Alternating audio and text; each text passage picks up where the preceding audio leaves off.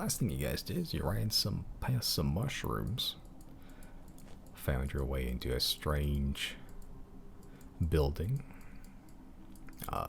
Found some cryptic symbols that some of you were able to discern somehow. I felt a lot of robots.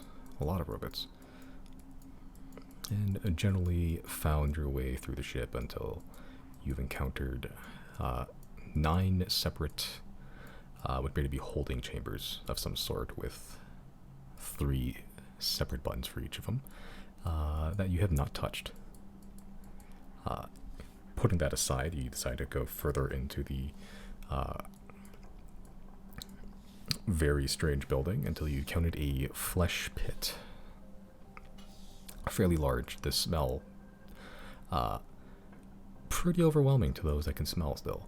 A strange hermit crab crossed with a squid-like construct.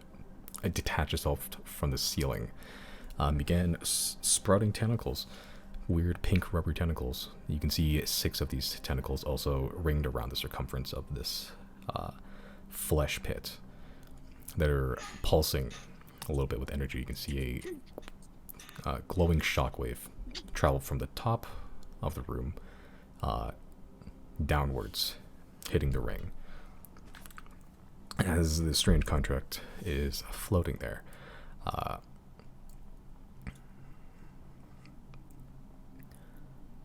Okay. I'll allow each of you to do... No, let's roll initiative. Doesn't necessarily mean combat, if that's how you want to play it.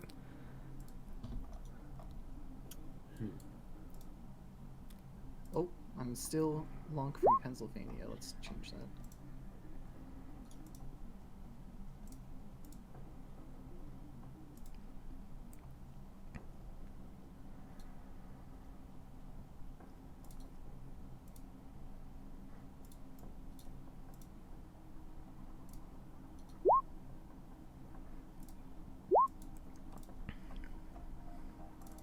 For a second I got confused because you rolled initiative and you got a 17 and it showed up red like you got a nat 1. Yeah, Because it one of the looks numbers red. was a 1. Oh. No, it was a 14 and then I guess you get to roll an extra dice as part of some kind of feature. And that die was a 1.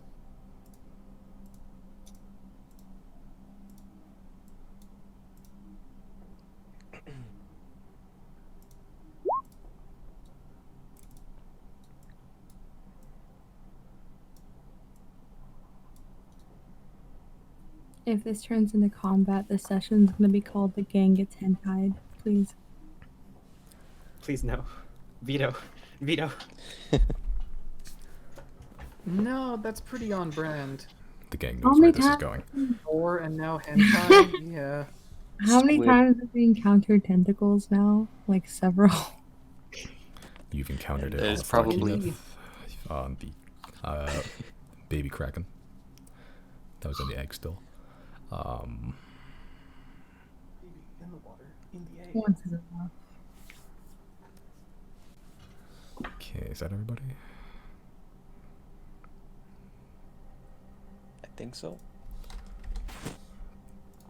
Yep.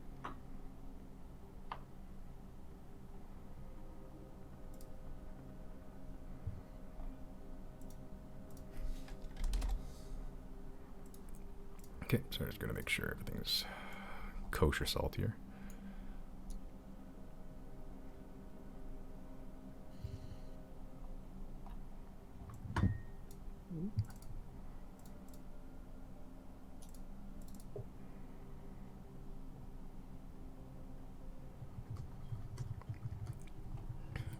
Yeah, looks good to me. Cool, so round 1. 0, you find yourself, knowing you have the blinkback boots, in the previous chamber there. Hold on, let me just put on some, just in case, more fitting music. Ooh, have you done something cool with the map? Because we can now see the a grayed out version of the rest of the facility. Oh, you know. Oh, were you not present? Yeah, you weren't. Because that's very cool. That's not all. Yeah. Zero. What would you like to do? It's floating above the pit, probably about 10 feet up, pretty much coasting along the ceiling. Would you like to attack, or would you like to do something else? I think I would just like to ready an action if possible. Okay, what are you readying? The second shit pops off and somebody attacks or this thing attacks, I'm gonna cast Blur on myself. Okay. So if any hostile action occurs. Yeah. Alright, that's that turn. Deirdre, what would you like to do?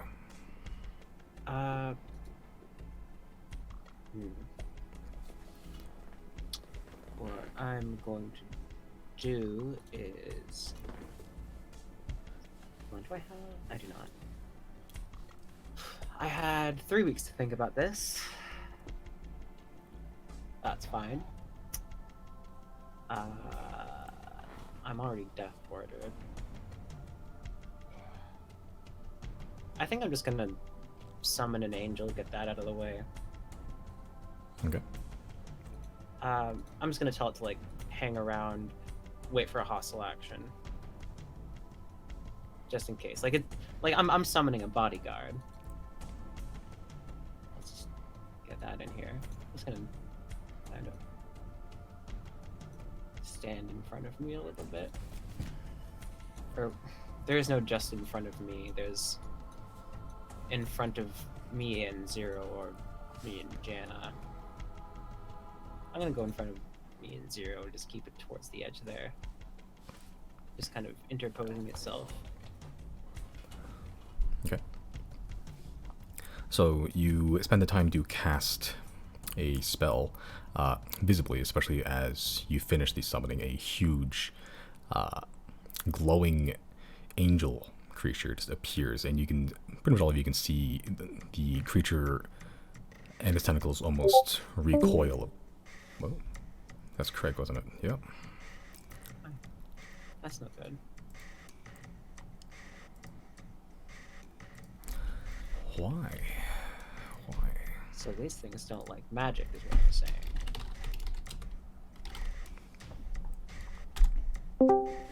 Is there a way to friendly summon an angel of death?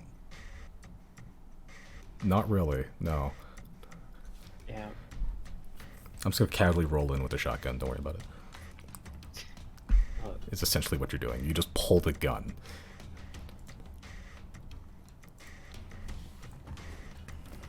Okay.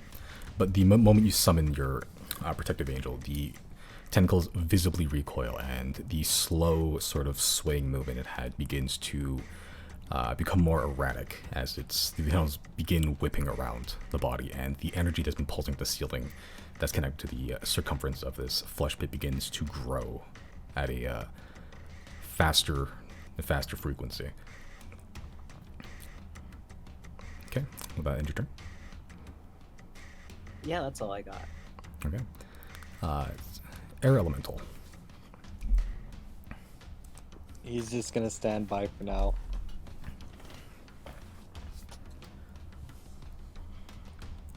Hello? Hello. Oh, He's just gonna stand by. Okay. Alright, just gonna hold an action, or we're just gonna sit there? Yeah, he's just gonna stay there. Yeah. Actually, he'll go next to Pratchell. Okay. So, we're both there? Yep. Okay. Okay, initiative count 20.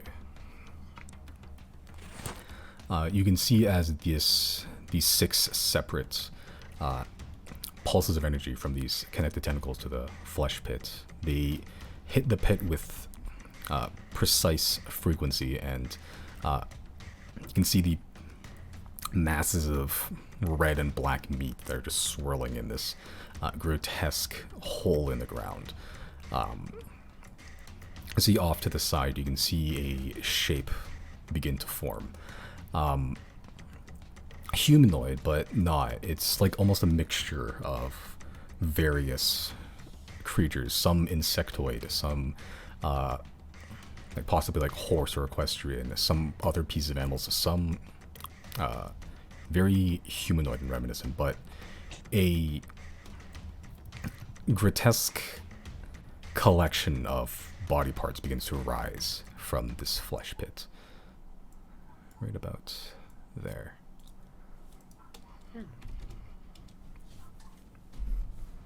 Cute. Kind of freaky.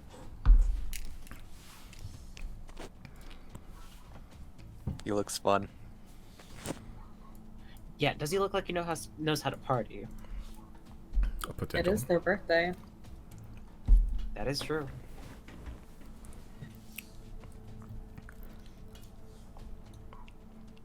Okay.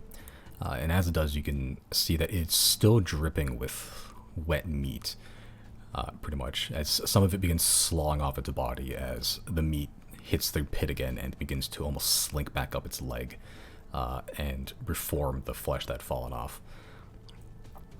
As it opens its mouth and reveals this several rows of just jagged teeth, kind of like a shark's almost, and just hisses at you, pretty much. Okay. That's the lair action concluded.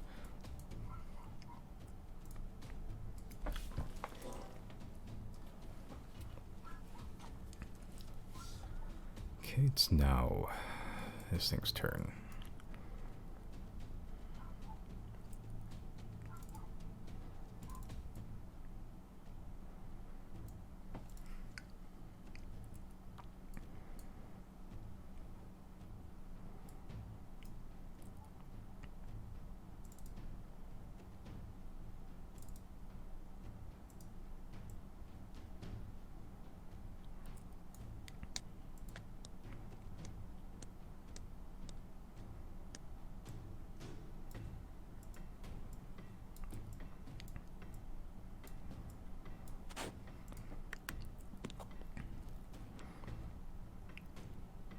Okay, so you can see the individual tentacles begin to lengthen almost to an impossible length as they begin to just,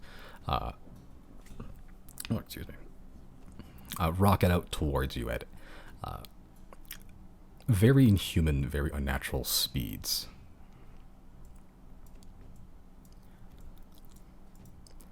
Okay, it's gonna make, these ones are actually gonna walk up here. Oh, and Zero, you can construe this as hostile action if you'd like. Absolutely. Okay, so you begin to cast Blur on yourself as these illusory duplicates begin to sort of shift and phase in and out of your being. Okay,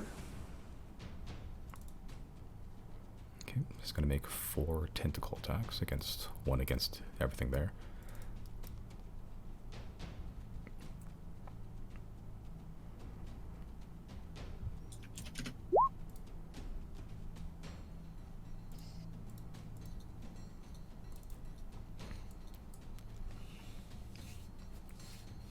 Okay, so it'll be 1 on the Angel, 1 on Janna, and I'd say 2 on the Angel. It's a pretty big target. 2 on the Angel, 1 on Janna, 1 on Chris. What's the Angel's AC? What was the action that I gave to the angel? Angel's AC is, I believe, 18 or 17. I will double check. Defenders +2 plus spell level is 16. Yeah, 18. Okay, so 1 of the tentacles hit it for 11 bludgeoning damage. That's an amount of bludgeoning damage. Okay, next one's gonna be on Janna. That's an 11. I don't think that Damage? hits. 11 to hit. Oh, okay. No. Okay, and the last one's gonna be on Chris. That's a 24. 24 to hit? Yeah. Okay, there's no way. Wait, yeah, no. Okay. No, there's nothing. Sure.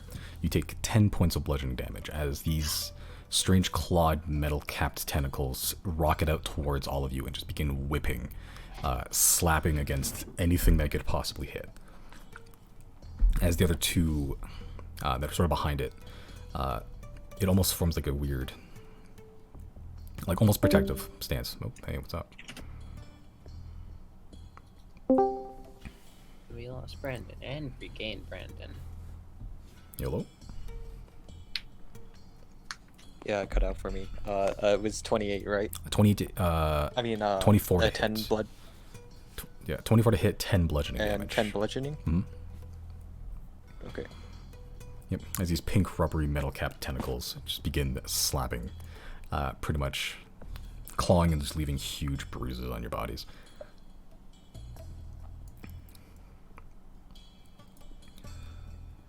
Okay, and then the whole main body is going to move up a little bit.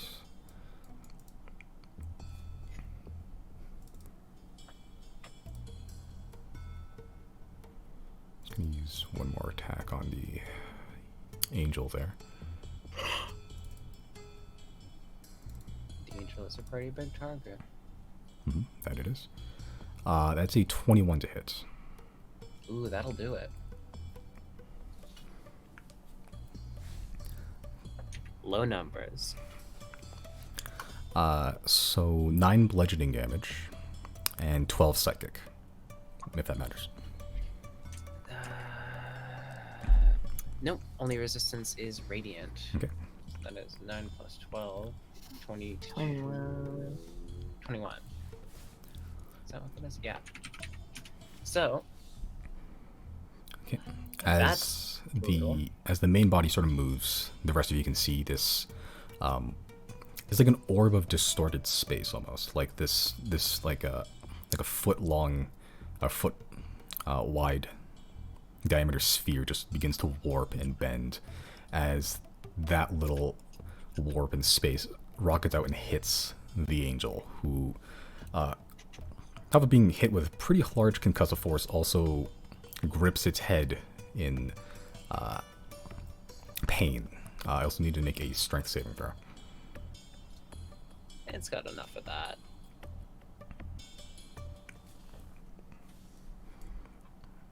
Apparently not. Okay. As it sort of hits around the side, and the angel gets rocketed 20 feet, as far as it can go, about there. And if it can, it falls prone. I mean, it can fall prone. Okay. It just can't get charmed. Okay.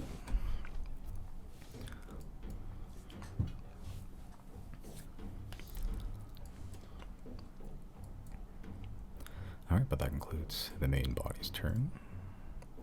The weird little creature that sort of got summoned up from the pit begins to slowly, at first, attempt to dredge itself out of the pit. There, it's going to spend the rest of its movement to get there.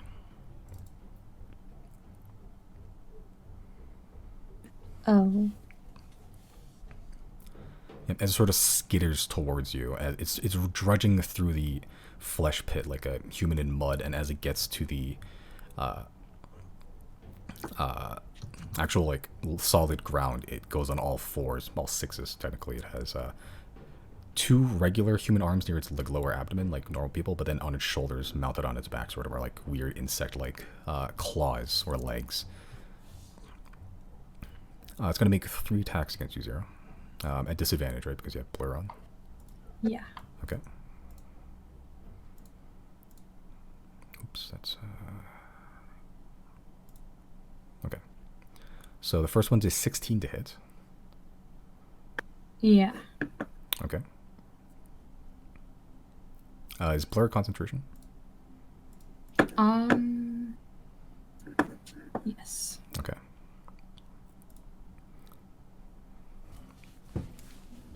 So that one does 6 points of slashing damage, as one of its insectoid-like legs just slices down and slashes at you, doing a wide sweep, hitting through the illusions, yourself, and the other illusion on the other side of you. Okay, second attack. That misses. Cool. And last one. 17 to hit. Okay. You take 11 points of piercing damage as using the grip that it gets from clawing you pulls you in and sinks its teeth directly into your shoulders as it takes a huge chunk and just begins chewing it. I'm gonna use my reaction to cast Hellish Rebuke. Okay.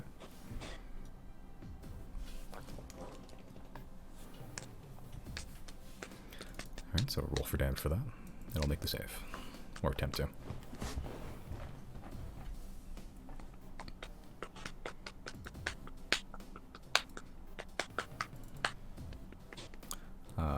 12. Okay. So, 12 points of fire damage to this thing. And I have to do a Constitution save, right? Right, for both of them. You just have to beat 10. You have to do 2, just beat 10 each time. I'll be right back real quick. Okay. Okay.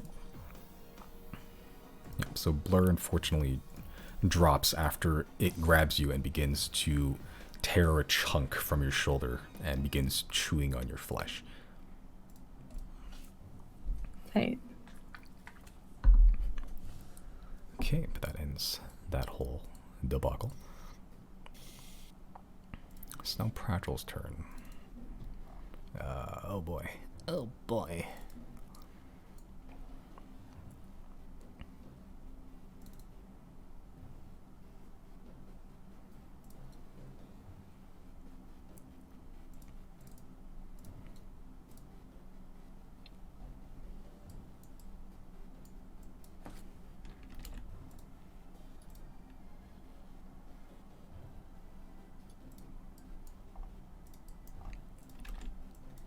Okay, I'm back. Hello. Just in time. While you were gone, we all died. We got TPK'd. In 5 seconds. Yeah, sometimes that's all it takes. That's what she said. God,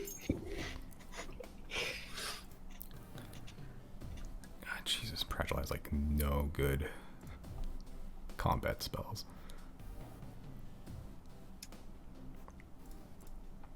Fell off piss his pants because he's an old man. Oh,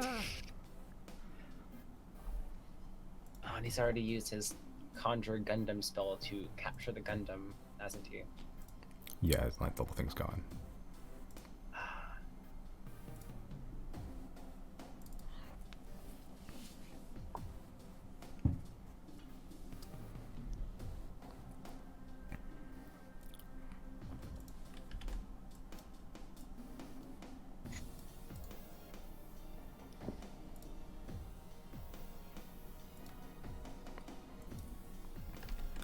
Okay, so he doesn't have a lot of good combat spells on, but he does have Fireball,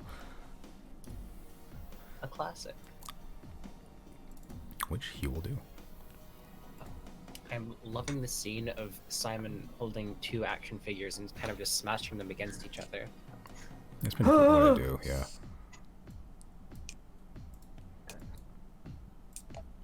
Very epic, I think. God, I suck. Jesus Christ. Alright.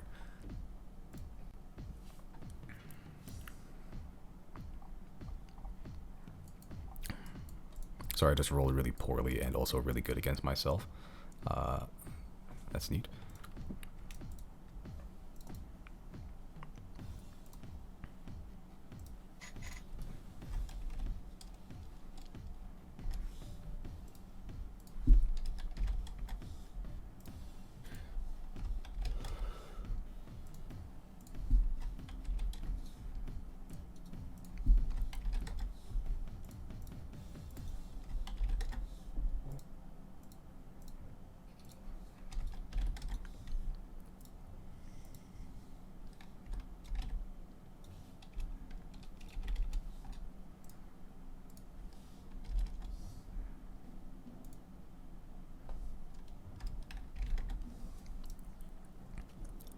Okay. As Pratchell slaps his hands together and just casts Fireball, the stars on his hat begin to swirl and turn red and to form the shape of fire. Sort of coasts down his shoulders and out of his palms and causes a explosion pretty much to happen there. You can see a huge sort of singed meat crater that smells a bit like roasting pork. Just hit the air immediately. As you can see, some of the tentacles around the ring look pretty badly damaged. The energy that's pulsating downwards still going through, but there are visible pieces and tears coming out of him now, including a lot of some of the tentacles that the actual thing had. He is going to get the fuck away as far as he can. He's going to use Riley as a human shield. As he should. Okay. That is the end of Pratchell's turn. Jenna, you're up.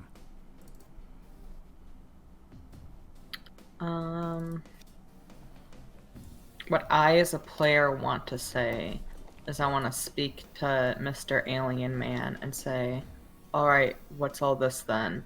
But I don't think that would be great. What she'll say instead is...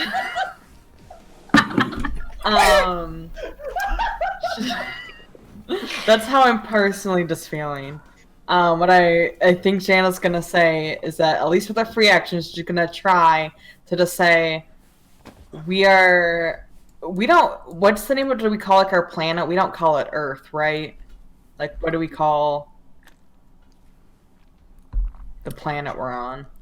From the documents that you read and from the weird screen, they appear to call it Seer. Like ours, not theirs. Yeah. Just based on Oh, whatever. Sears? Okay. Seer. Yeah, Sears. Okay. Yeah, sure. We're from Sears. Oh, we're the floor teaming. That's okay. More jokes. That's not what I'm saying. I'm sorry, Simon. We're at our going out of business sale. We need help finding anything. Okay. Gotta laugh because we're probably about to die. For real, Jana will try to say with a free action of like, we are from Sears. We noticed you have creatures and specimens from this planet. Perhaps we can be of some assistance to identifying and giving you any information you need. And to see if there's any type of reaction.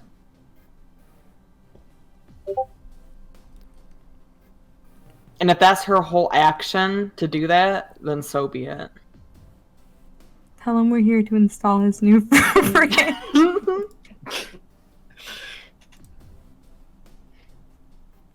Look, we you got lost not Craig. a single air conditioner in this whole place. Well, do I have the deal for you? Why does Craig keep disconnecting? Craig is dying so that we may live.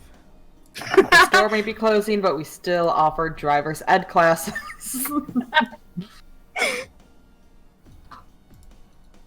This is some bullshit. Why is the server region in Sydney? I don't know. That would explain it. Perhaps we were fucking with it at some point. The server. I don't know what you guys do in your free time with the server.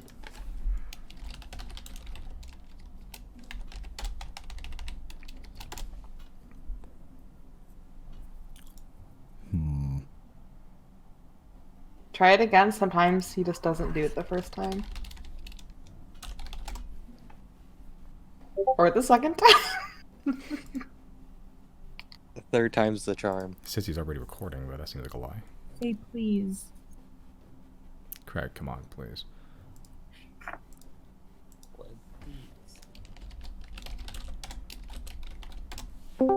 Jesus. Oh. What if you tell Craig to leave and then try it, even though he's gone? We know he's gone. No. Oh! No! Oh my... The links Now recording. I don't know what's going on. are gonna be such a hot mess. Oh my god. There's 5 already. Is he going? I can't tell. Yeah, I think so. I see her. See her. Okay, we might need to use the OBS recording on this one, maybe. We'll see. We'll see. The ones that they should be like nothing, you know, they should be nothing files. Yeah, we'll see. We'll see. Anyway, we're no longer fighting. We're making out. I've seen enough hentai to know where this is going. No. I mean, some people already have bruises, so. This is our chance, guys. We've never romanced an enemy before. This is it. This We is all it. collect our energies. What about We all Gordon? cast Charm Person. Okay, I'll say that if you want to take your action to attempt to really try to convince the Yup. thing, you can try. Make a persuasion check with disadvantage. That was a really good argument. The part where you just put your fingers together and said, haha, what if we kissed? Not bad. That wasn't bad for disadvantage. Not bad. Probably still not great. Knowing this scene, it's like DC 35 or something. That is, like, impossible.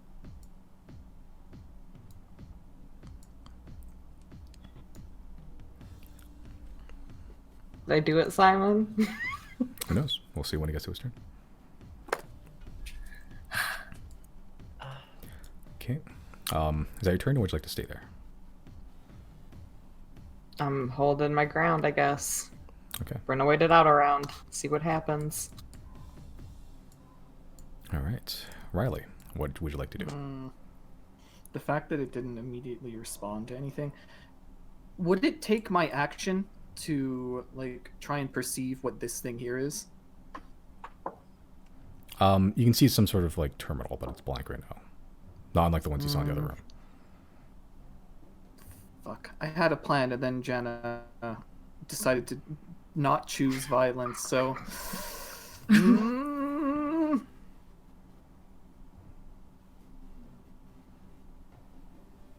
Okay, then one other question. When the tentacles were like writhing with energy, was there a noticeable element to it? Like, did it look like electricity was powering them, or did it look like something else? It looked like a weird, like, it looked like a liquid. It looked like, just like a pulse of energy. Like it's like a white bluish, like a ring pulse just goes downwards.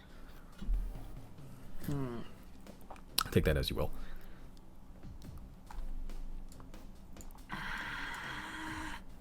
What would probably do in this situation? Kind of forced my hand a little bit. This turn might take significantly longer than it should.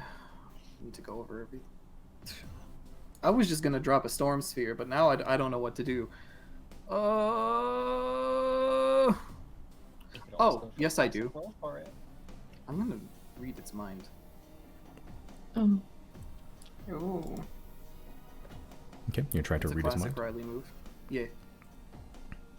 Okay, that's an action. Yes, it is. Okay. You try to peer into its mind, and the spell releases, but you don't find a mind to be read.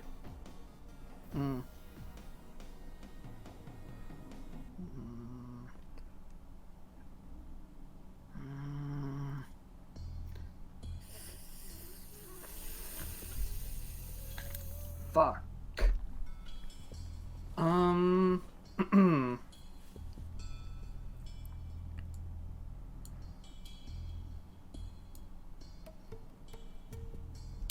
Can't move Storm Sphere, can you? I don't believe so. No, it's not like Flaming Sphere. But it is very big. I was gonna use it as a threat, but now either. Yeah, that put me in a really, really tough spot, actually. Fuck.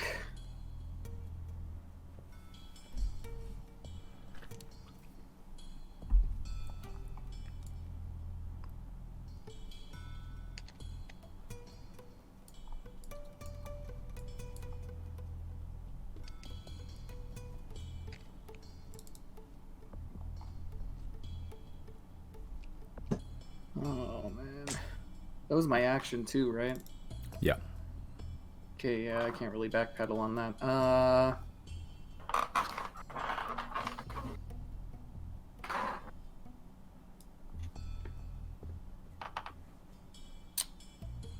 I am going to say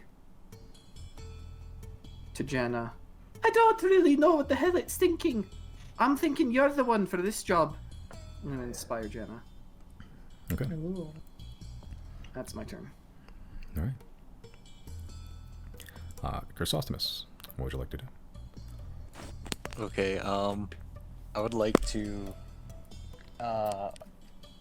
tell the thing,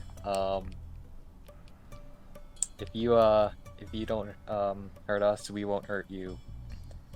And I'll use the Wand of Fear. I have no idea what our plan is right now. There isn't really a cohesive one. Yeah. I it's mean, our characters wouldn't have talked it out. yeah, I know. Like, Do what Deirdre do. Yeah. Pratchell just blew it up. Huh?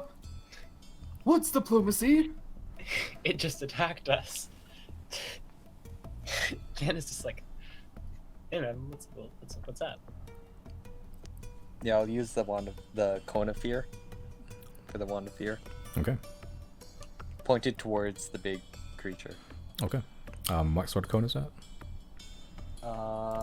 60-foot cone. Okay, so that's a pretty big radius. Okay. That doesn't pretty bad. Yeah, it's a good angle if not hit anything else.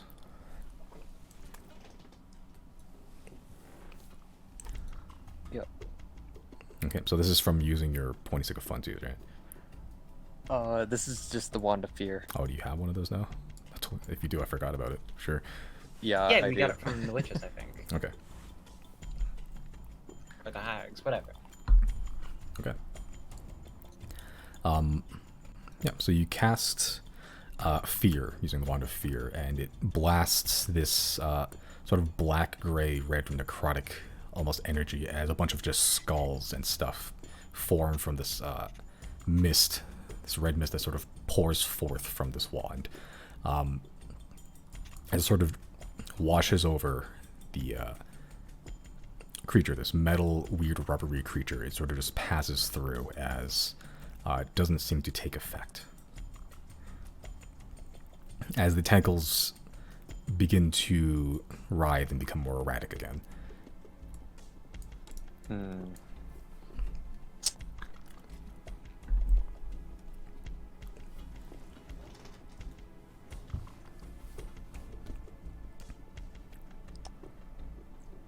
Well, I guess, I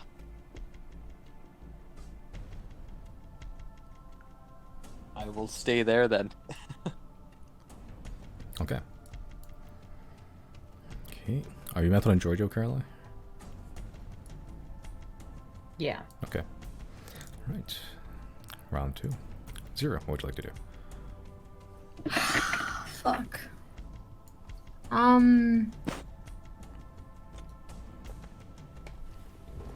Shit, I'm not sure. Because I mean, I was able to hear Jana talking to it, right? Like I heard her trying to negotiate with it or whatever. Attempt to, yeah. Whether it worked or not. And then you also watched a big rolling plume of like red and black smoke or mist forming the faces of people screaming also just wash over it from Chris. Okay, well, let me see.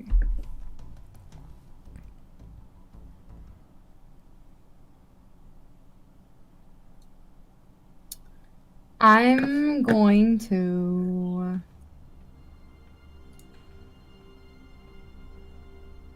I just got attacked, so I'm gonna attack this thing that took a bite out of me. If I can use my bonus action to cast,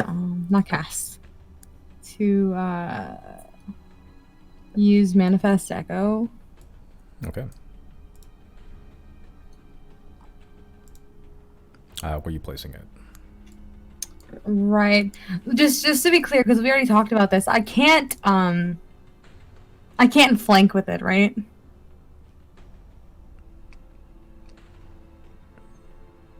Because I can't remember if you were talking about the Echo Knight feature or the Truth Seer feature. I remember one of them you said I couldn't flank with it. I don't remember. Well, I changed it the way that the that's- other one, the Truth Seer one, works now, to be a bit more distinct from your Echo Knight feature. I don't think you can flank the Rogue Echo. You can get sneak attack off of it, like if it was next to someone else, but like I don't think you can flank with it.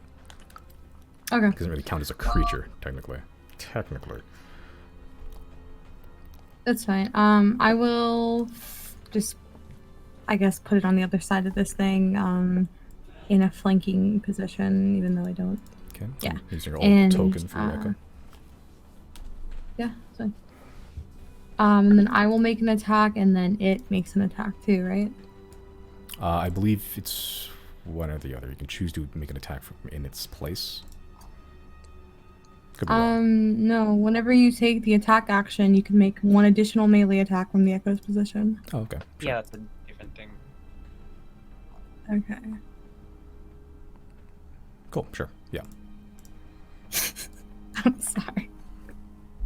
Okay. And it has all my gear on it too, right? So I can use whatever weapon I want for this thing. Weapons. Yeah. Nothing else though. Okay.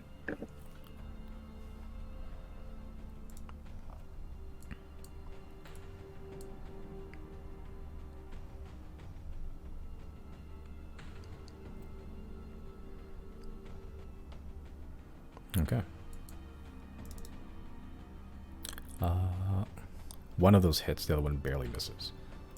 Okay. I'm gonna get sneak attack, right? Sure, all out this time. I don't remember the exact Wait. rulings, but You just said. not flanking. But No, I know that. You said you'll still get sneak attack with it though because it's within It's- range. you if it makes an attack, if it makes an attack, I think it technically still gets sneak attack, and you're within its combat distance anyway, so it's still technically sneak attack from that. But it wouldn't be flanking, but still sneak attack, sure. I know. I'm just like quoting what you just said like 2 seconds ago. You were like, "Yeah, you'd still get sneak attack." I'm not trying to flank. This is what you said, so I'm just trying to be sure that I'm right here. Yeah, roll sneak attack. Okay. That's a lot of damage. And that's my turn. It's a lot of big numbers on that. All right. As you summon your spectral echo from either side of it, it almost mirrors your attacks. Like a weird mirror, but it hurts, pretty much, as both you and your echo from either side begin to slice into this strange amalgamation of flesh that's been risen up from this pit, hacking off pretty sizable chunks of it. It's not looking great right now. Definitely bleeding like a weird purple ichor. Alright, that's the end of your turn? Yep. Cool. Deirdre. First things first. I'm the realist. Okay. I'm going to make a big bitey thing, and I'm going to do a big bitey thing on Mr. Dude here. Okay. So let me just do that. Where's my spiritual weapon? There's my spiritual weapon. Oh, that sucks. Yep. Fair to say that misses. Yeah. Very unfortunate. And second on the list of things that are on my to-do list, I am going to cast my stinking cloud over in a big old sphere over up top here. Okay. What's the radius on that again? It's a 20-foot radius. Okay. Alright, have that saved. God damn it. Hold on.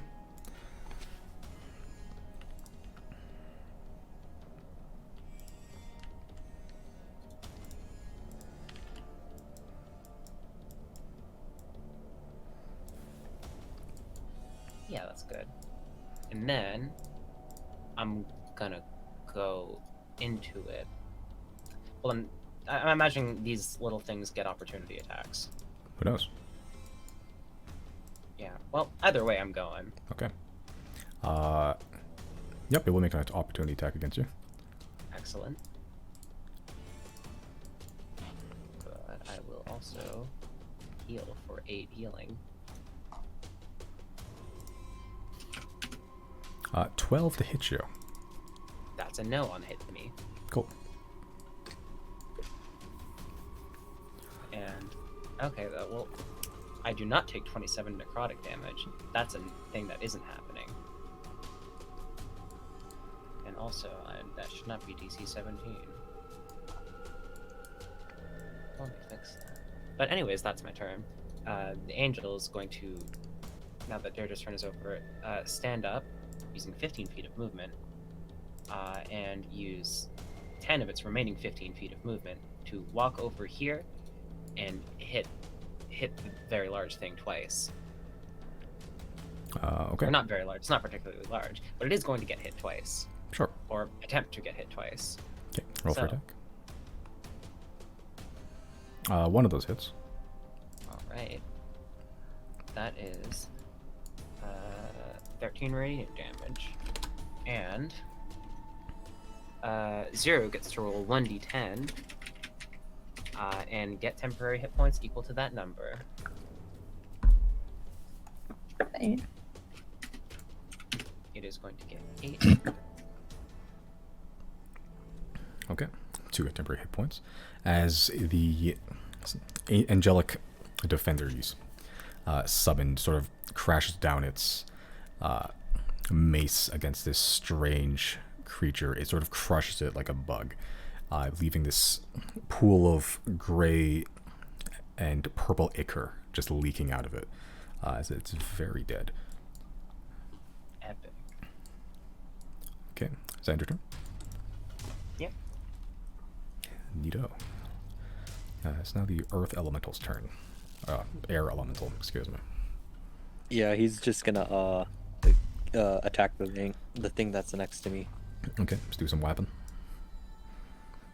Okay, he'll flank because... Do you want him to flank or do you want him to just stay here? We can flank. Okay. Ooh, I need to bring on my air elemental thing now. Forgot about that.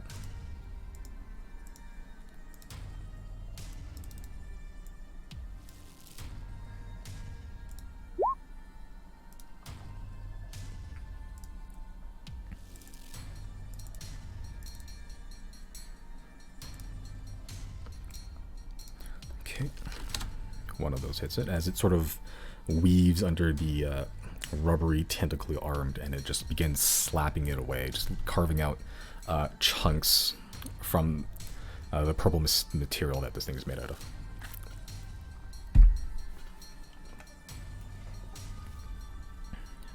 Okay, that's that.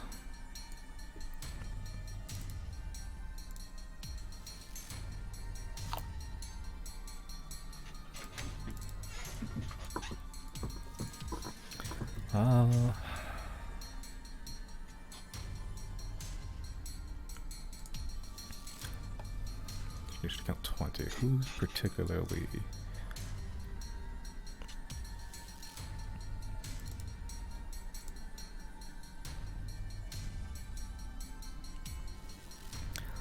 Zero, I need you to make a strength saving throw for me, please.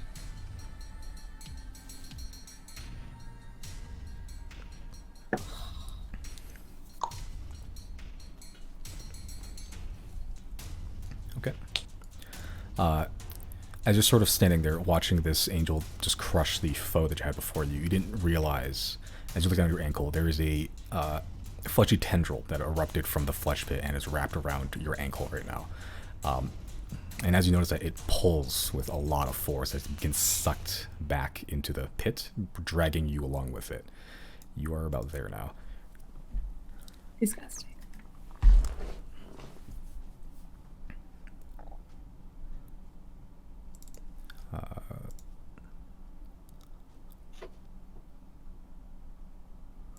Okay. So as you enter the pit, it's not particularly deep. It's about waist high. As you sort of sink into it, it's disgusting, but you can feel something warm, and as you feel it warm, it begins to become hot, and it begins to burn. You can feel your flesh and the clothes beginning to singe and melt away. You don't take damage yet, but it doesn't feel very good in there. As you just both feet just slops into this flesh pit. Okay, so layer action concluded. It's now this thing's turn. Ooh, I forgot one thing entirely. Never mind.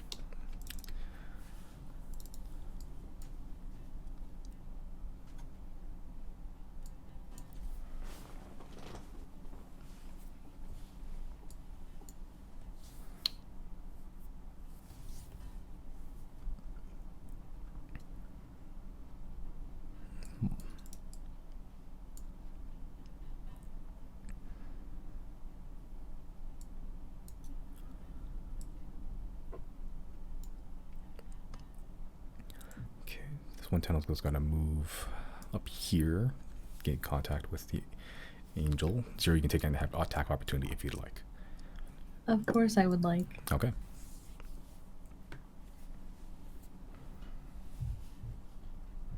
Uh, 15. Does not hit. As the tendril moves out, you try to take one quick swipe at it with your dagger, but it flexes like a garden hose and begins just writhing just out of range of you. There, it's going to make 4 tentacle attacks. One against the angel, one against everyone else that is already engaged down there.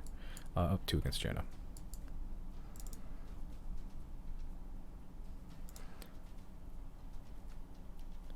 Uh, 17 to hit the angel. AC 18 just misses. 12 and 17 to hit Jana. 17 hits. Okay. Oh, that's 15 points of bludgeoning damage.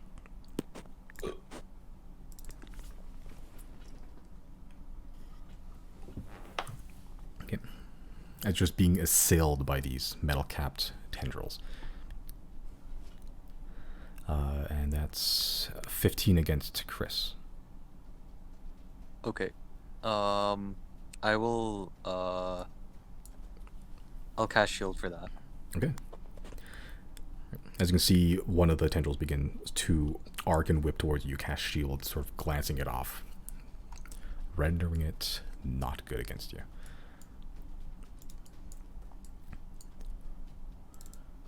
Okay. Hey Mills, do you still have access to Flaming Sphere? I think I do. Okay. Okay. It's going to use its telekinetic pulse on the angel again. Stop using the telekinetic pulse on the angel. It's I take it. No, go ahead.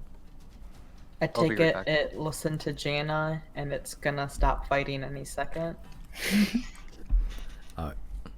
Using your keen intuition, it doesn't seem like with the current set of events going on right now that parlay is happening based on your words. So, what's the angel got to do? Make a save or simply get hit? Well, first it takes damage. Excellent. 25 to hit, so it's 15 bludgeoning damage first, All right. followed by 9 psychic. That brings it at firmly dead because it has 16 total. So, wait, hold on. What was the total here? 24 damage total. Oh yeah, that's definitely enough. That is a goodbye to that. Okay. Goodbye that. Right. As another orb of warped space begins to rocket towards the angel, and this time when it hits center in the chest as it expands out again and it shatters the angel's corporeal form. It's also just gonna float back here. Good. Very good. Coward. Very good. What? Okay, that's the end of its turn. It's now Prattl's turn. What the fuck can he do? Jesus. Fire. I'm back. Hello. You left? Yeah, for a little bit.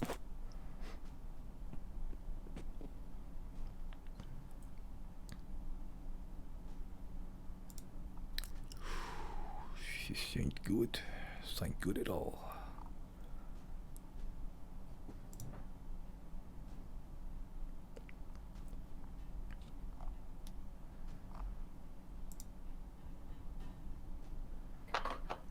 He's just gonna conjure a secondary elemental. You can never go wrong with the secondary elemental. 90 feet. Yeah, you can kind of see over there.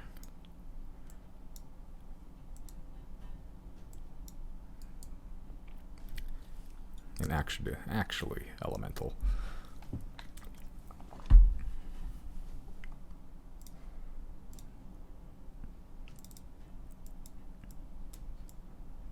Alright, the elemental you have on is actually an air elemental. It's an invisible stalker, isn't it? I forgot about that. Oh, whatever.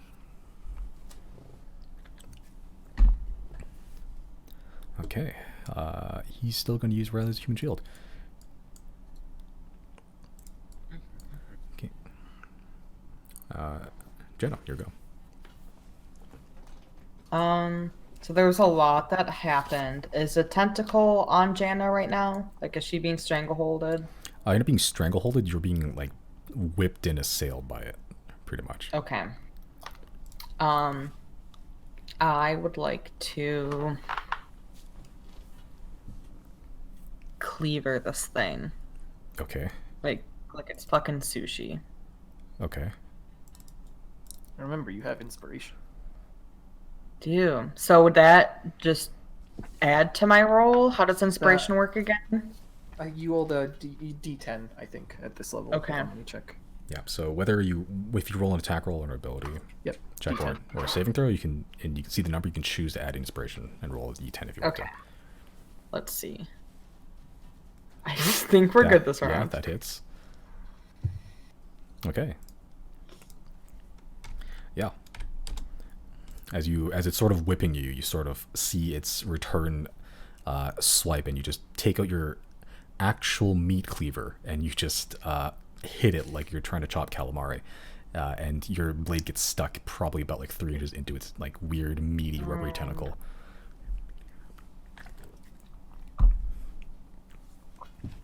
Is there a tentacle harassing Giorgio as well? They're both sort of on you. It's they've both been attacking Okay. you specifically, but who knows? Okay. Then Giorgio's gonna go in. Okay. See this one out. That hits. Damn, those are some big Get out. numbers. Cool. Big Oh, numbers. Get which one are you attacking? The one on the top or the one Fuck on it the bottom? up.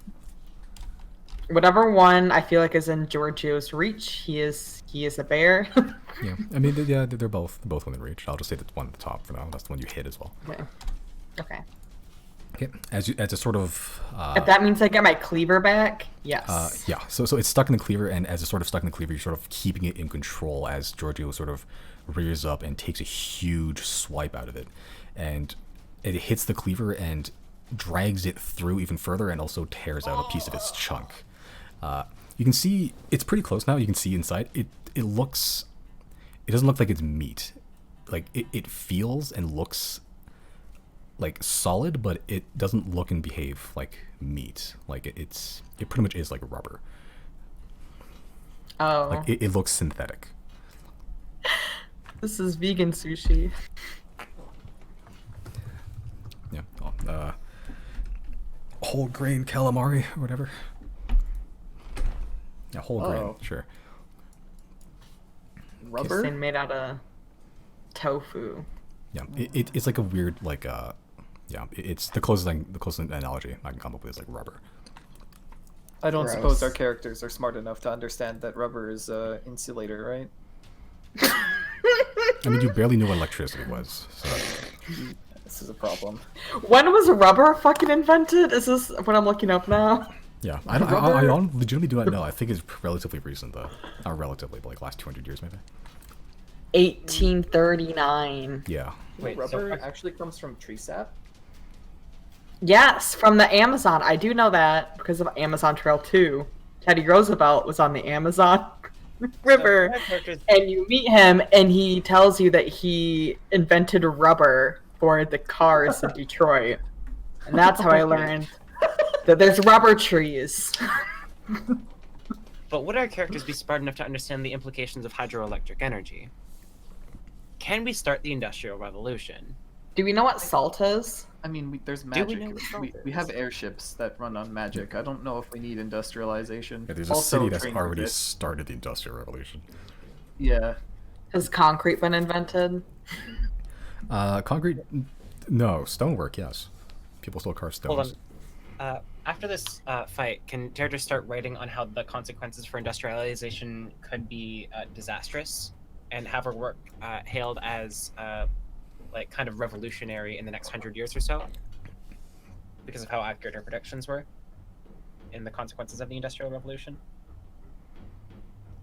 Yeah, I'm assuming as Jana attacks this tentacle thing and she like looks at the weird rubber, she's having all these thoughts of like, wouldn't it be crazy if I gutted this and then turned into a big tire and then we made automobiles, and it's like this very like big surge, and as soon as it came it went. She's like, that was weird.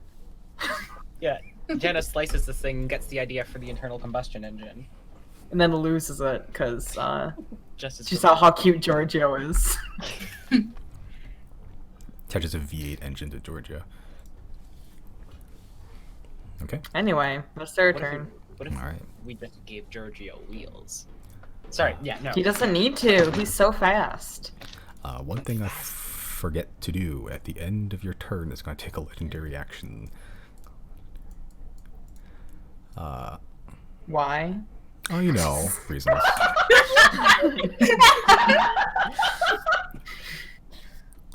This one's going to roll up. Why my turn? Just, I don't know, just there's a lot of turns left. Okay. Oh, hi, Pentabro. It's going to go here. It's very going to, cool if you can show up. yeah, it gonna whap that dude back there, which is you, Riley. Yeah, please don't roll a 15 or higher.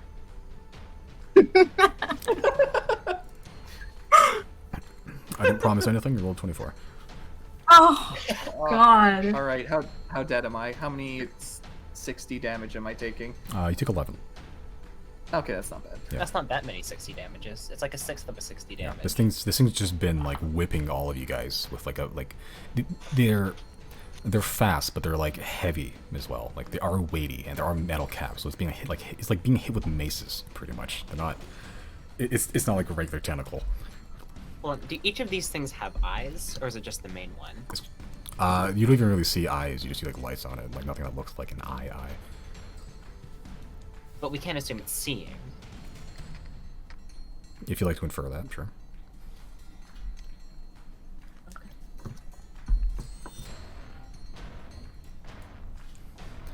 Okay, that's the end of the legendary action. Riley, it's now your actual turn. Deirdre, spiritual weapon is intangible and unable to be damaged, correct? That is correct. Hey, what It's if a I... magic floating skull. It's real What if life. I... Wait, where was that one? Two... What was that? From right here. Alright, you squid bastard. I've watched you whip, now you're going to watch me nay-nay. I'm leaving. Here. Holy shit! I'm fucking leaving. This just in: one man stops in whole KD&D campaign. You don't even have to attack. You've already fucking killed him. Oh yeah, I ended him pretty... Oh shit, that's gonna... Oh yeah. Well, that's unfortunate. Oh Yeah, well. you got some Yeah, I'm fire gonna damage drop for a your storm next sphere. Oh shit, am I gonna drop a storm sphere right there? Because that would hit 0 then. Fuck. Yeah, that's not... I might have to forego that original plan and localize it entirely within the kitchen instead. No, and you have to stop talking. Like, Like Yeah, you're I'm making gonna drop. I'm gonna drop it right here. That's 20. How big is the radius? 20 feet. Okay, cool. Already have 20 So it feet. should Cool. extend out on there. Yep, no, I got it. Oh, I got the, Nice. So where do you want to drop it? Just off slight. Yeah, right there. Okay, Right cool. there. Alright, I'll make this blue.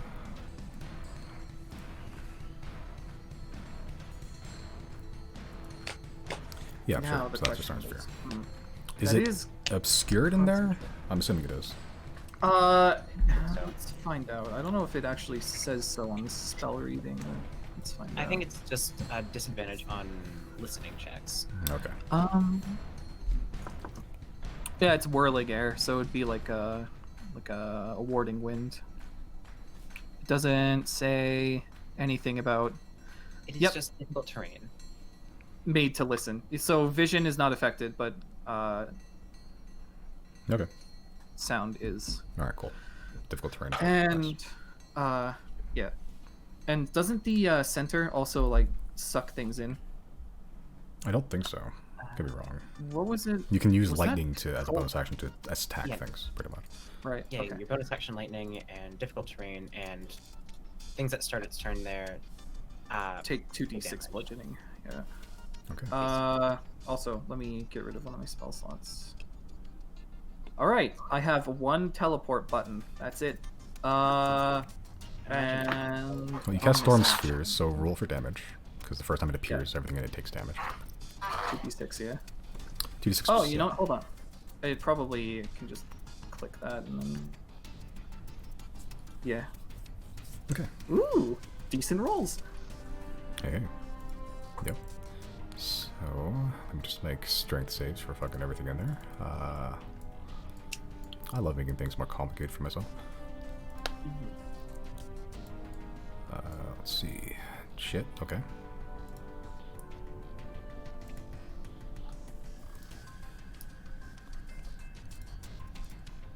Wow, okay, cool.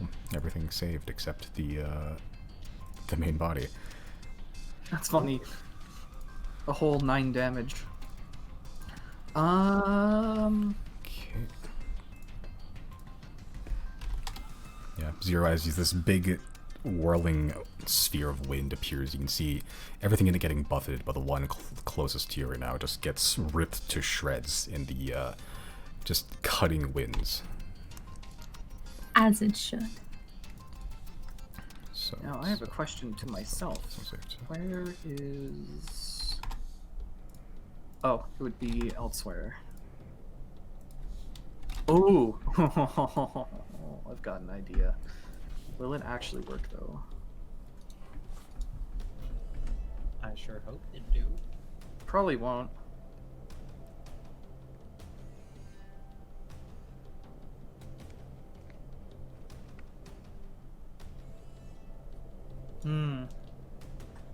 When dealing with rulings, would the word creature be interchangeable with construct, or would construct? Construct is bypass- technically creature. Creature is anything that's just like walking around, attacking things. Humanoid creatures, dragons are creatures, beasts, crystalline ramblers are creatures. Constructs, technically creatures. Alright. If it'll specify if it doesn't, if its constructs are undead or something, are not affected.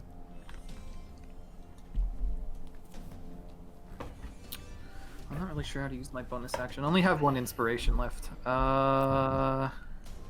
You can use a bonus action to cause lightning to leap from the middle of the storm sphere. Yeah, I can, but I'm considering options. I could disengage and make it more difficult for them to get me, thus keeping my storm spear up disengaging because as of a concentration. bonus. Oh no, you have tongue full. Never Yeah, mind. yeah.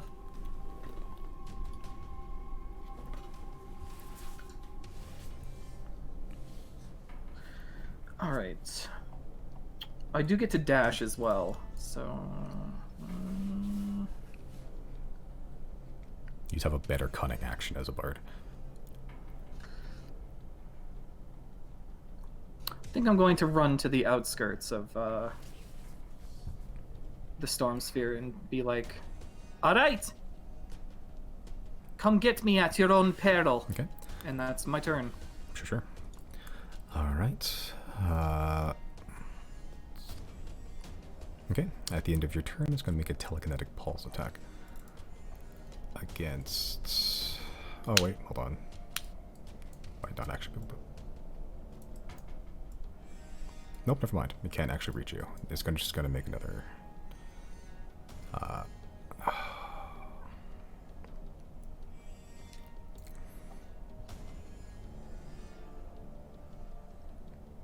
It's going to make another slime attack.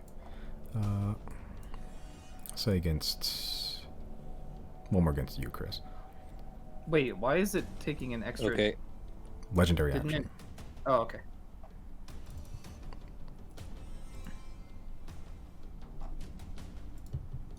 It's a 22 to hit you, even with your increased AC, I think. Yeah. Okay. You take 12 points of bludgeoning damage. I need you to make a constitution check for your invisible stalker. You have to beat a 10. It's just a constant constitution saving throw.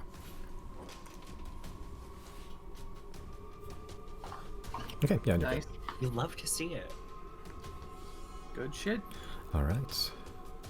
Yep, so you got bapped by the tentacle again, just bonked right over the head, crushing your little wizard helmet a little bit.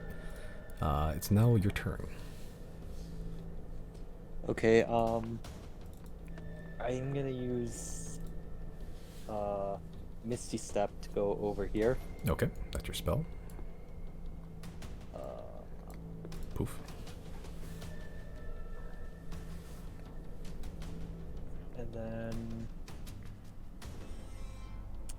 And then I'm gonna use the laser rifle. Oh no. Yes. I'm gonna aim at this contraption here. Okay. Oh, No. interesting. Sure. Make an attack roll with your laser rifle. You're not proficient in it, so it's going to be kind of hard to hit, but at the same time, it's not moving, and it's kind of a large target, so.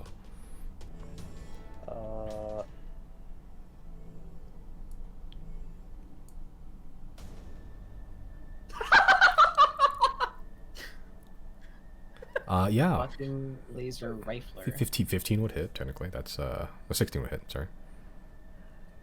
Technically not pointing of funsies with it, but yeah, 16. Roll for damage for your fucking laser rifler. Okay. Oh, Does radiant damage? Wow. It's a laser. Same weapon the other ones have been using. Okay.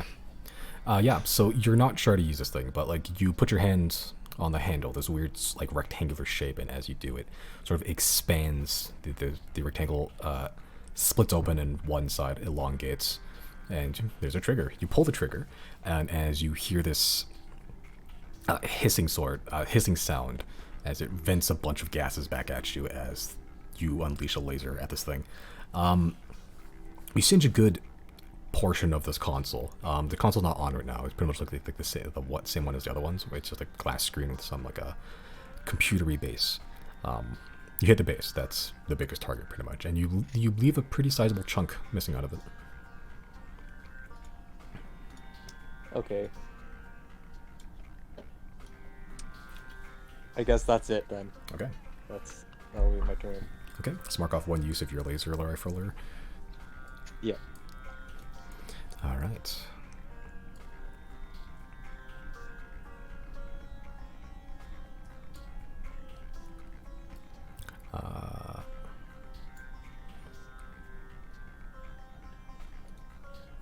Okay, at the end of your turn, it's going to use a legendary action. This one's going to move and just flap Pratchel. Jana, you can make a attack of opportunity if you'd like. Yes, please. Okay. Is it Jana or Giorgio? I'll either or, up to you. I'll allow either. You already. Only one though. I'll say only one, yeah. Just for now. I might change out later. And I can use inspiration on this one though. if you want to. Yeah, you don't have to. Okay. but, Okay. Yeah. Okay. Yeah, so Yes, you can roll and decide if you want to use it.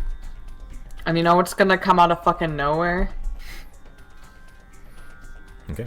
Would you like to use inspiration or no? I think yes. It's up to you. I think yes. Okay. So that's a what? A D10 or it just adds 10? D10. D10. So it could. Well, Worst case scenario. Go figure. It might still hit though. Yep. So you whip out at it. As you do, you sort of feel like you're going to miss, and then you hear Riley's words in your brain, and then you're like, yeah, yeah, I can do this. And then you weren't paying attention to your whip, and you still miss anyway. Barely though. God damn Barely. it. Like you missed by literally an inch. That's why I don't use the fucking whip. Society moment. Society moment. Oh shit. No matter okay. how hard you try, and no matter how much your friends back you up, you're still gonna fucking fail. Oh no, it's a natural 20 against Pratchell. Okay. Goodbye, Pratchell. He's fine, probably. He just took, I don't know, 19 points of damage in one single strike. Don't worry about it. Hey, that's still He's lived a good life. Concentration check. You could use the inheritance. Alright, doesn't make a concentration check, don't I? Whoops.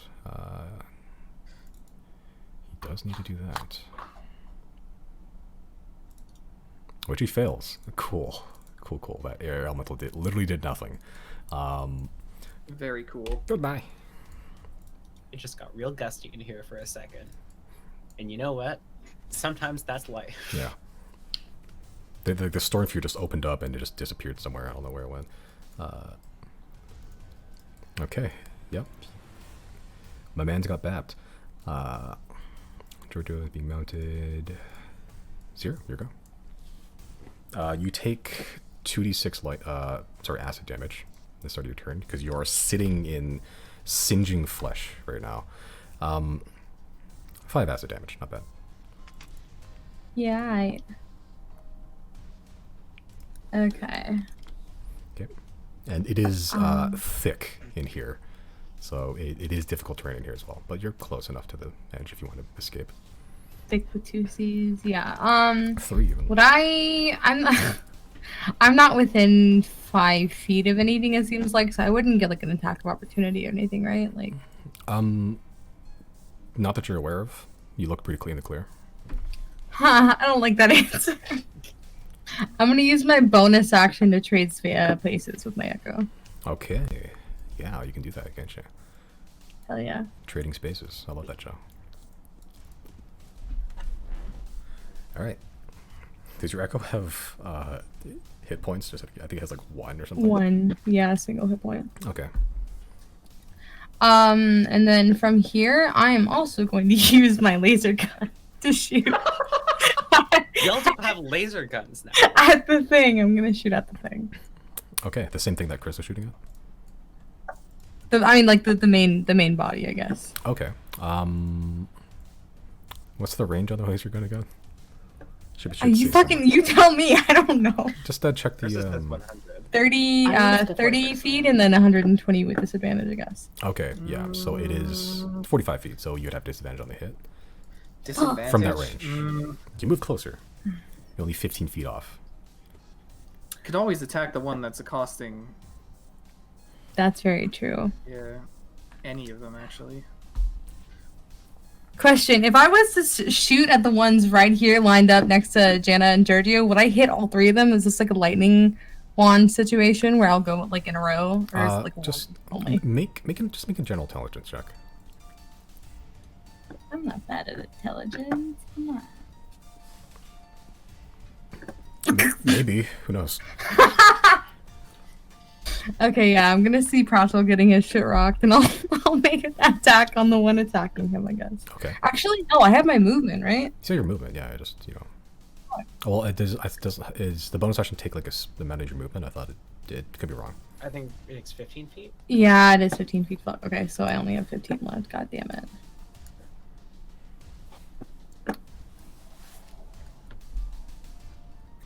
Sorry, give me a second.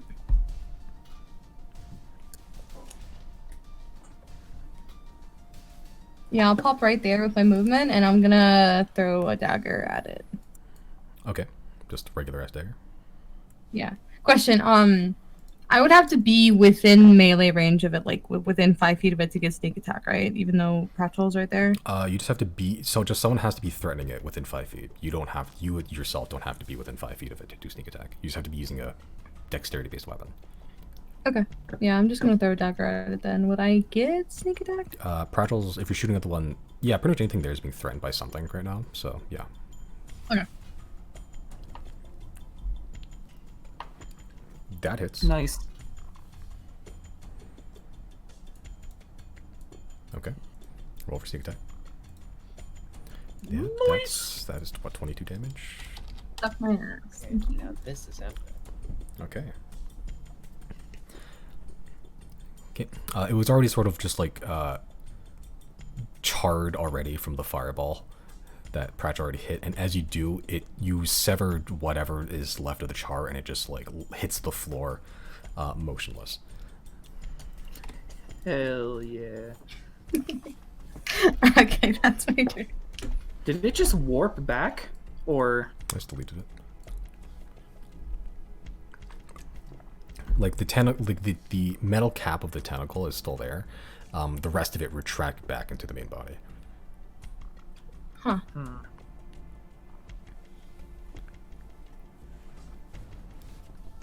Cool. Well, that's my turn. Okay. Also, I will be right back.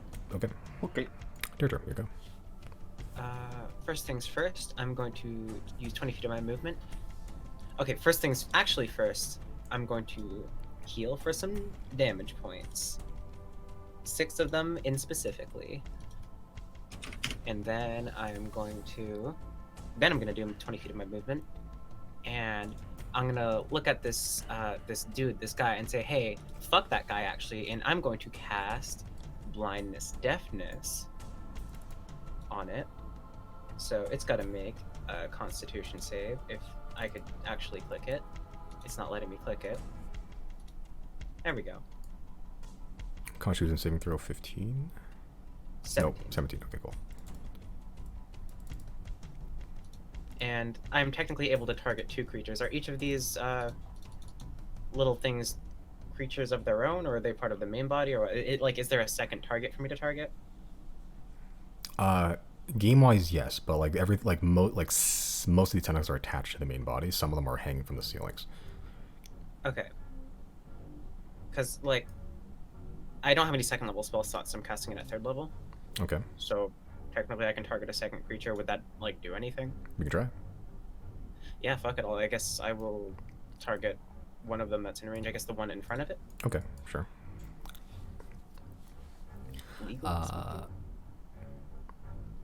So that's 19 on the Constitution saving throw. Nuts. And as you try to target the other one, you sense it doesn't. It has a way of seeing that isn't just eyes. I'm pretty sure blinded blocks that.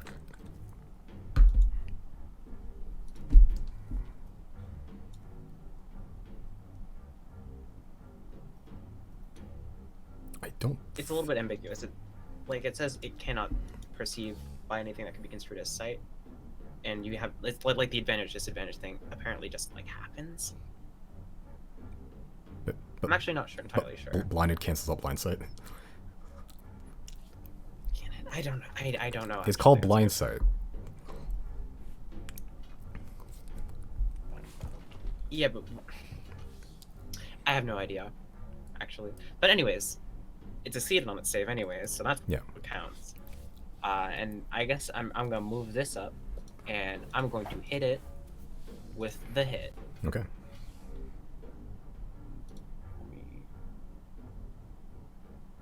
That hits. Excellent. It's going to take a bunch of damage now, as I use my channel divinity. Okay. All right. That's what, 36? Yes. Okay. 36 big ones. Yep. As he just headbutts the thing, it leaves a pretty hefty dent in its metal shell, almost leaving a very skull-shaped imprint. Oh, Awesome. And then I just kind of Homer Simpson back into my caressing fog. Okay. And that's my stuff. All right. Sure. It's now the Invisible Stalker's turn. Yeah, he'll just attack the same one that it's next to. Cool.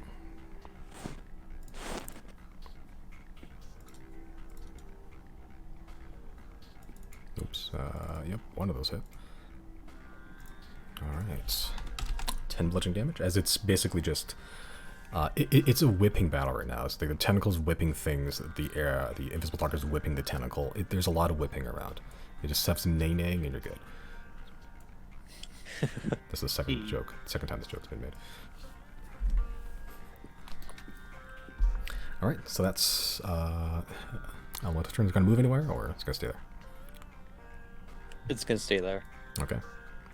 It's now Sync's turn.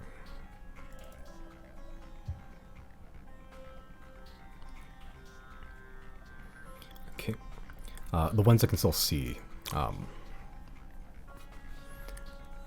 the tendrils from the ceiling begin to pulsate again faster and faster as each wave of energy hits the flesh pit as it begins to writhe once more. A creature gets summoned up.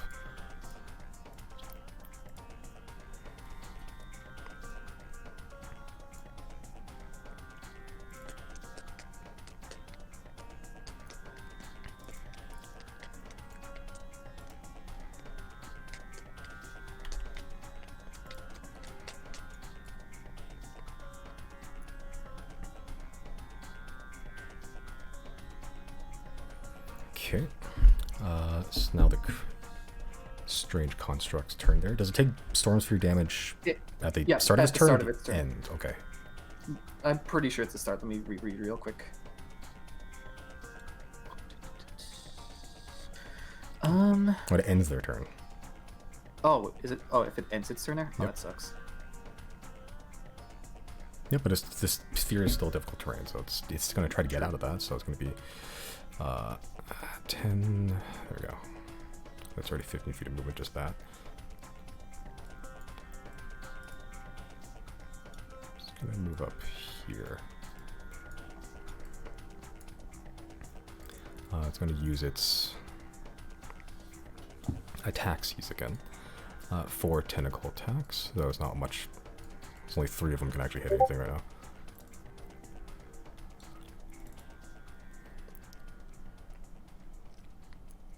Actually, this one's going to shift around. Like that. Okay, so that's, say, 1 attack on Zero, 1 attack on Jenna, 1 attack on Giorgio itself. 0 is 11. 0 is Misty back?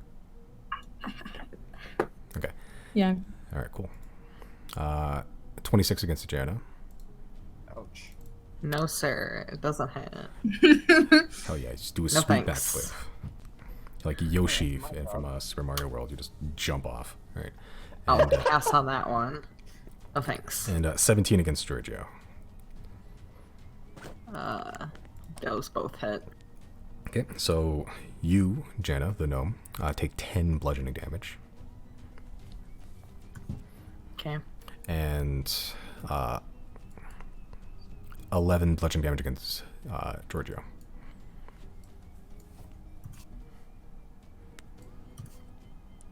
I'll be right back Okay. again. Okay.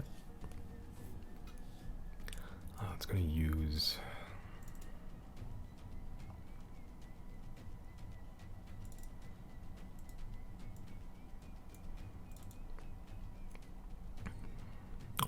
It's going to use a telekinetic pulse on you, Deirdre. Ooh, That's a 28 to hit. that would be with disadvantage. Because I am very obscured right now.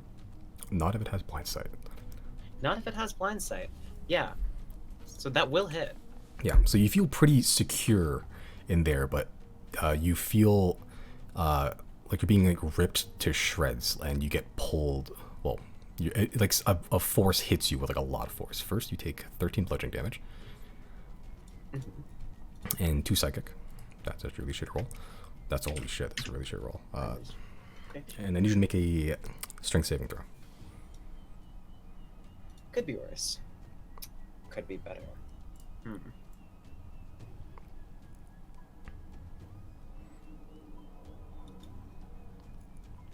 So I'm imagining I'm getting a little bit yoinked. As the force hits you, you can feel yourself get lifted up a little bit as it jettisons you out towards there, pretty much. As you find yourself being ejected from your own little safety bubble straight near, well, the creature that I just summoned, and also a bunch of tentacles and the flesh pit. But I really like my safety bubble. Okay. It's safe. That's why they call it the safety bubble. Oh, darn it. Hello. Alright, that's the end of its turn. At the end of its turn, the summon goes. It's going to make 3 attacks against you, Deirdre. That is a number of attacks. 16 doesn't hit you? No. 18? Nope. Okay, and the other one is a 6. So as you get jettisoned forward and you come face to face with this strange creature, just amalgamation of meat, it begins trying to tear into you, but your armor and your weird incorporeal corporeal form seems to deter it enough that you don't take any actual lasting damage. Bitchy thought. Alright, that's the end of its turn officially. It's now Pratchell's turn. Don't forget, those 3 take 2d6 bludgeoning. Right, you're correct. Thank you. I'll just cast Storm Steer again. Yeah. Boop. Alright. That's good damage. That's pretty good, not gonna lie. That is almost max damage. Very impressive. Well, 2 of them save, 1 of them doesn't. So that's 6. And you can see they are getting haggard. They're not. The damage they're taking isn't insubstantial. All right. Pratchell. What a prick.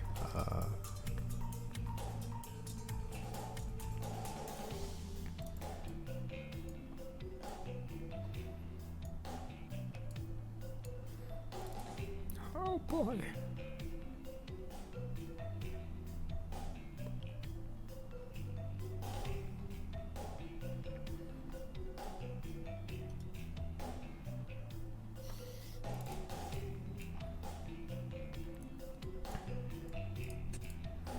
Okay. No, he's not gonna do that. Just gonna roll up on a food down there. Use Scorching Ray at 4th level because he has nothing else to do. So that is 5 rays technically.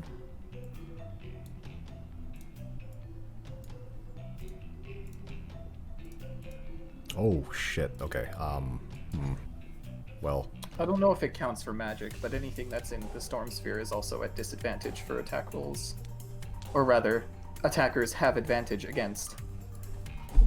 I think that's only with your lightning. Yeah, it's only the lightning. Oh, is it only lightning? Really? Well, it's your lightning that you summon through bonus action. If it's in the Storm Sphere itself, it has advantage on that attack. Oh. Everything Oh is yeah, fine. you're right. Yeah. You're right.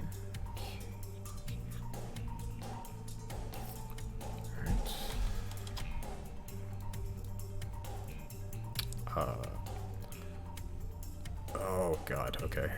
Oh god.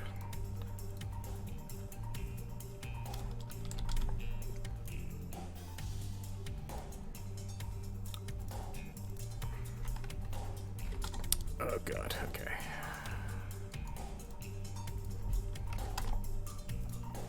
So Pratchell just rolls up like a G and slaps his hand together, and as he does, he spreads them apart, and 5 little molecules of fire just go in directions, pretty much. 4 of them go up that row that's harrying Jana and Zero right now. The other one goes towards one in the Storm Sphere. One just gets vaporized. The other 2 get very, very damaged. They look like they're hanging on by like a weird synthetic tendon, barely.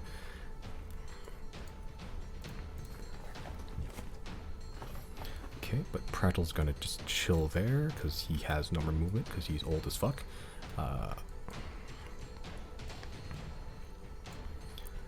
Okay. At the end of his turn, the main body is going to use a legendary action to regrow tentacles. Very cool. Oh, I can just do that. Balanced.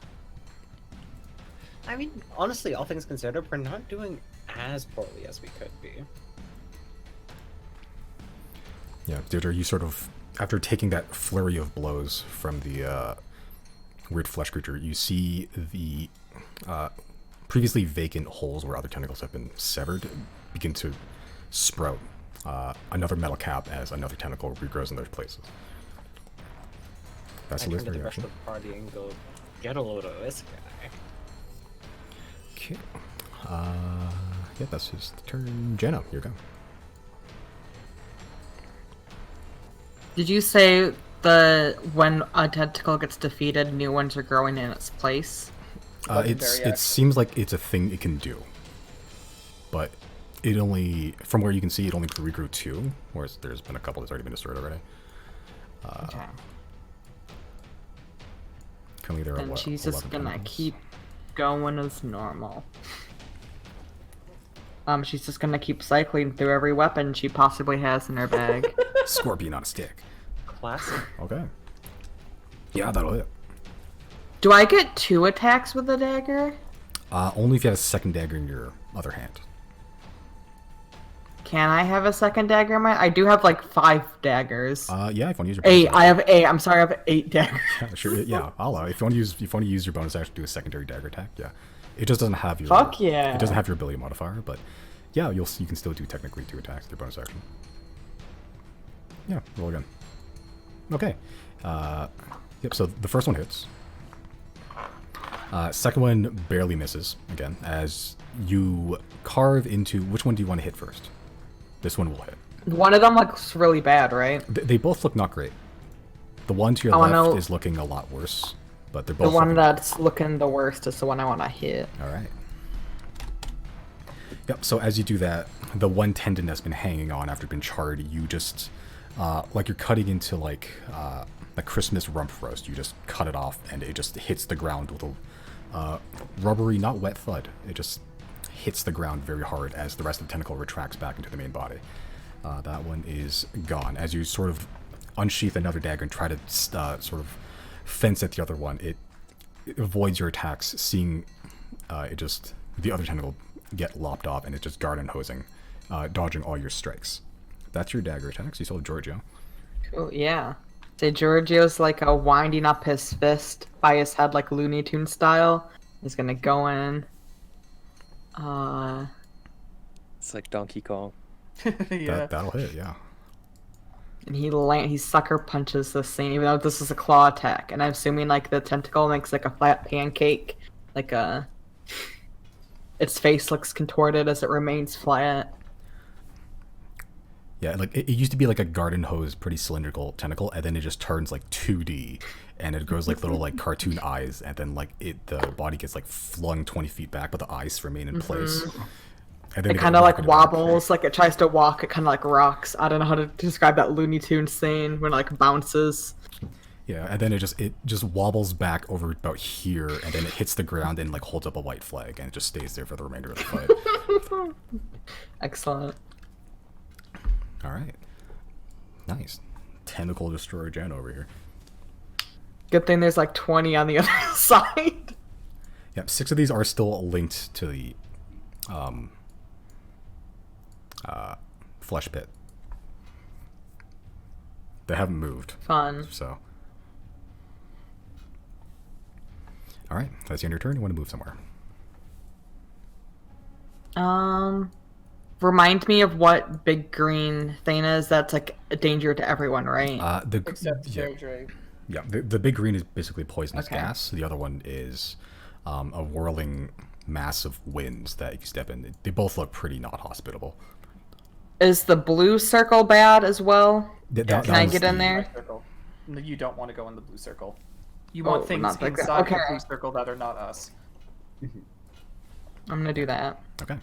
Unless good. you're secret. You know what, Giorgio's got a big- Very good. We'll back up really far. Okay. Giorgio's got the speed.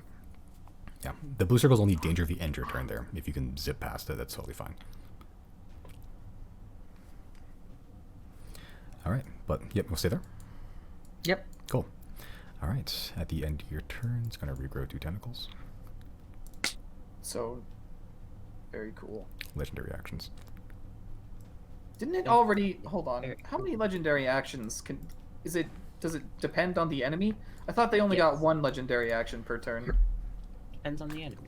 Fuck. That sucks. Maybe for you. All right, Riley, your go. Which tentacle did Pratchell attack? The one closest to you. Okay. That one looks like it's I'm on going- as close as a contrast closest analogy to Death Door. All right, I'm gonna back up to here, and I'm going to throw a pressurized wind blast at it. Okay. Boink. Fuck. Okay. Fortunately, does not hit. As you try to throw your wind into your other wind, they seem to almost cancel each other out as the wind lance almost gets caught up in the rest of your swirling wind energy and just gets lost in the chaos. Yeah, that's fair. All right. In which case, I will attempt to use my bonus action to zap it. Yeah, you can do that. It just needs to make a what saving throw, or it's no, it's attack roll, right? Which you have advantage on. I have an advantage attack roll if the target is hit. On a hit, the target takes 4d6 lightning. Yep. Range spell attack. Cool. Yep. Is there a roll for that, or do I just do Storm Sphere again? You have to roll for it. You have to make a ranged spell attack. So you have to make a charisma check with adding your proficiency bonus. Because charisma is your spell casting ability. Yeah. So just roll a d20 and then add. Just My make a charisma mod? charisma modifier and your proficiency bonus. Fuck. What's my? It should be How do I rated. check? That'd be +9. Your proficiency bonus should be above your. Oh wait, there it saving is. throws. I found it. No, there's a separate macro for it. There it is. Wow, that's a really shit roll. Oh yeah, there we go. This one still doesn't hit. No, it's with Yeah. advantage. Oh yeah, that's No, with right. advantage. Yeah. Forgot about that. Good catch. Yo! Yeah. What a shame. Can I change my target? Sure. Yeah. Yeah, I'll take the center one instead. Okay. Yeah, so you're like that one's probably good. They're probably gonna die in next. I'm gonna breathe on is gonna die. And just yeah, that one looks a bit healthier. So yeah, sure, I'll roll for damage. Less healthy. Let's do that damage. Holy shit. There's some Holy shit, rolls. that's so many sixes. You got the 666. Get 'em. Yo, that's cursed. The 6. Okay. Now this is pod racing. Yeah, sure. Bonus action, 37 damage. No worries. I'll try spinning. That's a cool trick. Yeah, it's like you blink and it's gone, pretty much. Yeah. Like- Zoink. As from the center of the storm sphere, a big bolt of lightning just strikes it as it hits the metal cap that it's attracted to, and it just vaporizes it pretty much. It vaporizes the metal cap all the way to probably about 2 feet up the tentacle, as the rest of the tentacle retreats back into the ceiling. That one's gone. All right. And Nice. I will hold on. Use some more movement to get over here, and that's my turn. All right. Okay. A high five, Jana on the way. Oi, Jonah. Okay. So much I can do right now. I was going to use last slashing action this turn to just make an attack against Deirdre. Yeah, try me, Bapster. That's a 24. You tried and you succeeded. We are all so proud of you. That's 12 bludgeoning damage. That is an amount of damage. Yep, Deirdre's flicker. you are assailed from all sides right now. But you know what? I didn't hear no bell. Did you? I don't know what that reference is. Sounds like a wrestling thing. Is that an Arby's thing? This is one episode of South Park. I don't watch South Park, but this part's funny. Is there's this guy standing, he's looking a little beat up, and he's like, I didn't hear no bell. It's very funny because he's in his underwear, and if somebody's in their underwear, it's automatically funny. All you had to say was South Park. I'm dying on the inside. Yeah. Seth MacFarlane is a genius. Okay. Oh my I forgot who actually did South Park. Is that Trey Parker? Yeah, Trey Parker. They're all the fucking same. They're all the fucking Yeah, they same. are. Yeah. Okay. That's the end of the legendary action. Chris, your go. Okay, I'll move one spot up, and I'll do the wild magic. Okay. Oh boy. Sure. Oh boy. Here we fucking go. All right. Roll the 100.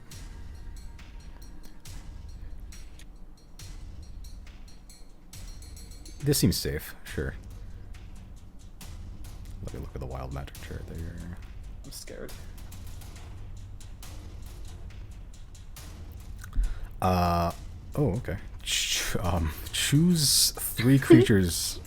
Choose 3 creatures within 30 feet of you, which is a lot of things.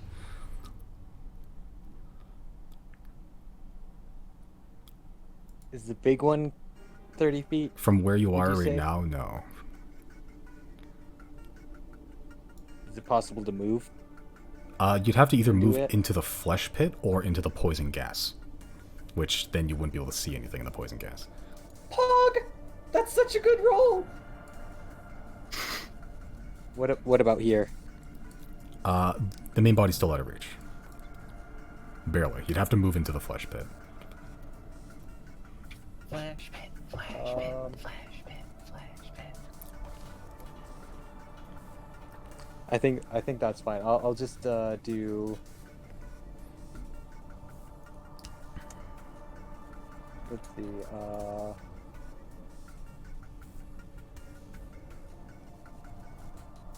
I'll do this one, Okay. this one, and this one. Okay, the one circumferring the circle. Nice. Roll 40-10.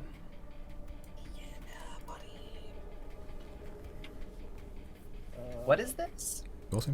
This is really good, is what it is. Cool. That's measured to heal. I'm kidding. That's how much lightning damage they take. As you're sort of like charging up your wand, and just you can feel the chaos emanating from it. You feel like it's going to be a goodie this time, and you just run forward next to poisonous gas and acidic flesh, right next to a weird tentacly robot thing. You just let it go as 3 huge yellow bolts of lightning just strike each one of them, vaporizing them instantly. Oh yeah. You really do love to see it. All right. And that's it. Okay, that's your turn. Yep. All right. Giorgio's still mounted. 0, your turn. Okay, so my echo gets killed, right? Like at the start of my turn. Yep. You can see it like slowly sink down and give the thumbs up as the rest of its body gets engulfed by the flesh. Epic.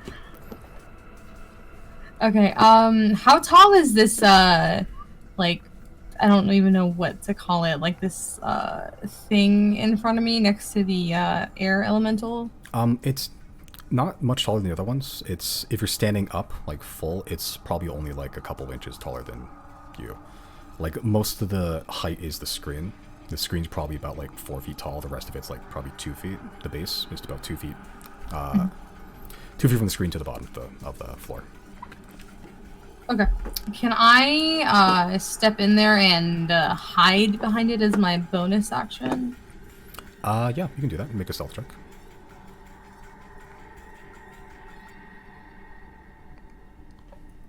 Okay, you feel very hidden.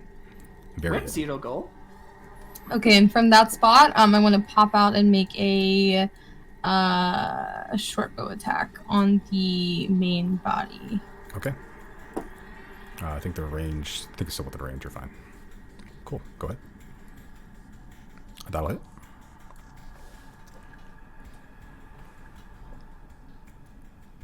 Sorry, I'm clicking the damage. It's not coming up. There, sorry, the first one. And I get... Do I get sneak attack on that? Nothing's technically threatening it right now. Oh, technically you're supposed to have advantage No. for being hidden, don't you?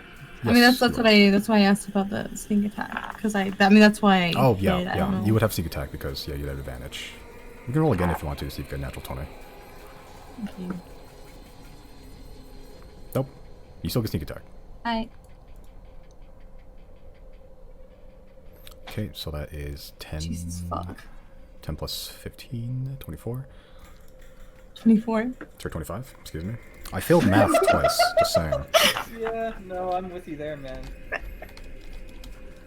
Okay, you're super hidden. Like, you just pop out and, like Time Crisis at the arcades at movie theaters, you just pop out and just take a shot.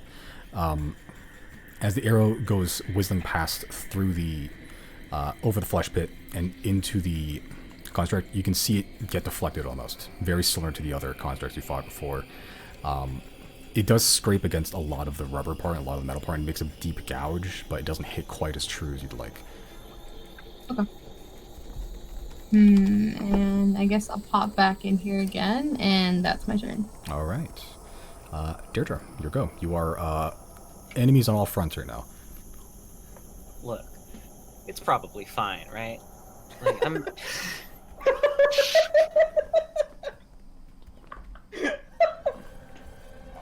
Probably wondering how I got here. Yeah, whatever. I'm gonna bite the big fucking tentacle monster. Like, I mean, come on. Of course I'm gonna do that, right? Like, big tentacle monster. The main one? Yeah. Sure. Let me click my attack button. That one misses. Sucks to suck, I guess. I'm going to vaguely incorporealize as I take the disengage action and run the fuck 30 feet this way. Okay. As I breathe in this very, very poisonous air. All right. Oh, wait a minute. No, that's supposed to heal for 2. Oh, I see. I see why I have messed up. Okay. Oh, this is tricky. Yeah, that should be 2 more because it's using my con modifier instead of my wisdom modifier. So that's 8. That is 8 healing. But more than anything, that is my turn. All right. Wouldn't you also retroactively heal more from the other ones as well? What do you mean? Or were the other ones correct? Your other healing? No, I just changed it. Or actually, let me check. Last one. Yeah, last time it should have also healed for 2 more. So that's an additional 2 more healing. Go me. Thank you for pointing that out. I would have missed that. But that is my turn. Okay. It is now the Invisible Stalker's turn.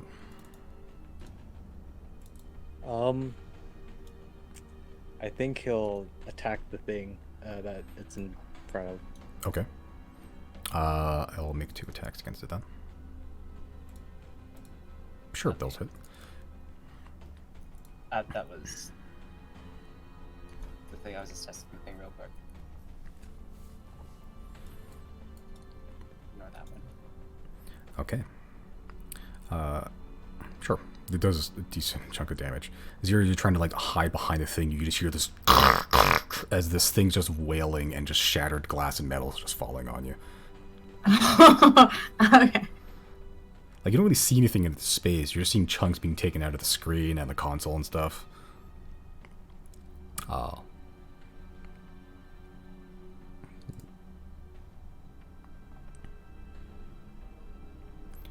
Okay.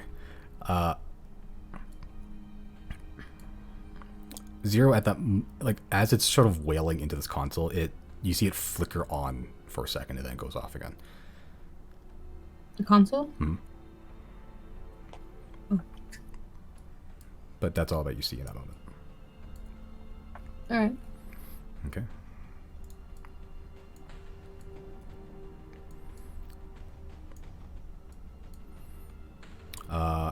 Sure. Chris, make a strength saving throw for me.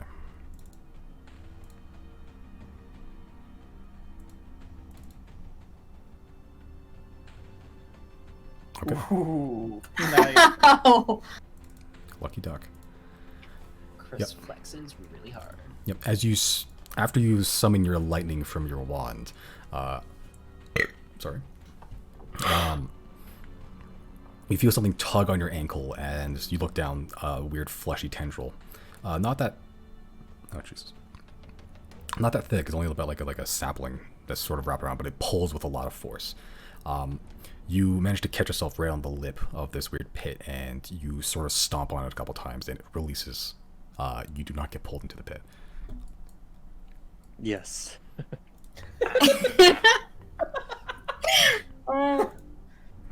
Yes. Yata! Okay. All according to Cake.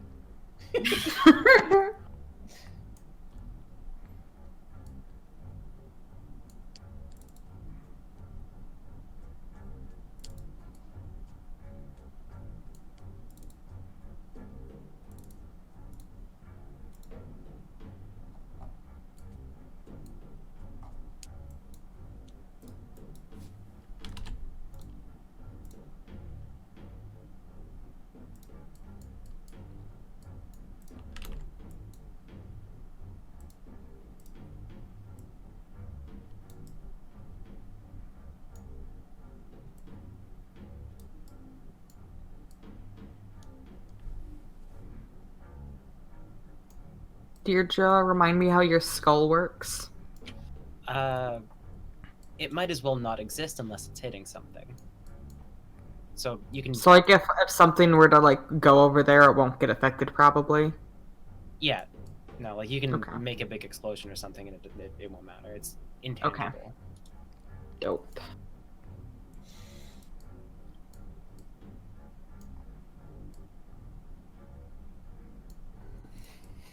There's a lot of thinking from the DM.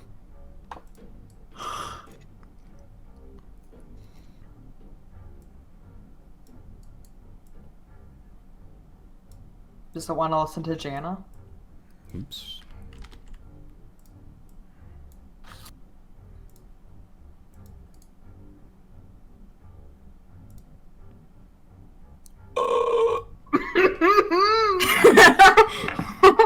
I need I forgot that I forgot I'd had this for like 4 rounds.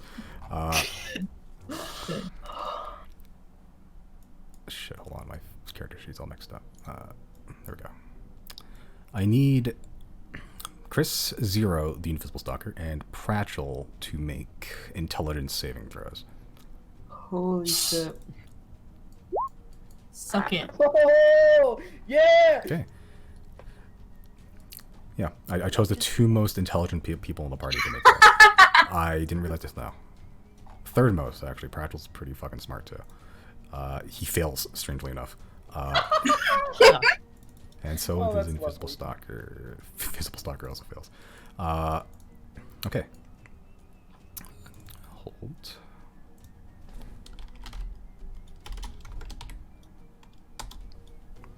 Our pillar of cowardice worked, Riley. It forgot about us. Okay. Same goes for Deirdre. You cannot put what you cannot see in the triangle of bad, the bad triangle. This thing doesn't have object permanence. It's okay. Thank goodness for that. This one weakness.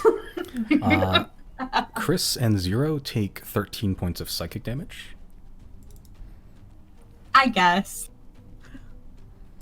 Pratchell and the Invisible Stalker take 25, and they are stunned. Shit. Is Pratchell even still up after that? He is. Oh. Wow. It's not looking great. Stunned is a very nasty condition to be. I almost died. Don't you Hey, have you also- healing potions? I Yeah, don't. Death word. I do. You have a one-time redeemable coupon of instead of die, don't. Ah, that is also very good. Very handy spell, I find. Okay, I need Chris also to make a concentration check for the Invisible Stalker. Do I get that? Because I have focused conjuration. Never mind. Yeah, you're good. Yeah, Stalker's just up. He's here to stay.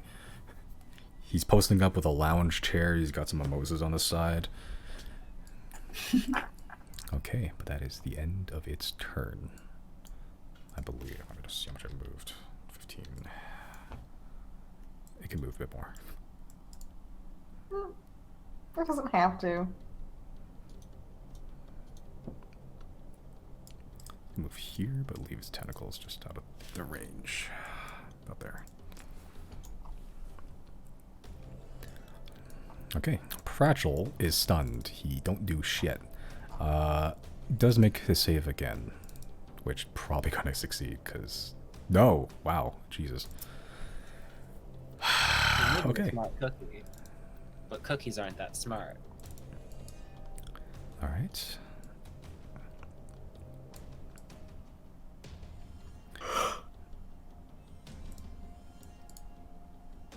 Oh, right. These need to take 2d6 bludgeoning as well. Right. I'll tell you now, one just dies. The other one still needs to make a thing. Oh, right. Hold up. What? Okay, that succeeds, so that's 3 damage.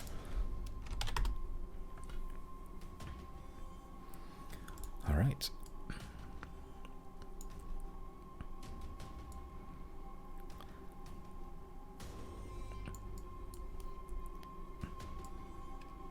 Okay.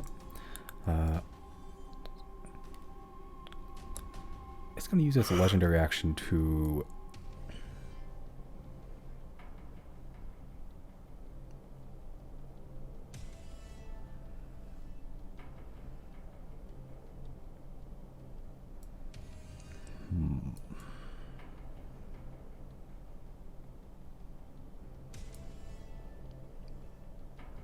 No, it's going to use a legendary action to just move one down here and bap somebody. Chris. No, not Chris. Riley. Got your normal ass names. Lower than a 15. Lower than a 15. 11. Lower than... Yay! I'm not rolling well today. No complaints here. Okay, that's the end of its legendary action. Jana, here we go. I would like to open the garage, please. Alright. Get that big ass triangle up again. I'm sorry, you would like to what? Yeah, I'm Open the confused as well. garage. Is Craig still recording? It's okay. Yeah. This Right? Oh, this is unexpectedly disconnected 40 minutes ago. But Craig's still in the thing, so I don't know. Yeah, he's still here. Weird. Okay. No, that was when you stopped and start. Remember, like Oh. we stopped and started a couple. Like Was that 40 minutes ago? yes. Okay. Probably. Sure. Okay, sorry. What are we going to do? Conjure garage. Conjure brush. Conjure Garage. Okay. What cone is that? Should say in the 60 spell. foot. Holy shit. Okay. Yep. Yep. Yeah. It didn't need to move at all. It was within range the whole time, but it can get as close as it wants to Jana. Yeah, Conjure Barrage. That's what it's there for. Hitting multiple enemies like this. And I guess she just wants to move, however, so Riley won't get affected by this. Yeah, if you want to move like one. But I want that. I want to hit the one that's attacking Riley. Okay, yeah, if you want to move like one. So yeah, over if I into just. that, yeah, that's fine. Yeah, if I just like. Yeah, then you can. I'm Yeah, on- you're probably I'm on fine. arrow. You're probably fine. Oh, just right here? Okay. Yeah, it's fine. You'll literally hit everything that's hostile on the map right now. Ooh. Okay. One additional thing, Okay. when I was looking at the spell, is a barbed arrow a magical arrow? I don't think so, right? It's just an arrow with like shit wrapped around it, like wires and stuff. The barrage itself. What? What are you asking? If the The- barbed arrows are magical. The barbed arrow is not magical, correct? It's just like an arrow with like prickly wires wrapped around it. Yeah, it's like the arrowhead itself is like it sucks. It's like hooked and stuff. I would like to put that because that means all the arrows will be that, as long as the arrow is non-magical. Shit. And all the clones. Oh fuck. Shit loopholes. All the clones will be barred arrows. Shit loopholes. But yeah, you're technically correct. Okay. Now I'll just lose the one right after this. Yeah, it So I only just lose like uses- 6. I go from 6 to 5. Yeah, I don't lose one. That's worth it. Okay. Yeah, Fuck. everyone brought Worth their it. fucking A game today, huh? Fuck. Okay. Fuck. Okay. Let's see. Yeah, roll for damage first. And it needs to make. How do I I'm just gonna hit this. Yeah, you just click on the button and it should do it. There you go. That's not bad. That's pretty good. Fuck. Okay. Does it change at all for the arrow? Because it's not a standard arrow. I think the standard the arrow just it just reduces their speed a little bit. Okay. I believe is what the barbed arrows do. That's what we got from the Knolls, I believe. Yeah, I picked this up a while ago. Yeah, they should say. Hopefully, I put the description somewhere in your inventory. No, because I think it's just in my inventory. Okay. Yeah, I'm pretty sure it just reduces. Which is why I'm asking. Yeah, I'm pretty sure it just reduces your thing, or reduces the movement speed. Let me just double check real quick. No. They might not even be in my inventory. They've just been around for so fucking long. Yeah. On a hit, the target speed is reduced by 10 feet. Yeah. You did do it. Okay. Yeah, okay, cool. Yeah, so cool. Till the end of his next turn. So everything's going to be a little bit sluggish, technically. Even though it's technically hovering. I'll allow it. Yeah, so everything in that Jesus needs to make a dexterity saving throw. Whether it hits or misses, they'll still suffer the effects of the barbs. There's just too many of them. Dexterity against succeeds. Okay, well that one's just dead regardless. The whole map looks like a fucking math equation. It does. Yeah, look, we're solving like tangents and shit today. Just fucking throw a Fibonacci spiral in the middle.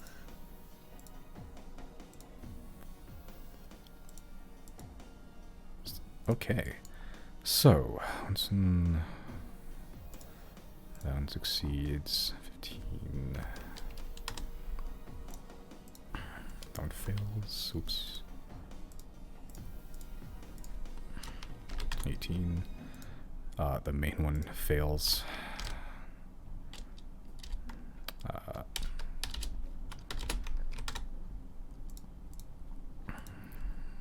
That one succeeds. I also like to take this moment to say, I know we kid on Pratchell a lot, but if he actually dies here today, I'd be pretty sad.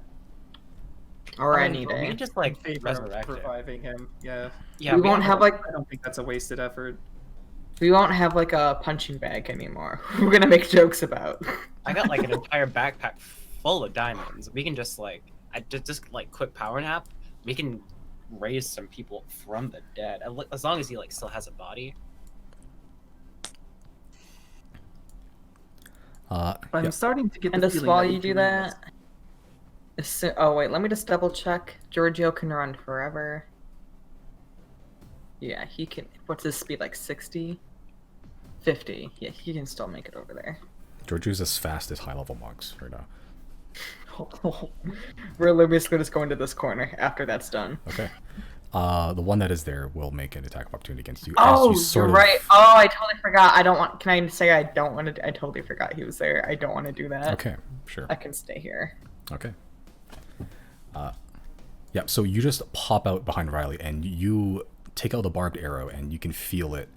As you draw back, you can feel the big, like this is a huge vine that begins like this, like, oh, not huge, but it's a thin vine begins swirling and wrapping around this barbed arrow. And as you release, the vine remains taut and it imparts a huge amount of spin on this arrow, and as it does, it just multiplies and spreads, and it just shotguns like a huge number of these arrows everywhere. Nice. Like there's Holy like shit. dozens and dozens sticking out of every tendril, like that whole section is basically just like a huge pincushion at this point of just barbed arrows. They disappear after a while, but like it's stuck in long enough that their movement is impeded for a moment, and you did a good amount of damage to a lot of them. I say I think most of them disappeared, or a good chunk. Yeah. You're I also telling me the realized one in the that was frontier just is still Jana's alive? turn. Yeah. I forgot that was just Jana's turn. Giorgio's still here. Yep. So Georgia still got intact. Janet can be scary, yo. He wants to get he doesn't like that Riley's getting bullied. Okay. Does That'll that hit. take it that hits? Yep. Okay. Right. And once again, Giorgio rears up and just slams down both of his paws into the tendril, pushing a lot of the arrows that were stuck in this thing deeper in and just puncturing through the other side. It's still up, but barely. Barely. Ha! I'm gonna end this campaign. TBK, rocks fall, everybody dies. Alright, that's the end of your turn. Yep. Jesus. Good fucking thing. Riley, your go. I don't know what I want to do. So the one in the storm sphere is still alive. Technically, yeah. That one's still connected to the thing, yeah. Can I cast and bonus action dual wield at the same time, or is that It depends on what you mean. like use my rapier dual wield as a bonus action and then cast spell as a main action? No. To use your bonus action as an attack, you have to attack with your actual action first. Yeah, that's what I thought. I'm not super concerned about the one in front of me. I think I'm gonna use yeah, I'm gonna cast Shatter at level 2. On the one how big is this again? I think it's only 10 feet, right?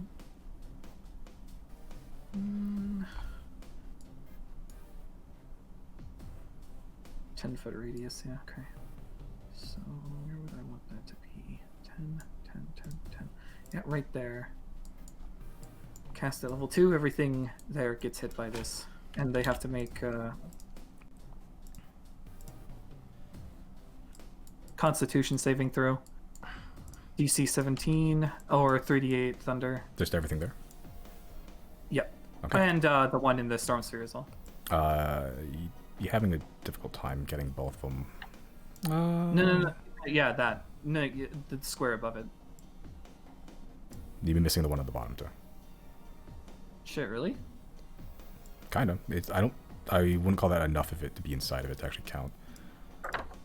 Alright, let's just focus on the bottom 3 then. Okay. Yeah, that one comfortably fits all of it. Alright. Sure. So, yeah, roll for damage. I'll start doing DC saving throws. 17. Alright. Let me get rid of my spell slot. God, I'm rolling like garbage. Alright. Oh no. Yep. Literally all of them has failed. Nice. It's not like its con's bad either.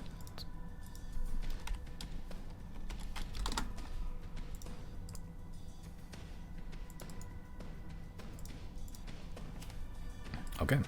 Yep. As you summon pretty much a tear in reality, and it sort of collapses in itself, creating a thunderous shockwave in that space, blowing apart a lot of its tentacles, but they rejoin and collect itself after a while. Alright. In that case, bonus action, Tumbling Fool, backflipping all the way over here. And that's where I end my turn. Okay. Sure. Chris, your go. Okay, what I'll do, I'll just use one of my greater healing potions. Okay. So, get yourself, that'd be just a bonus action. Quick chug of the thing. Okay. Do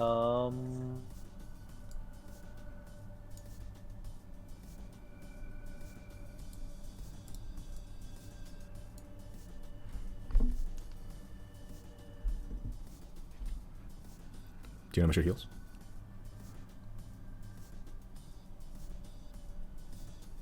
Greater healing should be 4d4 plus 4, right? Something like that, yeah. Yeah. Wait, don't you specifically have the macros for this? Not just for the regular standard run-of-the-mill healing potion. Yep, so great healing potion is 44 plus 4. Brennan? Are you there? Oh wait, never mind. I rolled the wrong one. Yep, 44 plus 4. Okay. Pretty good. Yep, 14 points of healing too.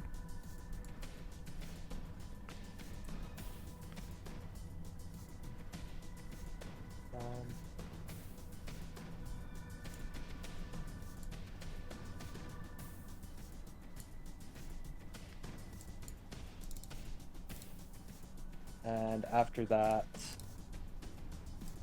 I will...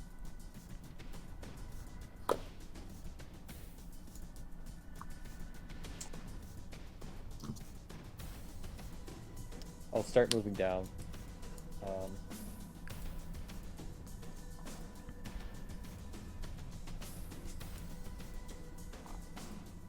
Probably there. Okay.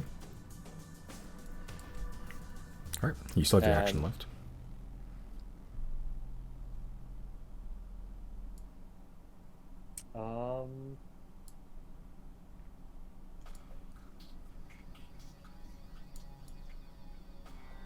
If I can, I'll try and aim a firebolt towards the main guy. Okay. From where you are right now, with zero in front of you and the console and another tentacle, I'll say with that many instructions, it would have probably 3/4 cover with that many things on it. From where you are right now, at least. I guess I'll try it. Okay. Yep, so make an attack roll with Firebolt. Okay. Yeah, normally that would hit, but with that many obstructions, like, yeah, you only had a narrow window to aim for, and you do go for it, but by the time it reaches there, it's already moved out of the way. Yeah. And that will be it then. Okay. All right. I've been taking legendary actions. Just gonna take another legendary action to regrow some more tentacles.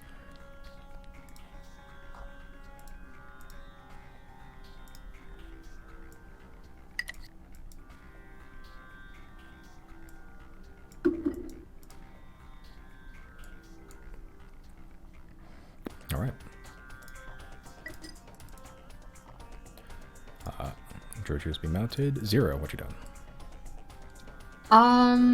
Oh my god, my fucking mouse just died. I'm gonna kill myself. Oh. My mouse died. Okay. That's good. I can describe which. I can just move your token to where you want to do. Just what you want. I'm sorry. So I was gonna use my movement, my bonus actions to get all the way on to the side of the sphere there on like the bottom left corner, this like storm sphere, whatever that Riley has going on. Like whereabouts? I can't show you. Or like okay, so I moved it there. Sure, that's fine. Okay, that's better.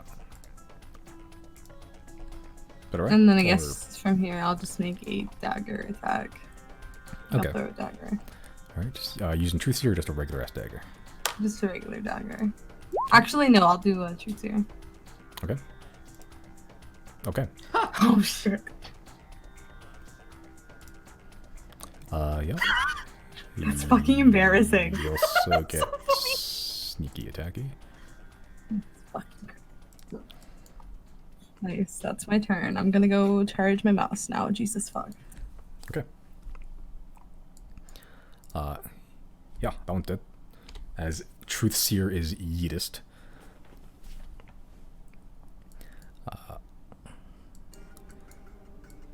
Alright. Deirdre, here you go. Okay, so first things first, gonna kind of step down here, poke my head out, see what's up. Oh, what's that? Big tentacle monster still over there. Gonna move my dude thing over yonder, and do a dude slap upon the dude who's getting slapped. Okay, that one hits. Dude does get slapped. Very epic. And it's gonna take 10 slap damage. Dude-wise, at least. Meanwhile, I will go for a slick double chill moment.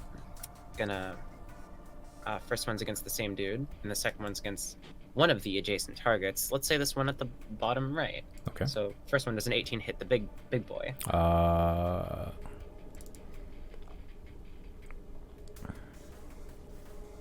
Oh, far thing, nothing it had. It would. But as you're throwing a bunch of, you're sort of trying to focus on the main body itself. As you release the spell, a bunch of its tentacles sort of curl around it and make a defensive shell. It'll still hit, but it would hit the tentacles. Okay, I'll take that. Okay, so roll for damage anyway. All right, 11 necrotic damage. Okay. And since that one technically hit the tentacles, for my secondary target, can I target the main body again, or would I have to target the tentacles? You have to again? target one of the tentacles. Okay, yeah, I'll just target the bottom right one. Okay, so And that's 28.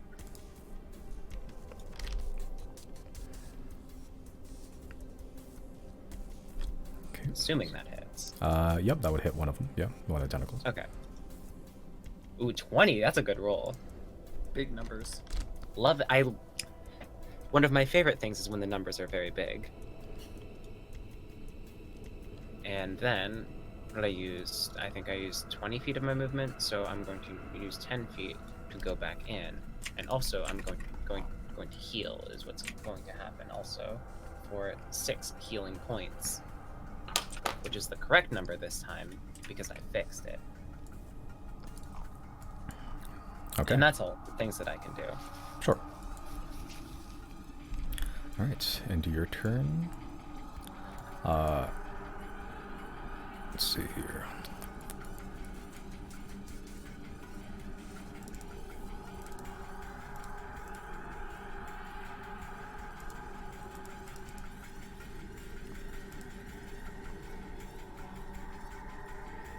Yeah, you gotta regrow more tentacles.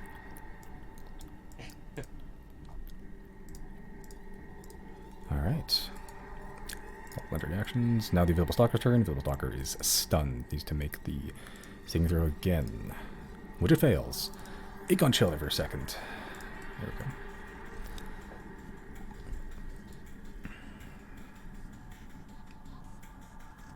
Okay.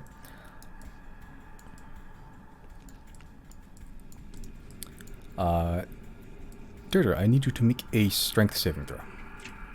Real quick, is this a grapple, technically? Not real. It's an effect that would move you towards a place. Okay, so it's Not really being grapple. I have- grappled, because no.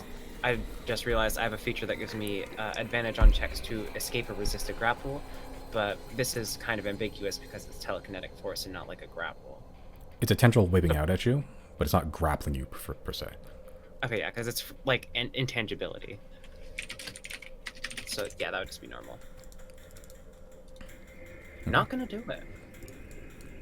I'd imagine, at least. Okay. As you're in the fog, you're sort of just sitting there trying to get your bearings, and you look down and you see a fleshy tendril wrapped around your bird ankle as you get pulled out of it into the pit.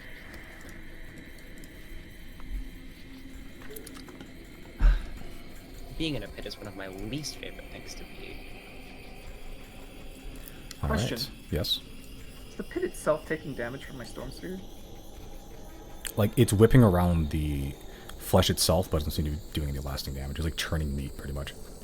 Alright. All right. As you sort of sink both feet into you sort of hit the bottom. You can feel the bottom, and you start feeling your clothes and your corporeal form beginning to singe. Okay, that's the end of the other action. Right. Nope.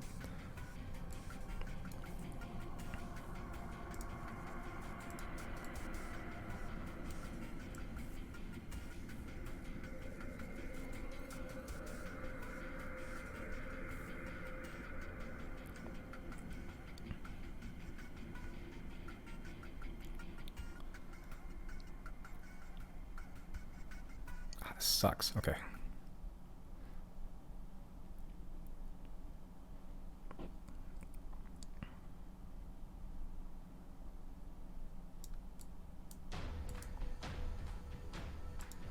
Okay, 2 of the tunnels are going to break off. They're still sort of... they're still covered in barbed arrows. Their movement is slowed, so they're not going very fast. They can get to about there. It's the maximum. The rest are going to fall downwards. Again, slowed. About there. That's the extent of their movement, but tentacles can technically take dashes, but they can't attack right now.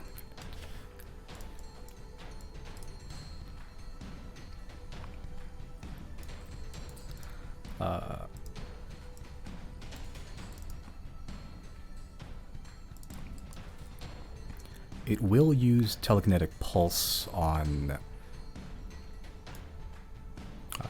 you, Jana, since it's the only thing I can actually really hit it with it.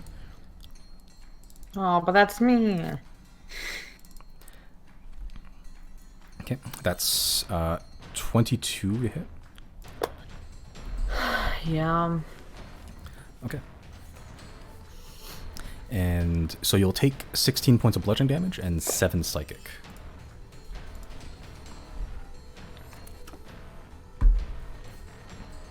What was it? 16, 16 and then 7? 16 bludgeoning, 7 psychic, yes. Okay. Tentacles don't get attacks, unfortunately. They're slowed enough that they get attacks. Actually, sorry, I forgot these ones can actually take dashes too. Dash 20 feet. 20 feet.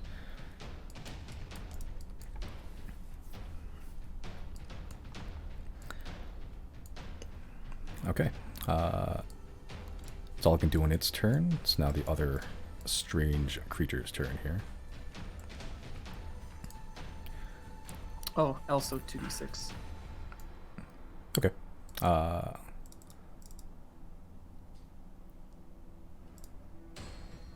15. Yep, that'll be the last one. So all of the ones in that are surrounding the sarcomate are gone, and that pulsing stops. As it does, the sort of pulsing sensation also stops, and it's just a still pool of flesh. This one.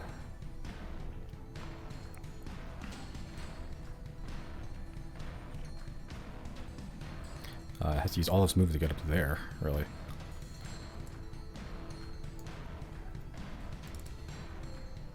It's going to make 3 attacks against you, Deirdre. That's what they call me. Okay, so... Not good. It's 22 to hit. That is a hit. Okay. Oh, bad roll. You take 4 slashing damage. Mm-hmm. Next one's 21 to hit. That is also a yes. A yes to hit. Shit roll. I take 4 slashing damage. Love that. Okay. And so those are both the claw attacks. So those insectoid claws both strike you, and as they do, they sort of pull you in closer. You are grappled. This is an actual grapple. Darn it.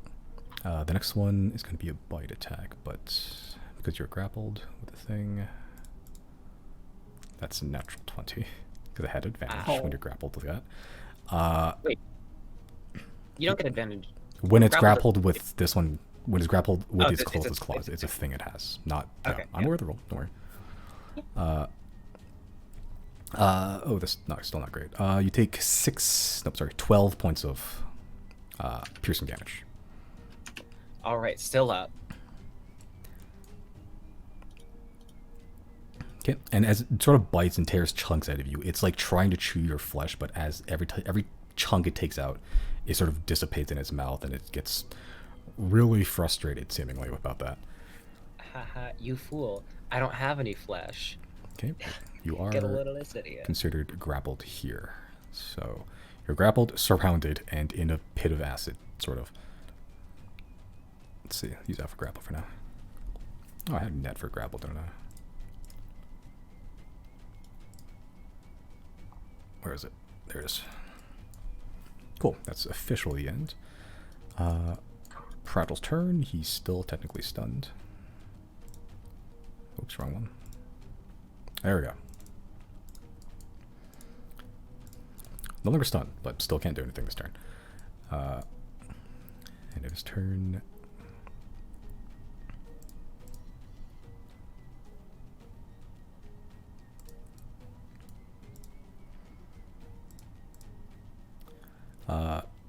It's going to use a legendary action at the end of Pratchell's turn to do telekinetic pulse. Against the only thing you can see. Jenna, that's a 14 to hit? No? It hits. Okay. Oh, really? Uh-oh. Okay, you take 18 points of bludgeoning damage. And 3 psychic.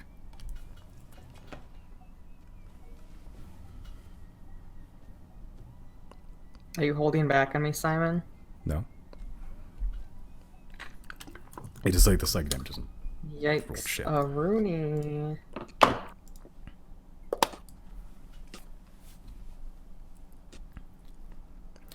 Okay, that is that legendary action. As this, another warped reality sort of hits you and hits you again afterwards. Rapid succession as you're sort of being torn. For this thing, I need you to make a strength saving throw as well.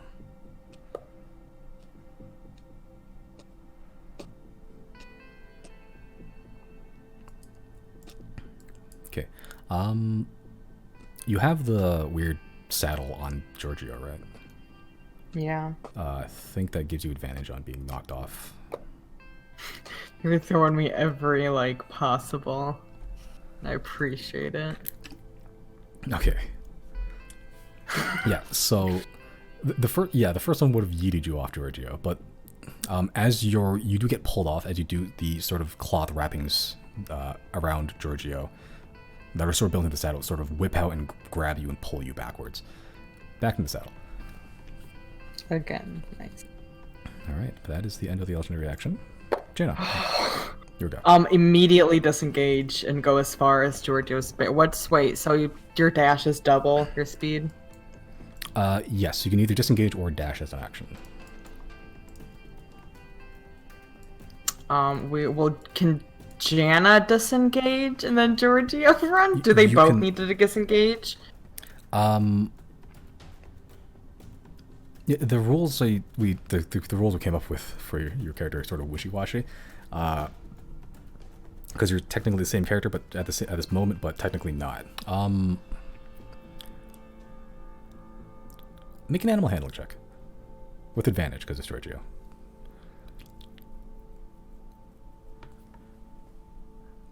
Great.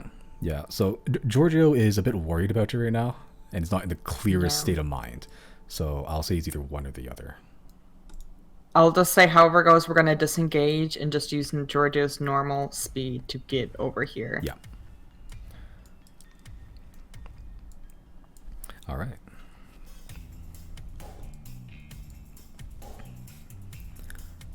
Okay, so that's your action. Got any bonus action left in you? No?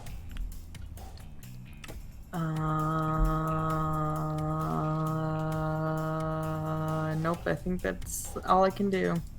All right. Cool. At the end of your turn, it's going to use... No, I lied. Okay. Healing Spirit is one bonus action. What a fucking... I don't know why that's a bonus action. Okay. Oh shit, I'm casting at level 3. All right. Yeah, this would be the time. When you cast this at a spot of third... That's the only spell slot I got left as the third level ones. When you at third level or higher, healing increases by 1d6 for each slot above second. So it'll be what, 2d6? That is so good. That's Oh so my ridiculous god. Do to I do that. immediately get healing on that? Please say I do. Depends on Yeah, what you it do. says on the spell. Is it end of your turn, or is it like when you cast it? It's just, I think... Until the any- spell ends, whenever you or creature you see moves into the spirit's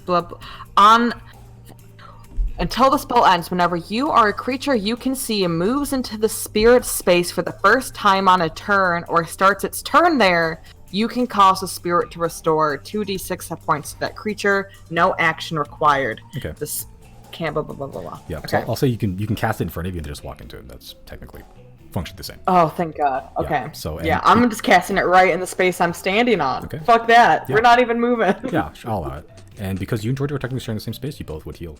Oh my god. Thank God. It's what, 3d6? So Jan, I mean, 2d6. hey. That's Alright, that's like Give me- double my hit points I have right Yeah. now. 2d6 I got plus- one. For everyone's Right. note, I'm at exactly 1 hit point. If anything went bad, I would have not been here. So now I'm at 8. Still bad. Still horrifyingly bad. And then Giorgio gets 2d6. He's fine.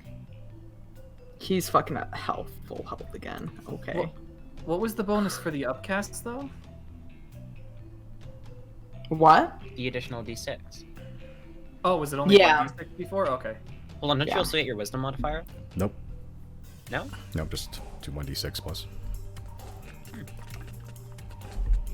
Yeah, if you got your wisdom modifier, that would just be like Yeah, ridiculous. same.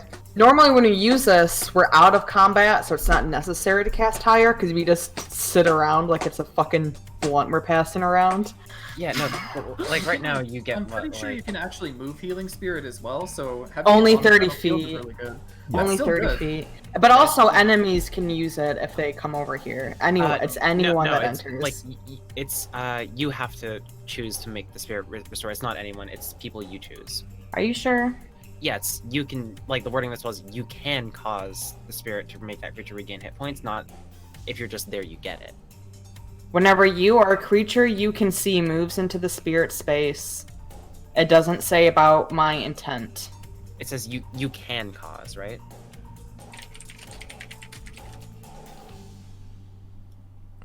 Regardless, healing's happened. Moving No. on. Anyway. Yeah, like My choice only comes from how it looks. It says any creature that moves into it. It does not say about who I choose or Yeah, anything. it says you can cause the spirit to restore hit points, not that you have to. I don't know. That's Simon's call. I don't think that's how it That reads. is- That is a very specific distinction that they've clarified a bunch of times in like Sage Advice and stuff. If it says you can, it means you don't necessarily have to. Anyway. Semantics doesn't matter right now. I love semantics. I am less popular with them. Fair, they kind of suck. Okay, that's the end of your turn, Jenna. Yep. Thank God. Wow. Holy shit. Okay. At the end of your turn, legendary action to whap the closest thing I could say. What is 0 right now? I'm sorry. 03 under the bus. It's chill. Don't worry about it. I'm like, I God, stop it. fuck, Jesus Christ. Good. Good. The amount of threes specifically I rolled tonight, holy shit, I've seen the number 3 so many times. Specifically 3, not 4, not 2, 3. All right. Yeah, that's a 12. Mm-hmm. Does that hit? Please say yes. Unfortunately not. I'm sorry. All right. Okay. Riley, here we go. Does using my Storm Sphere's cast function remove my ability to cast again? What do you mean? Like I use my bonus action, I zap the main guy. Yeah. Can I then cast again because it was a bonus action? Yeah, the bonus action isn't the bonus action using Storm Sphere isn't a spell. It's just part of the spell. You Okay, so I didn't would cast it still again. get my cast. Yeah, you still get your cast. You just Hell can't use something yeah. with concentration, otherwise it'll drop as well. Yeah, that's fine. In that case, that is precisely what I will do. I'll zap the main body, not Okay. at advantage because it's not inside. Correct. Where is the macro for that? Let me find that. Boink. That's pretty good. That'll hit. And woo! Okay, it's That's big numbers. that is big numbers. Okay, not looking great. All right, then to finalize, I will drop another shatter. Let's see where though.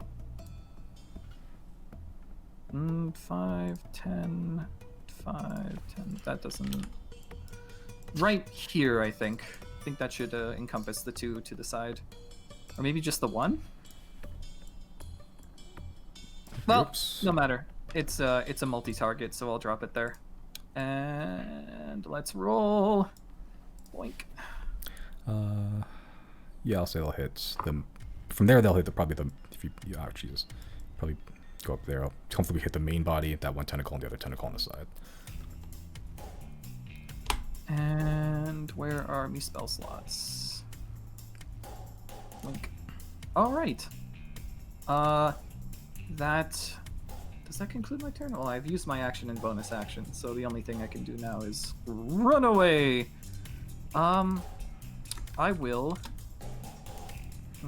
It's not at half speed anymore. I don't really want to leave 0 there, but at the same time, I kind of have to.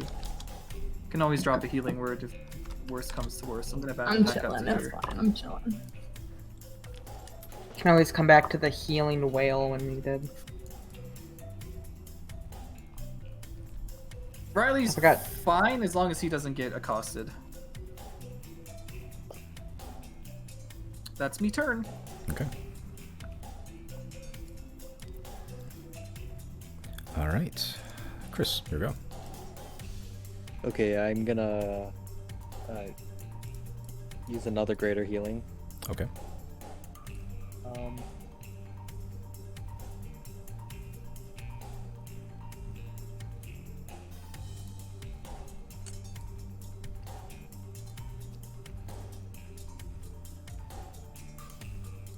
Okay, that's healing.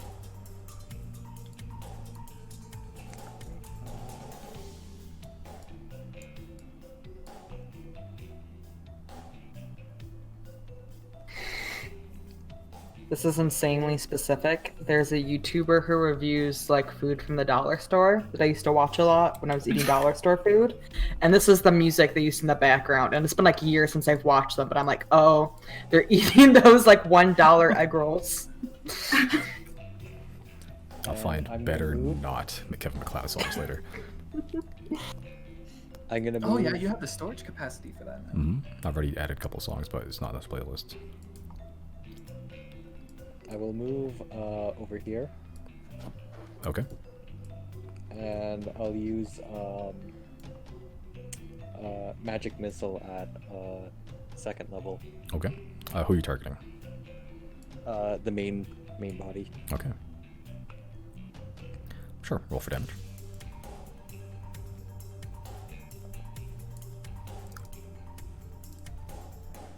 Okay. How many darts is that? 4? Yeah, 4. Okay, so that's 4 times 2, 8. Alright, as your glowing arrows streak in an arc and strike each of the sort of segments of its body, just knocking off bits of plating and weird rubbery synthetic material. It's not looking great overall. You can see the tentacle movements are getting more erratic.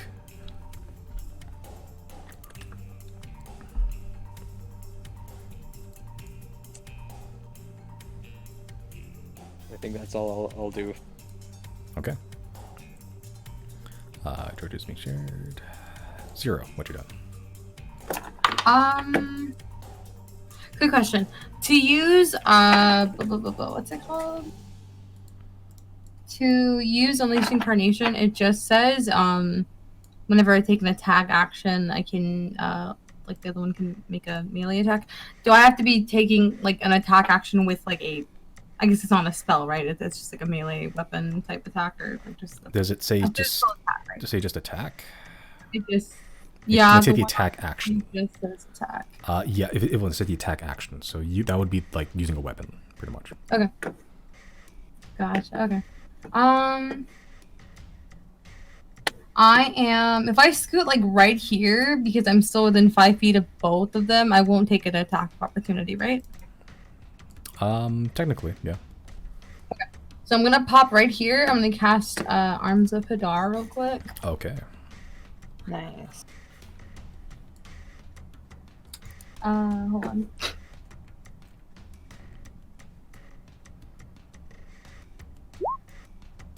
That's fine. Whatever. It's DC 0. Okay, that's weird. What's your spell save DC? Like, it should say in your spell list at the very top. It's. See, I was gonna ask you about that. Everything's zeroed out right now for me. it's weird. I don't know what happened. My spellcasting ability is empty. Spell Oh, save DC it's, and my attack bonus is all. Because for some empty. reason the spellcasting ability says none, so it's not picking from anything. Just you want to just change that to intelligence. Whoops. Okay, it's 16. Okay. So strength saving throws against everything there.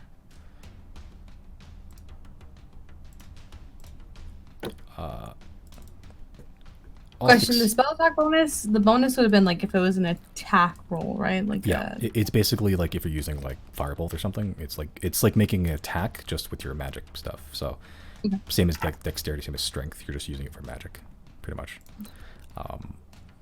Yep. So they all succeed, but one of them's low enough health that it dies anyway. Cool. Necrotic. As you sort of flex, some origami wings spread out from your back, and as it sort of twists, they disperse, and a bunch of cutting sheets of paper begin sticking to them. The ones that remain just stiffening immediately and just restraining their movement enough that they can't really use reactions on you for now. Okay, and then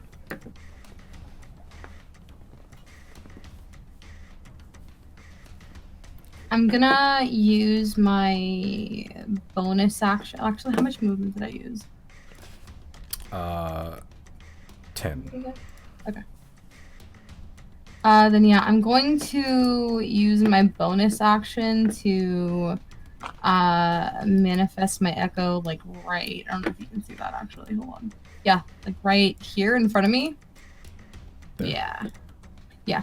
And then since I used Arms of Hadar, I don't have to disengage, so I'm just gonna pop like right over. Let's see, what's 20 feet away. Yeah. Right behind my buddy over here.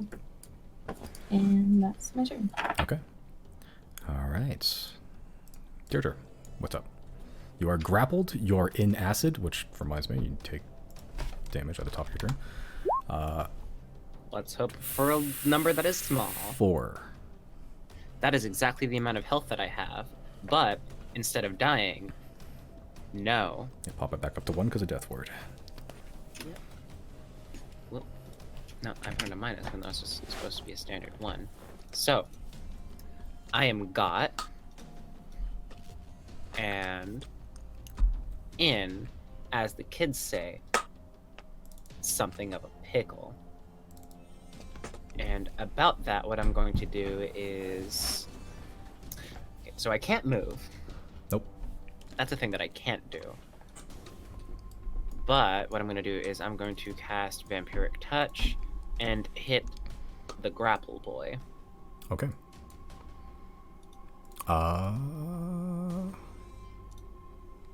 Yeah, that'll hit. Very epic. That is 11 necrotic damage. And... Sorry, are you rounding up or down?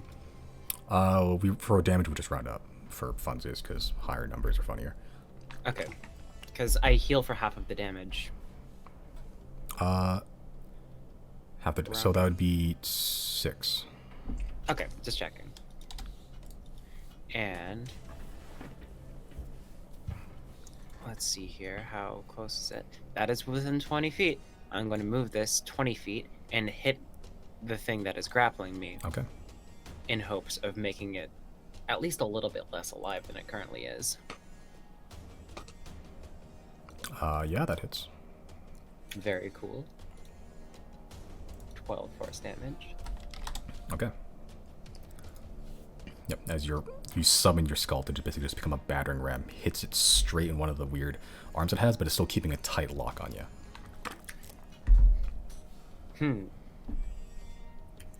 Has it considered instead not having that grab upon me? It doesn't seem too keen on that.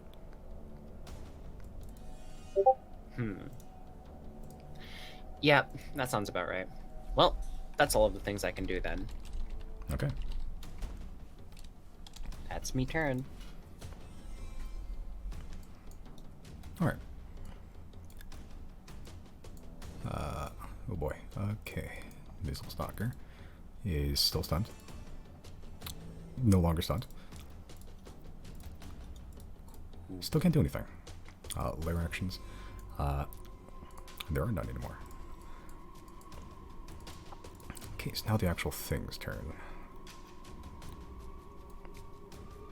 Oh boy.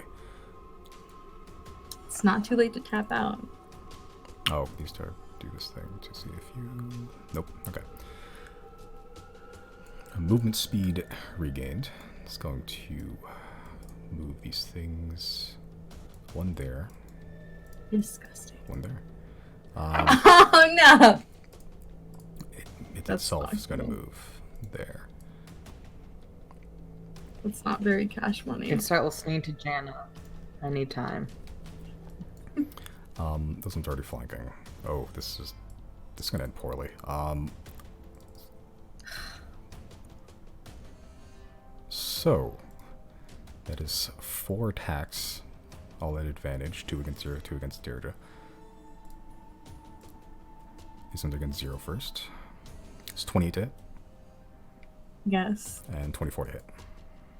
I guess. Wait a minute, I remember what I was gonna do. It's 12 points of bludgeoning damage for the first attack. Question: if I wanted to use Uncanny Dodge for one, do I have to specify whether it's the first or second hit before you tell me the damage, right? Well, I'll tell you the damage, but you can say you've only Uncanny Dodge. If you don't, and I continue on, then that's passed. Okay. So you can either Uncanny Dodge this now, or you can save it for the next attack if you think it's going to be higher. It's up to you. I'll save it for the next attack. Okay, so 12 damage.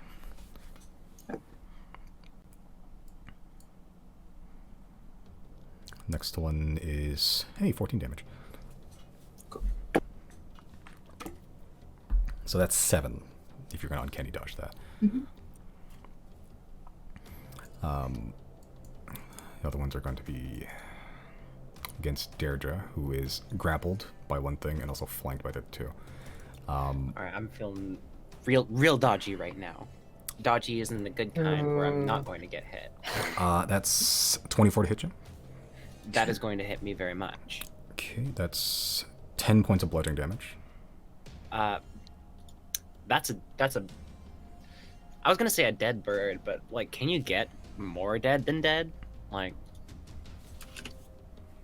I'd imagine no, Completely dead. but you never really know. I think this is the first time Deirdre has fallen in combat. Yeah. I I mean, don't hey, know it what had we to happen do. eventually. Okay. That also, my green fun circle is gone. Yep. Yeah, there it goes. Does your spiritual weapon go away if you're unconscious? Nope. Okay. Alright. The second attack is 19. Well, Well, I that guess is going it's- to hit. That is my armor class. Okay. But you're making death saves right now, right? Yeah, so so that that's an- is 2 failed death saves. That's an auto crit. It's 2 failed death saves. Right. Uh-oh. And you're grappled still and in a pit of acid. Yeah, so what you're saying is Deirdre's now gone. Unless something does something very quickly. Yeah. So hey, you know what can heal the dead bird is a healing potion. That's all I'm gonna say on that. All I'm saying is, I don't have any. I have one, but I'm not sure how I can get there. Did you run out of teleport? It's 20 feet. Yeah, his movement gets halved though once he enters it.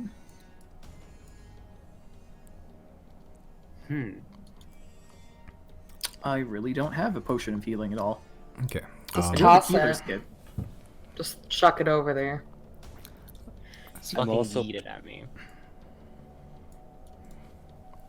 Okay. Still the main body's turn. It's going to use telekinetic pulse. Oh, the only thing you can see right now, which is 0. Oh. That's 27 to hit.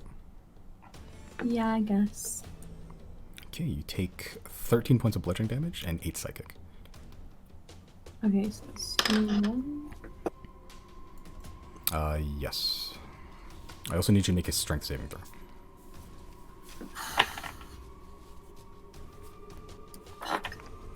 Okay, as this orb of warped reality hits you with this huge concussive force, you feel your brain racked with pain. As your vision goes black and you almost see like a starry night with little glimmers, as you feel the rest of your body get lifted up and jettisoned 20 feet towards direction, which would be into the pit. Okay. Also not prone. Straight into my storm sphere. Very cool. I see. Yeah, they sort of land face first in a bunch of flesh, pretty much. Thanks, okay. I'm not looking too hot, guys. I'm not looking too great. I'm not doing great. I mean, hey, who is these days, right? This and this. There we go. Okay, the creature, the insectoid-like creature with the amalgamation of flesh up there, it doesn't seem to key on Deirdre's body, considering that it's not very fleshy. So it's gonna leave. There, 10 feet movement. Man, that adds up. Can we also leave? I mean, hey. Okay, it's gonna use its aggressive bonus action. Let's just leave, guys. Just This attack. kind of sucks. Attack. Literally, Just do yeah. it. Oh, hi. Yeah, sort of lets go of Deirdre and just exits the pool and begins skittering at high speeds towards you, Rayleigh, being the closest target you can see I from hate where it that was. word. Skittering. I'm gonna get attacked, aren't I? You are. 3 attacks. One misses Cool. with a 9. Excellent. It's Scythe and Claw. Next one's 15. That just barely hits. Okay. You take 9 points of slashing damage. Okay. Because both the claws didn't hit, you're not grappled, unfortunately. Then the bite attack. Oh no, how unfortunate. Next, the bite attack is 16 to hit. That does hit. Okay. This is gonna hurt. You take 8 points of piercing damage. Never mind, that wasn't too bad. And concentration, what would that be? That'd be just, that's just a constitution saving throw. You just need to beat a 10. You're good. Cool. Okay, as it takes one swipe across your stomach, leaving a huge gouge in your flesh as it sort of lunges forward with inhuman, unnatural speed and sinks its jagged rows of shark teeth into your body as it tears off huge chunks of flesh and begins chewing. Hey, that's mine! As it does, Fucking hurts, buddy. you can see the flesh in its mouth go from a red flesh blood to like a black purple ichor, and as it does, it almost reinstitutes itself to its body, healing up some wounds that it may have sustained. I will be right back. Okay. Alright. That's the end of that whole scenario. Pratchell is going to see fuck shit and try to figure something out.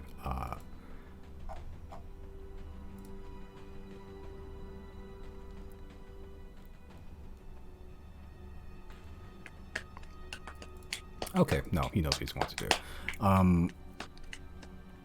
Okay, let's see.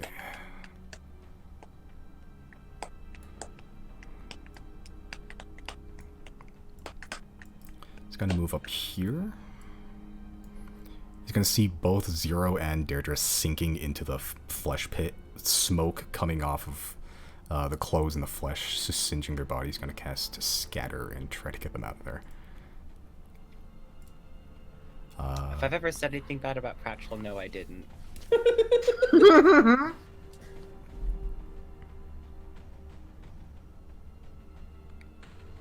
Yep. So, you watch as Pratchell pretty much almost links, like invisibly links, like pulls up one hand towards Deirdre, one hand towards Zero, closes his eyes and like flexes his temples as they both disappear and reappear back up here with Pratchell holding both of their arms.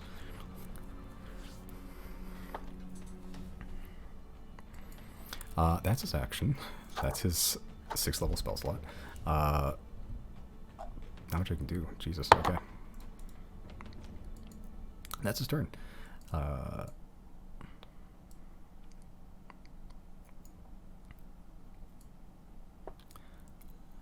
Legendary action. Thing is going to grow more tentacles. Really loves to do that, doesn't it? Can't reach anything. I'm back. What happened? You got teleported out You're of safe. the pits by Pratchell. Pratchell brought the band back together. Alongside Yo. Deirdre as well. Yeah, now it's only Oh, Pratchell! now it's only a 40% chance I'm dead forever at the top of my turn. That's what Conjuration was good at. Jenna, you go. Okay, first we're almost gonna heal. God damn, these suck. Okay, yep. 1, 2, 3, 4, 5, 6. Okay. And then I just wanna like, so the real 0 is next to me, right? There's like a fake 0 is the blue one. Yeah, so the real 0 you can see is pretty corporeal. The other one's like sort of flickering in and out, like it's like almost like there's like a TV static filter over it. Okay. So so I'm really going from Giorgio. Oh, I always make this so no one sees it. So I'm really going from Giorgio. And I want a Hunter's Mark, the big ass motherfucker. Okay. That is my last level 1 spell. And then she's gonna go at it with her bow. Okay.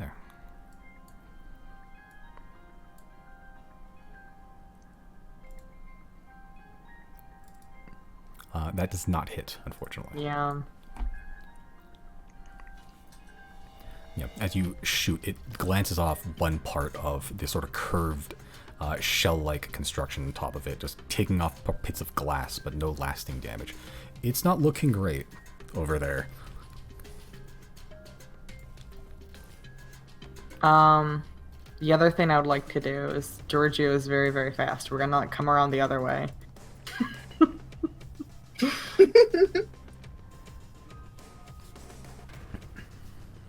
I did that for Jaina, but it was Giorgio. She. Okay, that's fine. Yeah, that is. All right. 8 slashing damage. Well, that's the lowest number of Giorgio can roll is an 8. That's hefty. Like full transparency, Giorgio scares me. Like just as a person and as a Yeah. DM, he's basically a motorbike with a bunch of like saw blades attached to it. He's the best. Okay. To be fair, it levels out because Janna is so protective of him. She often pulls him like back. Like he could be so much deadlier. Like if I didn't give a shit about Giorgio. Yeah. But I never want him to ever take any damage whatsoever. He gets babied in combat. Now you have the Pokeball, and you can just send him to anything as long as it's within 60 feet of you. Just pops back in. All right, that's the end of your turn. Yep. Okay, and your turn is gonna use another legendary action. Transport one of these tentacly boys up to here. Also, Zero, don't forget the blue circle is a whale of healing. Just pop in Oh. there. The small one, not the big one. Yeah, Whoa! One is the opposite. One is the whale of pain and one is the whale of healing. I'll make it less confusing. What color do you want your healing to be? Oh, can we make it purple like Janna? There we go. Oh. All right. You have a Janna-themed healing whale, a couple like feet up next to you. So in your turn, legendary action, thing's gonna roll up with a tentacle and slap Chris. Because he freaky like that. That's 17. Yep. Yeah, that hit. Okay, so that's 16 points of bludgeoning damage. Max damage.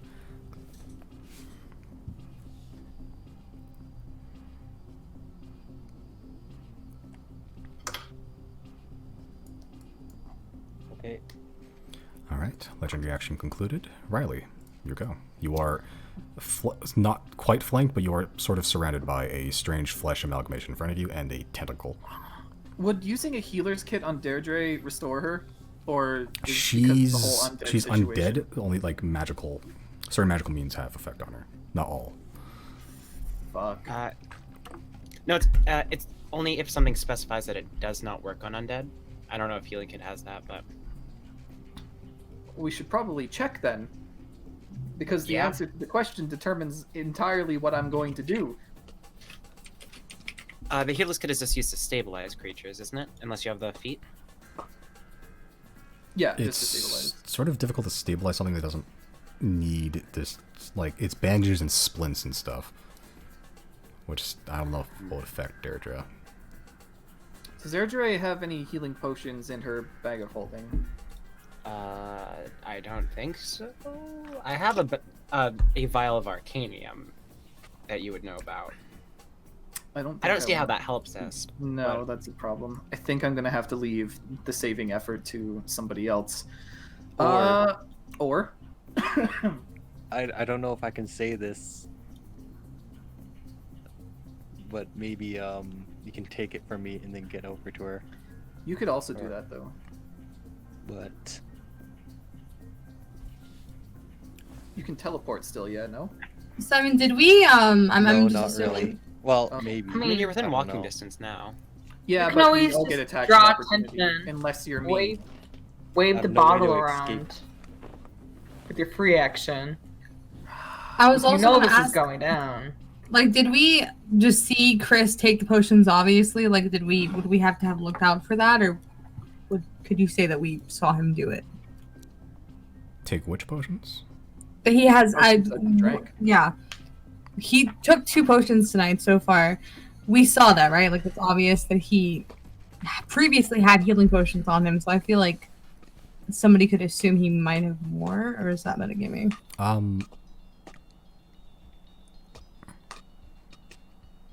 It's sort of yes and no metagaming. It's up to you. He might have potions, he might not. You've seen him take potions, whether he has more or not, that's your prerogative. It would cost me an action to go retrieve a potion from him, correct? To take something out of the bag of holding, I think it is, yeah. It's in his bag of holding? I'm sure he keeps everything in his bag of holding. Yeah. Or maybe he knows that. I don't know. Like, It's a bonus action. At that point, I'll say, like, just walk over there. yeah. The entire reason I would like to dedicate myself to this is because I can bonus action disengage. I don't have to do shit, but if I'm using my action plus bonus, well, then again, if using a potion is a bonus action, then disengaging is not a good idea to begin with. Oh man, there's no winning in this situation. Mills, if you have Misty Step, you gotta do it. I don't. I can't be. You don't? But I might have something else. Thunder Step? No. I mean, you can always upcast Misty Step.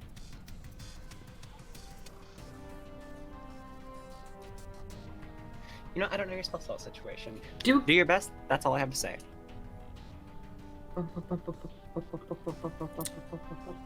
Let me check how the lightning wand works. do good berries work on the undead? I don't see anything that says they don't. If nothing says they don't, then they do. I think I ruled no before, but then I realized, like, that if other things do the same thing, like magical means, I'll say yeah, sure. But Deirdre's turn happens before Janna's, so the death save would have to happen, which is big problems. Yeah. I do have my fun cape that gives me a +1 on all my saves, including death saves. So it is 5% less likely to end up in me dying permanently. So that leaves us at a slick 40%.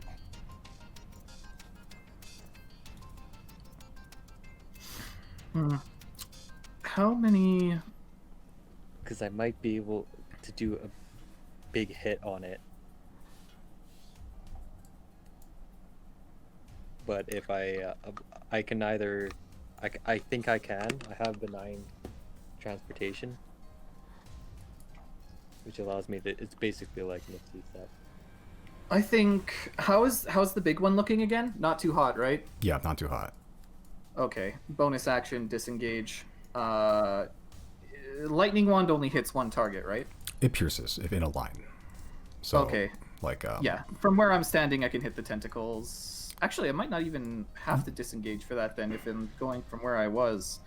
That... Yeah, I would go straight through. That might be smarter, actually, even though I... If I go down, somebody can get me. I'm fine, I think. I'll resend that, and then I'll just fucking unfucking load on this. I'm gonna throw... Let's do 5 charges. Where do I roll for that? I don't have a thing. Blah, blah, blah, blah, blah. Hold on. What do you mean, hold on? I'm making calculations. Whatever you were gonna do to that thing, do it to the thing that's in front of Riley instead. Did we all like learn math overnight? I suck Is at it math. just me that can't do any math? I suck at math unless it's D&D math because I just fucking hyperfixate on the numbers. I love the That's numbers not when they're real. D&D numbers. You either know math or you don't. I don't get to pick how my brain works. Riley, what you done? Chris, you have 10 seconds to explain to me what it is you want to do, or I'm going to do the thing. Yeah, just do your thing. Okay. In that case, I'm gonna unload 5 charges of the lightning wand onto the big thing in the straight line. How do I roll Okay. for that? Is that all of them? All the charges? No. No, there's 7 charges, so I'll still have 2 left. Okay. How many charges? Hold on, let me do the fucking math there. I don't remember all the little details of the thing. Wand of lightning. I have the attack on my page if you want me to just do it. Yeah, you could probably do it. I It don't doesn't think- change, I don't- like, the spell save DC if No, you no. change person, does it? No, okay. Yeah, I just thought you might want the satisfaction of doing it yourself. Well, if you would like me to, then Up to sure. you. I don't mind You waiting. can decide amongst yourselves. I'm fine with either. Yeah, I I mean, think I would it's, like to roll it myself. Yeah, it's this one. I guess what is it, like 8d6 lightning per level, right? It's 86 lightning normally at their level, but then every charge you expend beyond the first increases the level by 1. So if it's 5 charges, that's level 7. So that's 8. It's like what, 12? I think that's 12d6. It's a lot. It is. Advanced dice roller. Do I need the macro, or should I just roll 12d6 now? Just roll 12d6, and that's the math. Look at the 12. look at the spell save after. Any bonuses to that, or no? No, we just 12d6 damage. Yeah. So That is DC. pathetic. That is DC 15. abhorrent. Okay, it needs to make a dexterity saving throw, DC 15. Okay. That's rough, buddy. Sure. So, Riley, Mm-hmm. describe to me your finishing blow. Oh yes. I'm gonna be. Alright. Let's end this. We're having calamari tonight. Take out the lightning wand. Fucking just in a straight line zap him. Sparks go flying. And if possible, the fleshy bits, I would like them cooked to perfection. Okay. So as you unleash the massive bolt of lightning, it just streaks across, piercing through the one in front of you, completely obliterating it, and then just leaving like a Castlevania style, just like turkey on the ground. Blast through another one, same thing. It just leaves this singed black, like rubbery tube that just smells like a lot, sort of like burning tires, pretty much. As the rest of it also gets eviscerated, hits the main body. As it hits that shell portion, it sort of blows it apart, and all the where the collection of tentacles sort of meet, it just blows it apart and just leaves all the tentacles just scattered across the room, leaving huge, as it does, just arcs of lightning just crawl up through the tentacles and just singes it black. As it sort of hits the ground with a very heavy thud. So does all the other tentacles. Hell yeah. But we still got this guy in front of us, yeah? Yeah, that guy's still alive. Alright. I'm gonna turn to it. I'm gonna say, "You're next! If you don't stop what you're doing." And I'm gonna dash and disengage to the healing spirit and grab some sick heals. What is it, 2d6? 2d6. Hell yeah. Ooh. Just make sure to move back out in case anyone else needs it. How much movement did I expend there? Oh yeah, I can do that. So I'll move up here. Grab 11 HP. And that's me turn. Okay. Chris, your go. Okay, I'll use benign transportation over here Okay, into the healing spirit. sure.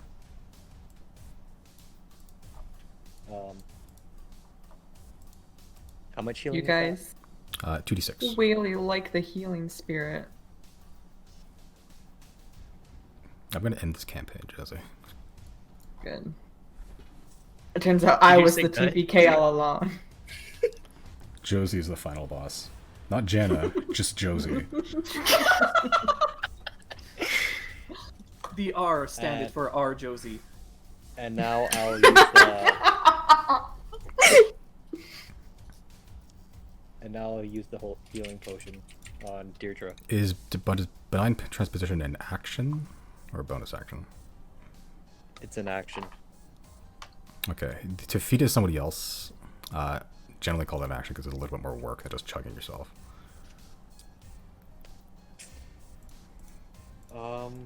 You could have walked over there. There was nothing attack of opportunitying you anymore. You just wanted to stop. Right? When does Chris ever do things? Can you Had fucking a believe flex. I swear, if Bertrand dies because Chris wanted to style. that's gonna be the funniest thing, I wouldn't even be mad. It would just be funny.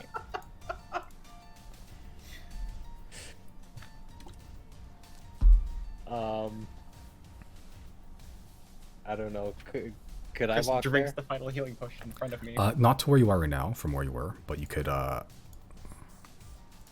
take this path. I guess I'll do that then. Okay. And I'll remove the healing. Okay. So you thought about styling on people, but you decided against it when life and death is on the line. But you really had to fight that instinct. Only Yeah. death and super death, isn't it? Super kill. What happens to you when you die when you're dead? Hmm. Really curious. Okay, you're going to apply the Death to- healing on Deirdre. Directly to the forehead. Okay. Yeah. What potion is this? Of greater healing. Okay, so roll 44 plus 4.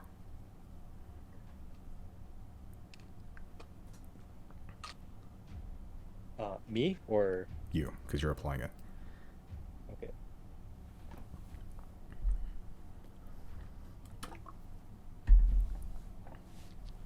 It's not bad.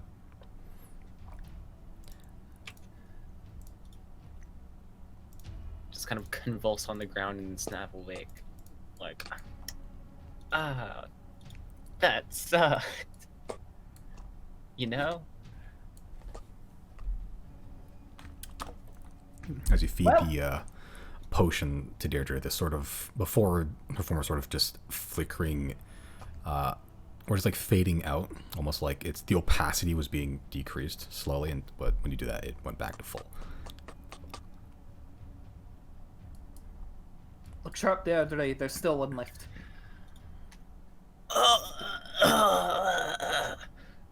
Just regaining some composure. All right. Let's So- cyberbully this kid. All right. So that's your movement. That's your action. Got a bonus in you.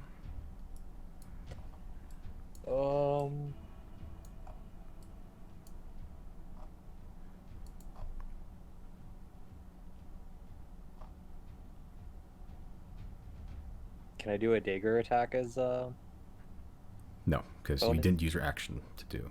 I feel you asked me this like Oh. once a month. I'm guilty Okay. of the same problem. Sorry. Yeah, then no, I don't have anything. Okay. Georgia's being mounted. 0. Your go. Okay, so I'm gonna move my my echo, 30 feet over here. It says I can do that without use of an action or a bonus action, so I will take advantage of that. Hmm. I will use my movement to go. Hold on. You'll have to stand up first. You yourself. That's But- fine. I stand up. Okay. I walk here. I'm going to make a dagger attack, and then it's going to make a dagger attack as well. Okay. Okay, question.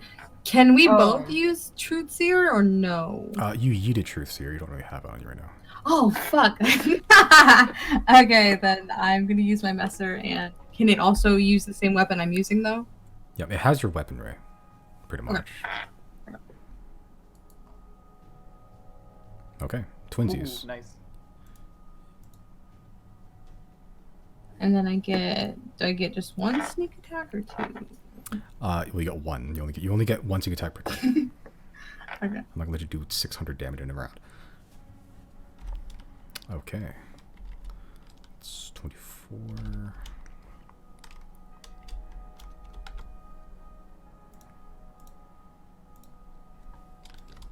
Okay. Zero. Describe to me your finishing blow. What does this thing look like? It looks like the legs look horse-like, like they have that weird curvature and have they're hooved, and it looks very skeletal. It does have human arms that are sort of clawed, but from its shoulders it has like insect-like legs, and it has like a sort of like bulbous scaled head with like many rows of teeth, and it's sort of just dripping purple gray ichor, and it's sort of just hissing pathetically at you at this point. Disgusting. Okay, I want Zero and the Echo to have like this very in sync like motion of just like taking the Messer and like lifting it up and then bringing it straight down on the monster both at the same time. That's it. Okay, like a synchronized dance on ice. You, in tune, because it is you, both sink down directly into this creature at pretty much perfect right angles, and as it does, you just lop off this huge, perfect angled chunk of flesh from its body as it sort of bleeds this purple goo out, and it just sloughs to the ground, motionless. As a free action, I'd like to fist bump my Echo. Okay. You do 1 point of damage, it fades away. Alright. Okay. Silence.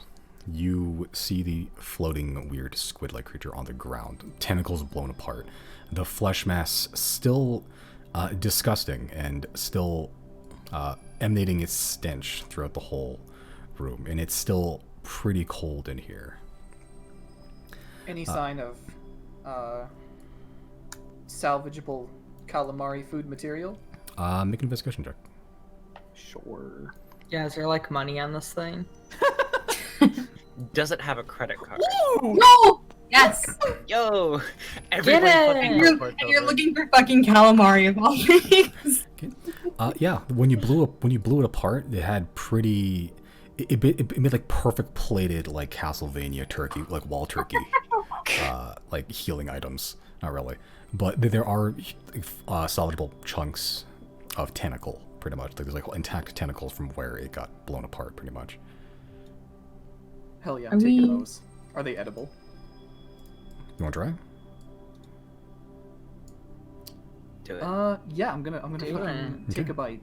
Sure. So, are you cutting it off, or are you going into it like a rabid animal? I'm just gonna. You know what? Well, how big is it, first of all? From like end to end, it's probably like a little less than a foot thick. A foot thick, huh? Alright, I'll turn it on its side and I'll give it a swift slice with my rapier. Okay. So Even though that's a finesse weapon and they don't slice, I'll make it work. sure. Yeah. Yeah, I'll say over time, as you're sort of slicing into it, like making little nicks, really, with the point of the rapier, you find the flesh, quote unquote, is very tough and springy. Like, and you're prodding it, and it's like very like resistant to just any force, really. And it sort of like breaks apart in like a weird, like ballistic gel manner. Like it's like sort of clumpy, and it sort of like rips apart. Does it look tasty? When it's charred like that, The smell doesn't smell very good. It smells like chemicals. It smells like what Sylnia smelled like, but like times 10. Hmm. Like, on it's- second yeah, thoughts, it's- maybe calamari isn't the best dinner choice Yeah. tonight. It smells case- polluted, pretty much. I'll grab the remainder of the tentacle that I had, and I will offer it to the queen in prayer, saying, I know not where this creature comes from, or if it's even a sea creature. But if this can help you in any way, it is yours. Make a religion check.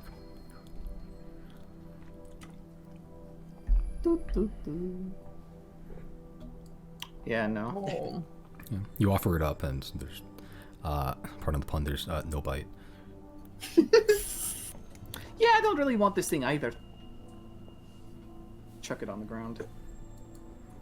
Are we out of initiative? You are, yeah. Can we figure out how much healing spirit is left for everyone? So, So it's it only lasts offered- up to a minute. Mhm. We probably got half of it left, right? Yeah, I think there's a limited amount of times it can be used before it disappears, too. That's an errata. Oh, I've been Big. liking the puff puff pass system we got. It's an errata, so it's DM interpretation. The spirit can heal We a number of almost times. died, Simon. Let us let us use it. Spirit can heal a We number of almost times. TPK'd. Oh, really? You guys are fine. Jana was down at 1 hit point. Then Deirdre made like 2 death save throws. We've had scarier encounters. Ratchel's And we old. also rolled incredibly well, and Simon had a few poor rolls, so we could have TPK'd, but the way things went, I don't think there was a Yeah. chance that would have happened. For reference, almost every saving throw the main body had to make, it failed except like 2. Even with things it was good at, which was annoying. Either I way. can- How much more rounds we got? You've been used twice at this point. You got 8 rounds roughly still left in it, so they're like another 40 seconds. What's your wisdom modifier right now? My what? Your wisdom modifier. 1. I'll just see the old mechanics, whatever. So 8 rounds left. Cool. So does that mean everyone rolls 8? Wait. You 2d6 just- 8 times? For simplicity, you roll. You cast it at a higher level. There's 8 more rounds, assuming everyone gets it. Yeah. So that's like A minimum of 2 per 16d6 or round. something. I'll say just tell us and I won't even question it. Okay. What do you say, Minimum 16d6? is 2 Something per like that. round. 16d6. 16 rounds. I heal to fall. It doesn't matter what I Yeah. roll. So Janet, you just roll 16d6. Hey! Yeah! Nice! Everyone heals 69 points Oh, that can heal shit. from this spell. Perfect. Nice.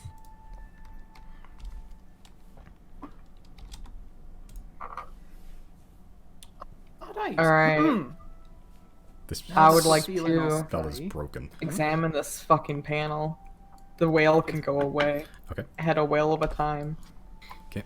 The panel is busted to shit. Like a solid third of it is missing, especially from the side where Invisible Stalker is going. It's actually still kind of going at it. Like it was stunned for a little bit, so it couldn't attack the panel. But as it gets stunned, it just begins whopping at it again, just carving off chunks of this console in the middle. You want to like stop that? So we can escape. We can get out of here. Chris. Me? Who else Yeah, is who's- controlling that thing?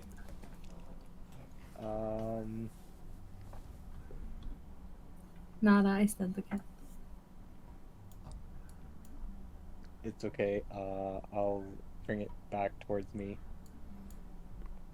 Okay, and it's sort of just very slowly. You guys don't really see anything. It's like a weird breeze past that bayou, but you just see like chunks being taken out of it.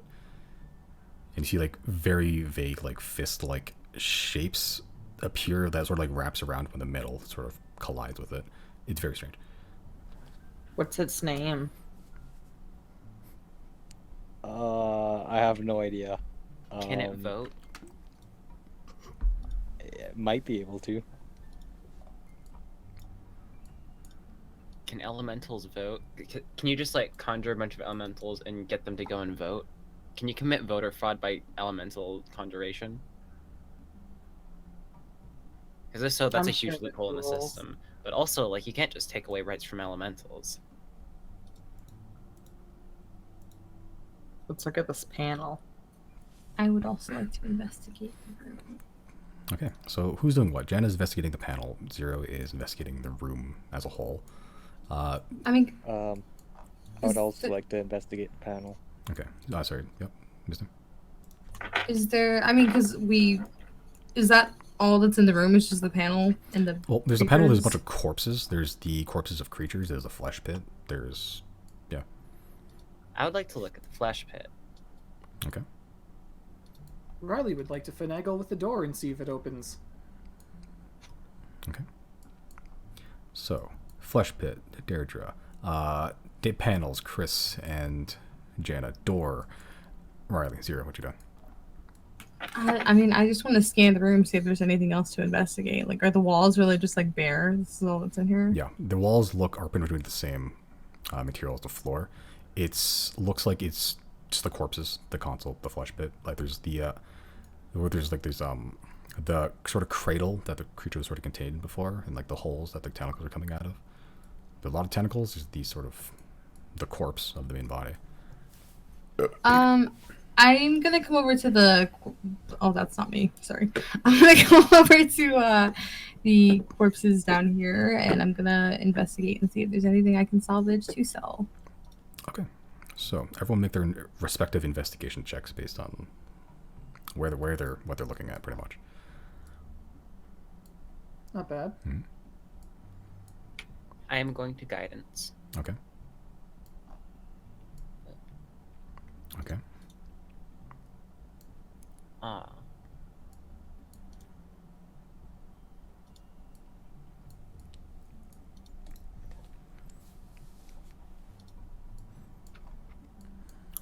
Okay. So, Riley, the door, still shut, pretty much. You're trying to like pry at it, but it doesn't seem to budge with, just prodding at it, trying to open it up normally.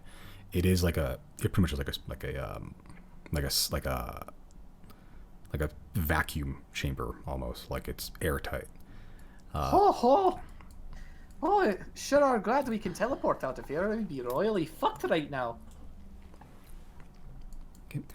Zero, with your investigation check, there's a lot of doodads in there. You're not exactly sure what they are, but you can just start ripping apart things and seeing what's there. You can take chunks of tentacle material. You can take like the iron caps, those sort of claws on the end of them. You can try to like poke at some of the pipes, like try to like maybe pry out some of the lights that are in it. There's a couple of like tubes and like weird like vials on the inside where you just sort of reach your hand through one of the holes where the tentacles used to connect. It's a lot of things you can poke at from there. I want to take anything of interest, not necessarily just to sell, but anything that looks like it can be used or anything that I might want to show somebody else. I don't know. I'm just I don't want to like just take scraps and metal and meat. I want to take like cool looking shit. Okay. Like you said, vials. I want to take the vials. For Yeah, sure. they're it's less like vial. They are vial shaped. They're kind of like the same ones you found in the other like storage area, pretty much. They are different shape. They don't look the same, but they are like sort of cylindrical shape. They're like covered in like a metal, but they're like half glass down the center. A couple of those. There's things that kind of look like gyroscopes. There's like disc shaped objects that are sort of black metal with like gray, almost like donut shaped. There's like a center like weird disc in the middle that's sort of like gravitationally like floating in the middle of it, sort of like free touching anything. There's a bunch of weird doodads in there. If you would like, there's since you can't really discern much from this, you can mark off 2 robot squid vials. or however you like to organize it. 1 robot squid gyroscope, and 1 weird floating disc center donut thing.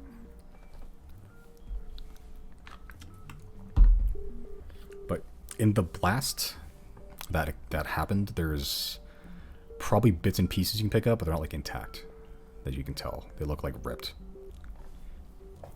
Okay. And you can take some tentacle stuff if you want to. There's tentacle stuff everywhere. Yeah, I'll take some weird tentacle stuff too, I guess. Okay, you can take like a couple, however much tentacle stuff you would like. There's the rubbery material, and there's actual the clawed end cap that's been whapping you the whole time. I definitely want to take a claw or 2, and then just a little bit of weird meat. Okay, they're pretty hefty. These things. The tentacle itself was like less than a foot thick. Like they're pretty sizable. Yeah, you got a bag holding. No, I don't. I said I need to get one. Yeah, you can slap it in Chris's thing if you want to, but yeah, these things would take up pretty much all your bag space. Like you probably would be able to fit both tentacle things. I'll just take one then. Okay. Yeah, you're pretty much at capacity at this point. Okay. Deirdre, you're looking at the flesh bit. 12. Anything in particular looking at, or just looking in and seeing what's weird? I'm looking for things that I would probably know about like bodies and stuff, and like dead things. Okay. See if I can make anything of this. Sure. Just looking in around the area, looking where things have risen up. It is just a sea of flesh, but it's like a mix of like organs and body parts, but they're almost in a liquid state. Like they're just constantly forming and reforming. The pulsing has stopped, but while you're in there singeing and burning alive, you did see it was writhing, and there are faces and heads and like fingers that seem to move like they were alive, but they were disconnected, and then it would liquefy and reform again. It's a very weird sensation. That has stopped, but the remnants of that are still there. It's still now. Is the pit still like acidy? You can touch it. I would like to touch the pit. Okay. As you sort of just dip a toe in there, you take 2 points of acid damage. Ooh, still acidy. Yeah, as whatever this substance is, it's caustic. Right, so it's kind of like some kind of like rapidly shifting, like weird caustic biology thing where it's making things and they're dissolving and then they're getting made again in some kind of like solution. Yeah, it's less of like a separate solution as it is. It just fills this whole pit, well, most of the pit. It's very strange for you, especially because it's just like it was morphing and shifting, and like things have risen up and became like made tangible. Yeah, it's like if flesh was like liquid for some reason. Right. So in terms of like good necromancy and bad things, where does this seem to like go against like whatever you might consider Deirdre's philosophy on being? Is this like is there something wrong going on here? That's up to you to interpret.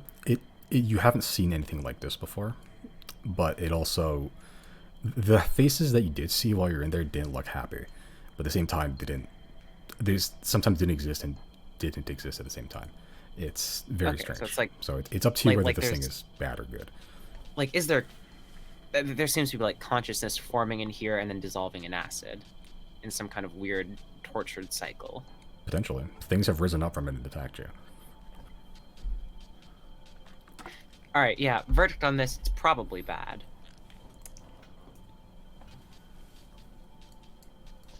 Okay. Chris, Jana, you both try to investigate, and Giorgio, investigate this console. It's about a third smashed to shit. A lot of the screen, or some of the screen is missing. A lot of the chunk of the base is missing. That's where the big components are. Little doodads, you're not sure what they do. A lot of buttons on this. A lot of buttons scattered across the floor, too, with the invisible stalker just kicking the shit out of it. Fuck this trash can in particular. With the ones that are still intact, Janice just gonna start pressing them to see if anything fucking happens. This thing's already beat to shit. I feel like it can't hurt too much. Okay. See if one opens the door.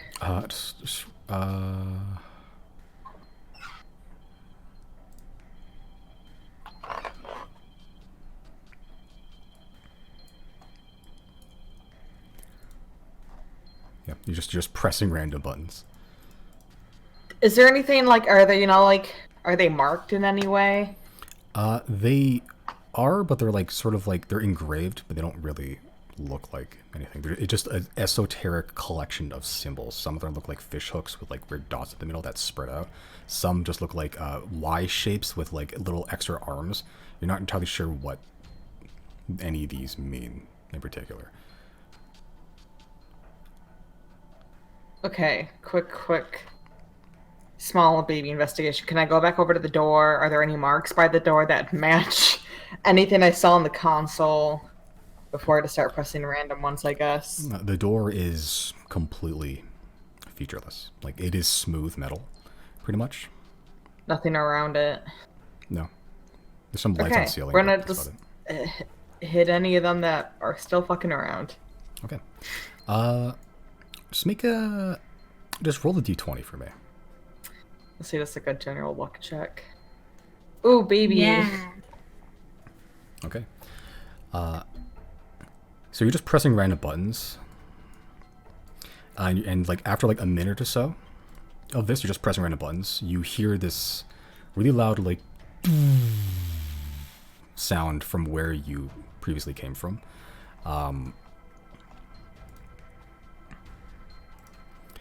As a lot of the lights just go out.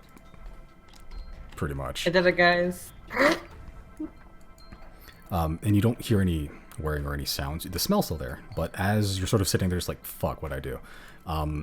The screen lights up, and a bunch of symbols begin scrolling past, not unlike the ones you saw previously. And again, you look at it, and you squint your eyes, and it turns into common. You close your eyes, and they turn back into this weird symbol again, and you just keep doing that until eventually it just sticks to one language. Luckily, the text seems to stick to mostly the unbroken side of the screen.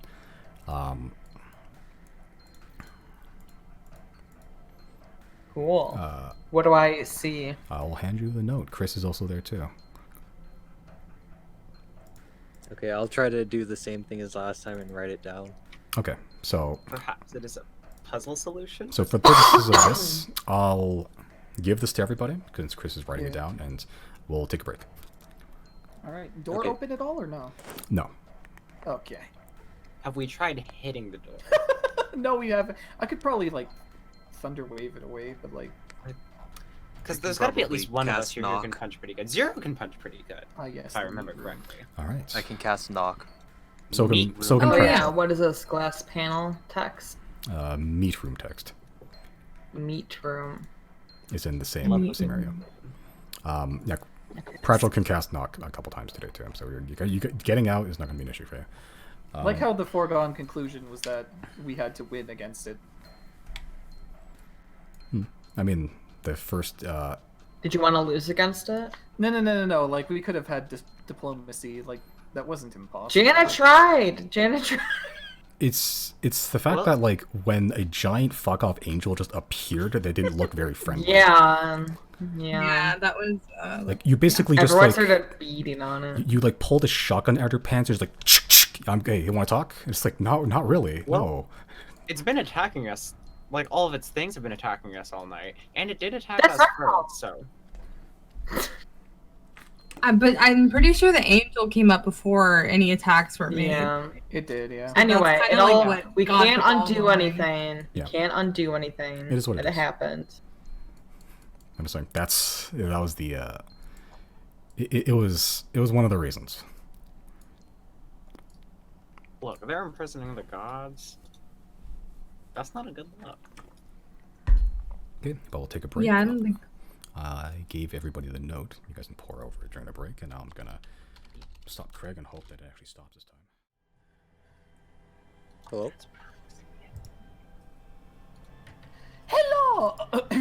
Oh man. Did you read the document? I did. you'll notice something. No Our- active biological life signs aboard ship. This is not a building. Yeah, Yeah. I read I that. think we figured it out at this point. Yeah. Even Well, before we sure. got handed this Are note. we the active threat? I'm pretty sure. The question is, how did this ship get down here so quickly? Yeah. My theory right now is that it crashed. If you notice the last thing, apparatus eraser statuses, remote connection to mainframe, no signal, order defend ship active, order eliminate threat active, alert severe damage to external unit. It probably fucking crash landed here. Yeah. Mm-hmm. Yeah, we are no longer you. We cannot acknowledge. Do you think other people are gonna try and find it then? I don't Well, think it anybody sounds like knows the about ship it. was abandoned by the main force. But it would have. It had doesn't to have any crashed. connection. It would have had to have crashed during the time we were down here, though. No, I don't think so. Cause Yeah, it's probably like a cloaking thing. yeah, because I think the hallway leading it towards it, the corridor, it was too uniform. It was like a straight line. There were carvings of the statues and whatnot. So Wait, there's no way it literally just landed here as we were. Also, with that, it only being a days away travel from Sen Lumina, it would have created far too much noise for us to not have noticed that. yeah. Also, like, well, which one of these do you think is the thing we just fought? Because, like, cable mass is looking like. I'm not sure if this is something that Simon just went in and edited, but it makes sense, like, because what it's trying to do is reestablish the link with the mainframe, because this seems like the main thing that's, like, kind of running this place right now, and it's gathering the biomass and such at the cable mass, because I would definitely define that rubbery thing as a bit of a cable mass. And Yeah. how it said alert low power battery rupture, and it got exploded by lightning, which I think is I a don't- very interesting touch. And if Simon just went in and edited that right now, that is so fucking cool.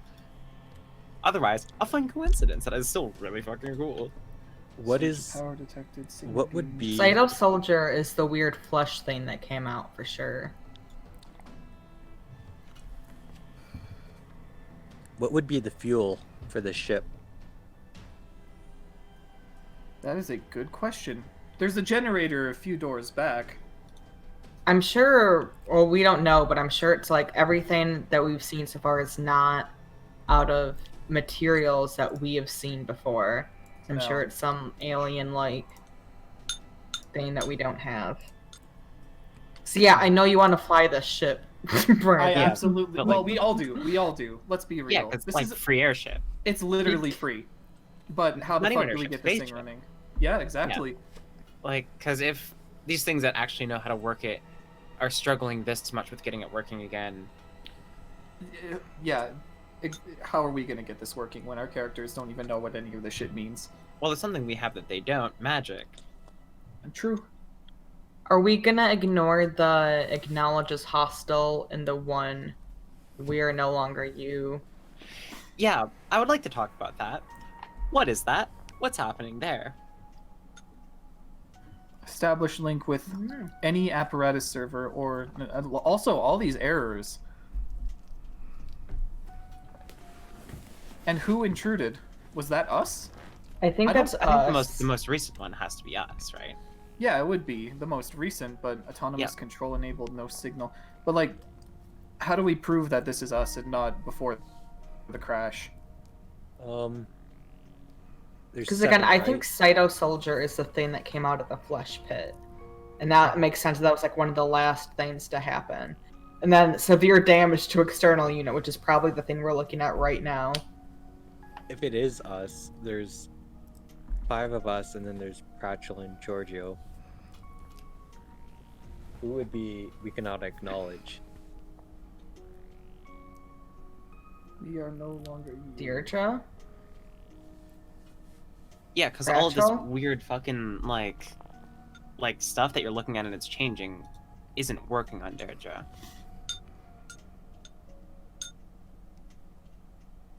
Like, hive mind psychic connection to local system create cyto soldier. well, I don't think those are all us. Like, I think each acknowledges hostile is about a group rather than one individual us, because there's eliminate threat marked as complete. Yeah.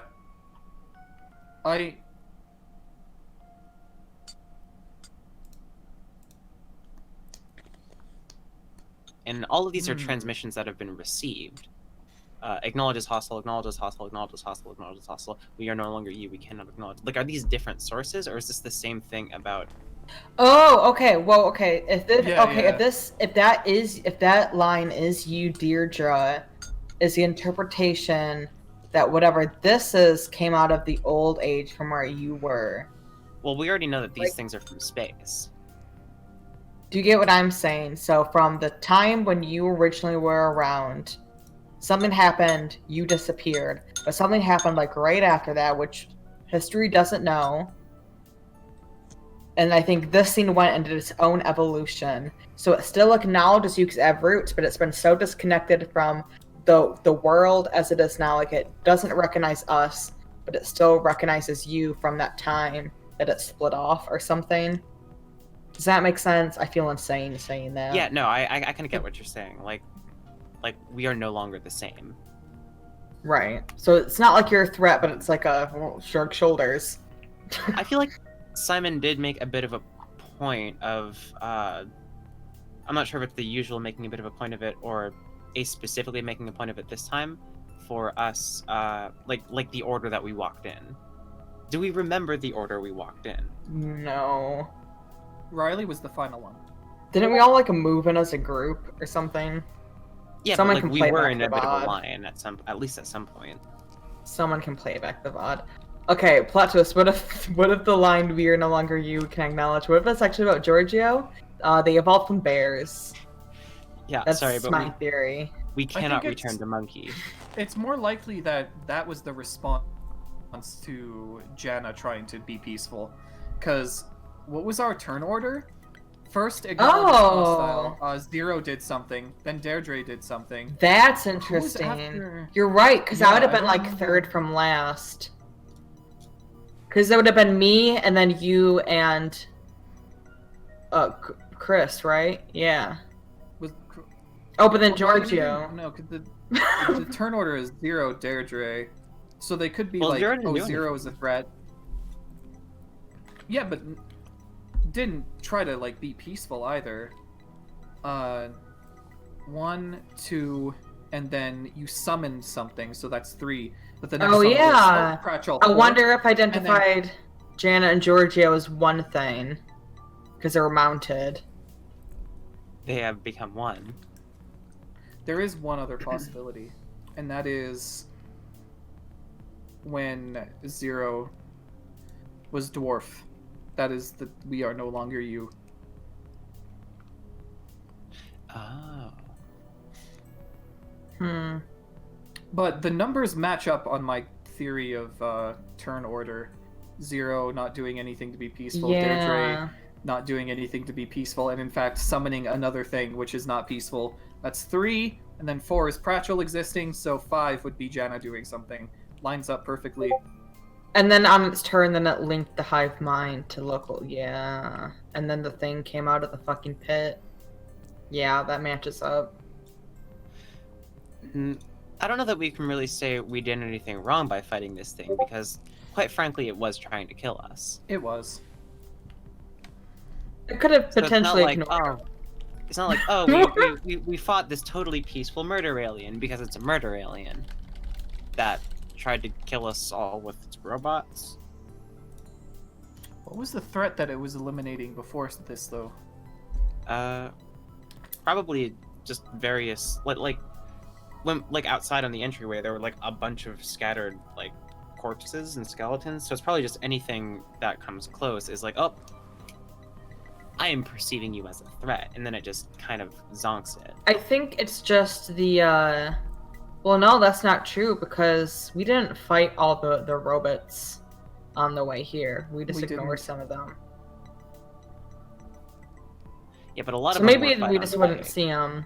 But I do wonder if it's just the order to eliminate threat. The order was sent. It doesn't mean that we died, but the order was just sent to like activate those robots to attack us. Oh, hold on, Apparat. These might be logs from the things that we killed, actually. Yes. Wired mainframe. Yeah. So you go to the Deadeye Lancer alert signal lost. Yeah. Once its active eliminate threat was issued, and lost its signal, that's probably us ending it. Yes. And then everything yes. else, Oh, no, hold the on. shit that happened before us. Hold on. A lot of these, it says severe damage to external unit before signal lost. The Deadeye Lancer's got to be the one that Pratchell took. Because there was no, like, severe damage there. That's a good point. It's just signal lost. When was that? Eliminate threat cancel. Where do you see that? What, eliminate threat cancel? That's the cable mass. Yeah. Oh. Oh, that's maybe that is. It says remote connection to mainframe. Oh, true. So maybe that's the thing outside of the ship that looked at Zero when Zero was a dwarf. Hold on. Which one? No, I think the cable mass was that thing we just fought. Are we all back? Are we? Do we have Misty is not Misty? back. No. I say we take the rest in here. Yeah, I can throw up a tiny hut in case some fuckery happens and we're unable Yeah, to. I don't like that pit. Because we're enclosed in here, and in case the things out there start coming out. Right. Yeah. Yeah. Here We're we're enclosed. ironically quite safe.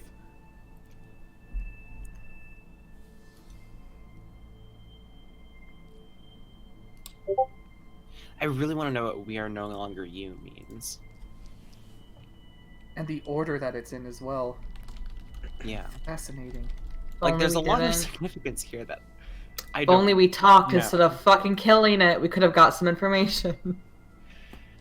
Because I would like to try. Maybe we can talk to Asazon. Yeah, I think that's our best bet here. And also, we can try and speak with dead. I always keep that prepared. And Zero could probably speak to their god as well. Yeah. Yeah, Orin ain't really know shit about this, so... Like, Chris is thinking, when he sees the word fuel, in the world, there's not really much of fuel, but where that word resembles more with Sylnia and the ships in the where the prison is and that sort of thing, where the poison sea where they were fueled, and the type of airships and that sort of thing. So maybe it could be Arcanium, or it could be something, another sort of substance similar.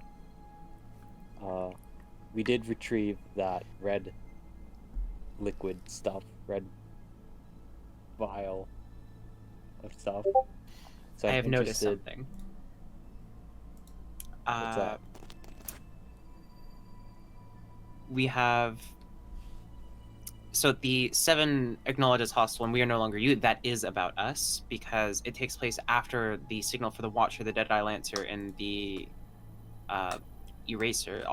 It takes place after all of those signals are lost, and we know that we did that. True. Yeah, Wait, so this there's is... 2 things still active. Wired mainframe is we're using right now, and it's like the whole shit. Yeah. That's not...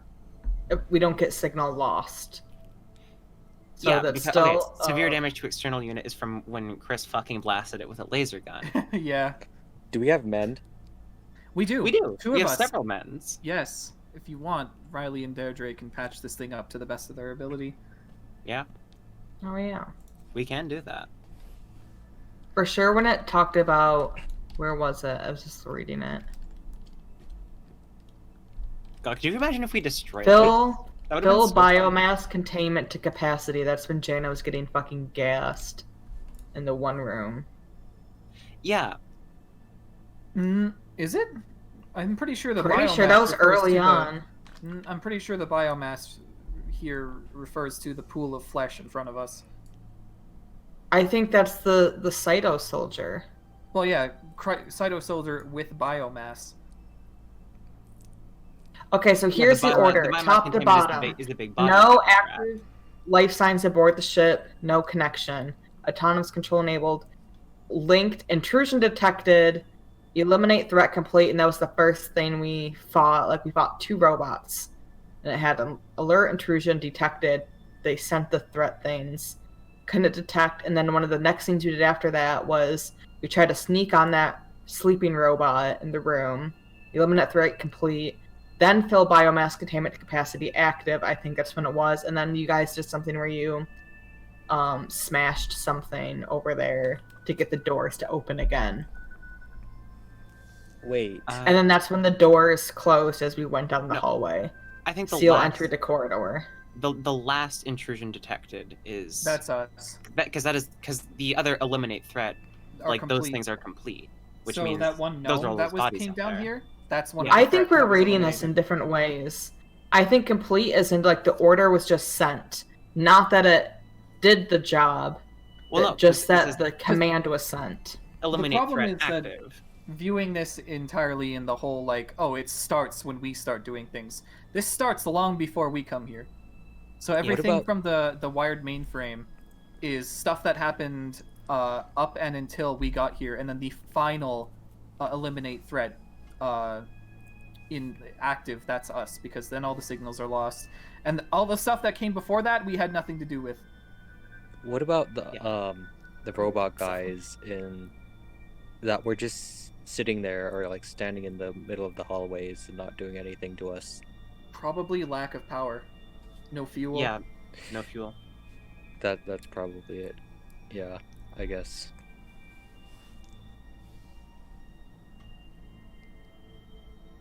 Yeah. Okay. So from what it looks like, its murder robots weren't working on us, so it got scared and tried to reestablish its link as a desperation move. And then it received a transmission to acknowledge most of us as hostile. Where was that one that you said did not have the severe not cable was mass is the, probably what we were. Deadeye Lancer, that's the one. Yeah. That's the one Pratchell took.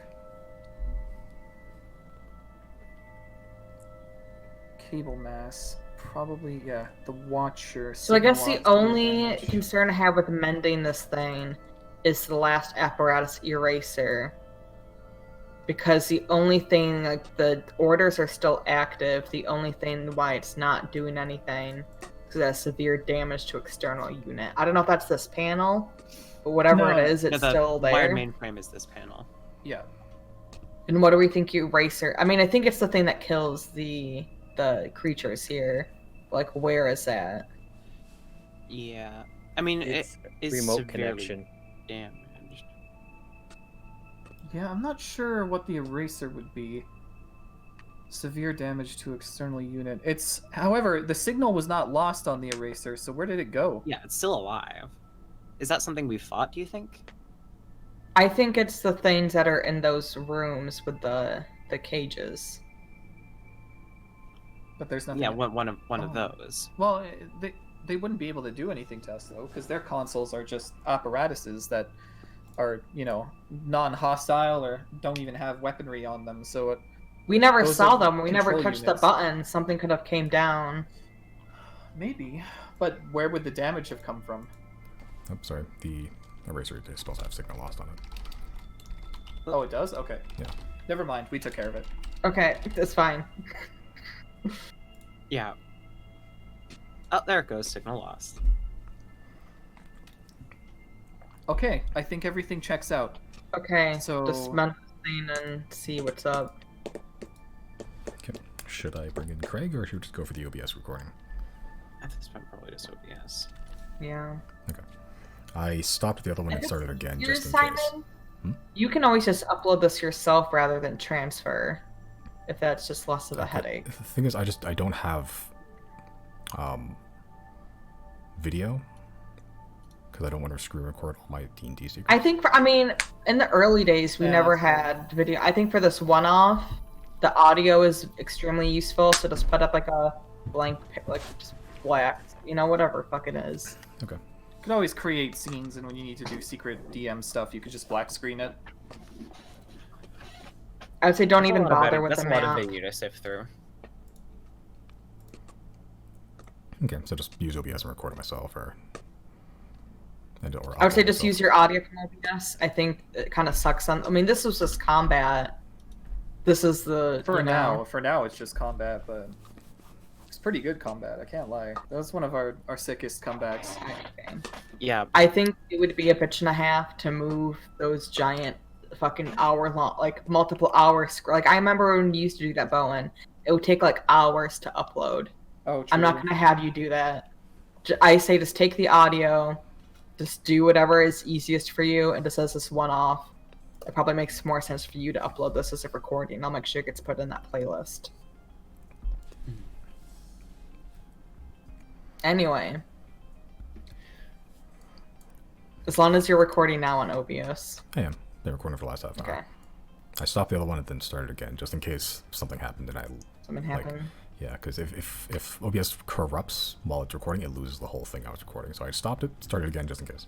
So we have the combat. As long as you're also recording in .flv, even if your computer crashes, it will just keep until the moment your computer crashes, it keeps everything. I'm not, because the editing software I have doesn't support FLV, so I'm using MP4 MP4. All right. And I'll convert it to MP3 later. All right. Okay, so just use the OBS for now. Yeah, I think just for this one off, just because Craig was being weird. Thanks, Craig. That's why I don't pay you enough. Will here? Yep. Are we? Misty's here? Yep. Excellent. Yep. Okay.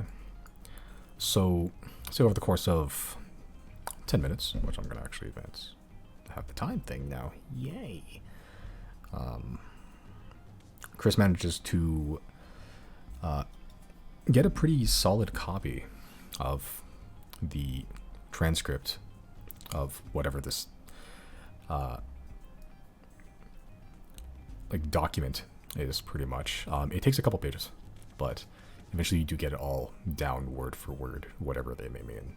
You've discussed it amongst yourselves for a little bit, and you are currently in a darkened room that is dimly lit by the light of the console screen in front of you. You're still locked in a dorm. It still smells rancid as hell in here, and you still have a flesh pit in the middle. Alright, who wants to take a break?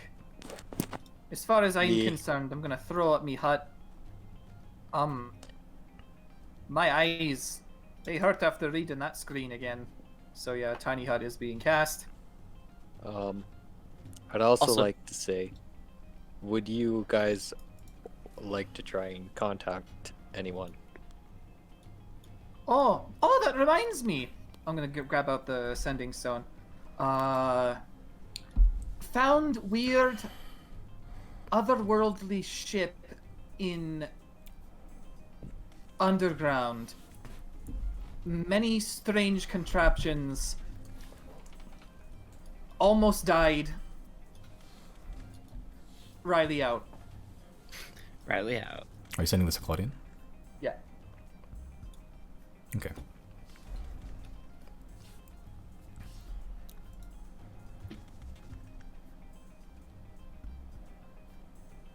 I'm sorry, what would you say again? Just roughly. It was something like, Found hey, we things, found, almost died. yeah. Okay. Otherworldly ship, strange contraptions.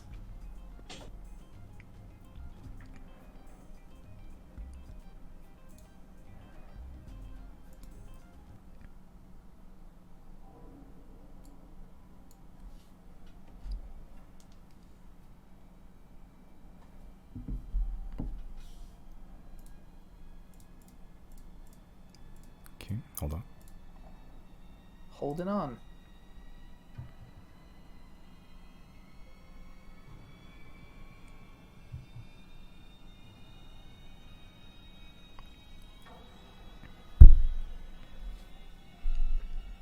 Okay. So you sent it to Claudine. And it goes. You can feel it goes using the magic. About 2 minutes pass, no response. And in your head, you hear a voice, not Claudine's, though. It's more masculine. And you hear the sort of subtle tickle of the ear of a almost vaguely familiar voice. I'm afraid your friend is a bit preoccupied right now. You bastard. Come find me soon. Ask him where he is. Call Sending my only cup. happens once a day, right? Hey, Only you once got a day. cake? Yeah. Fuck. Drop a this- pin. Wait, was that a drop Ken? pin.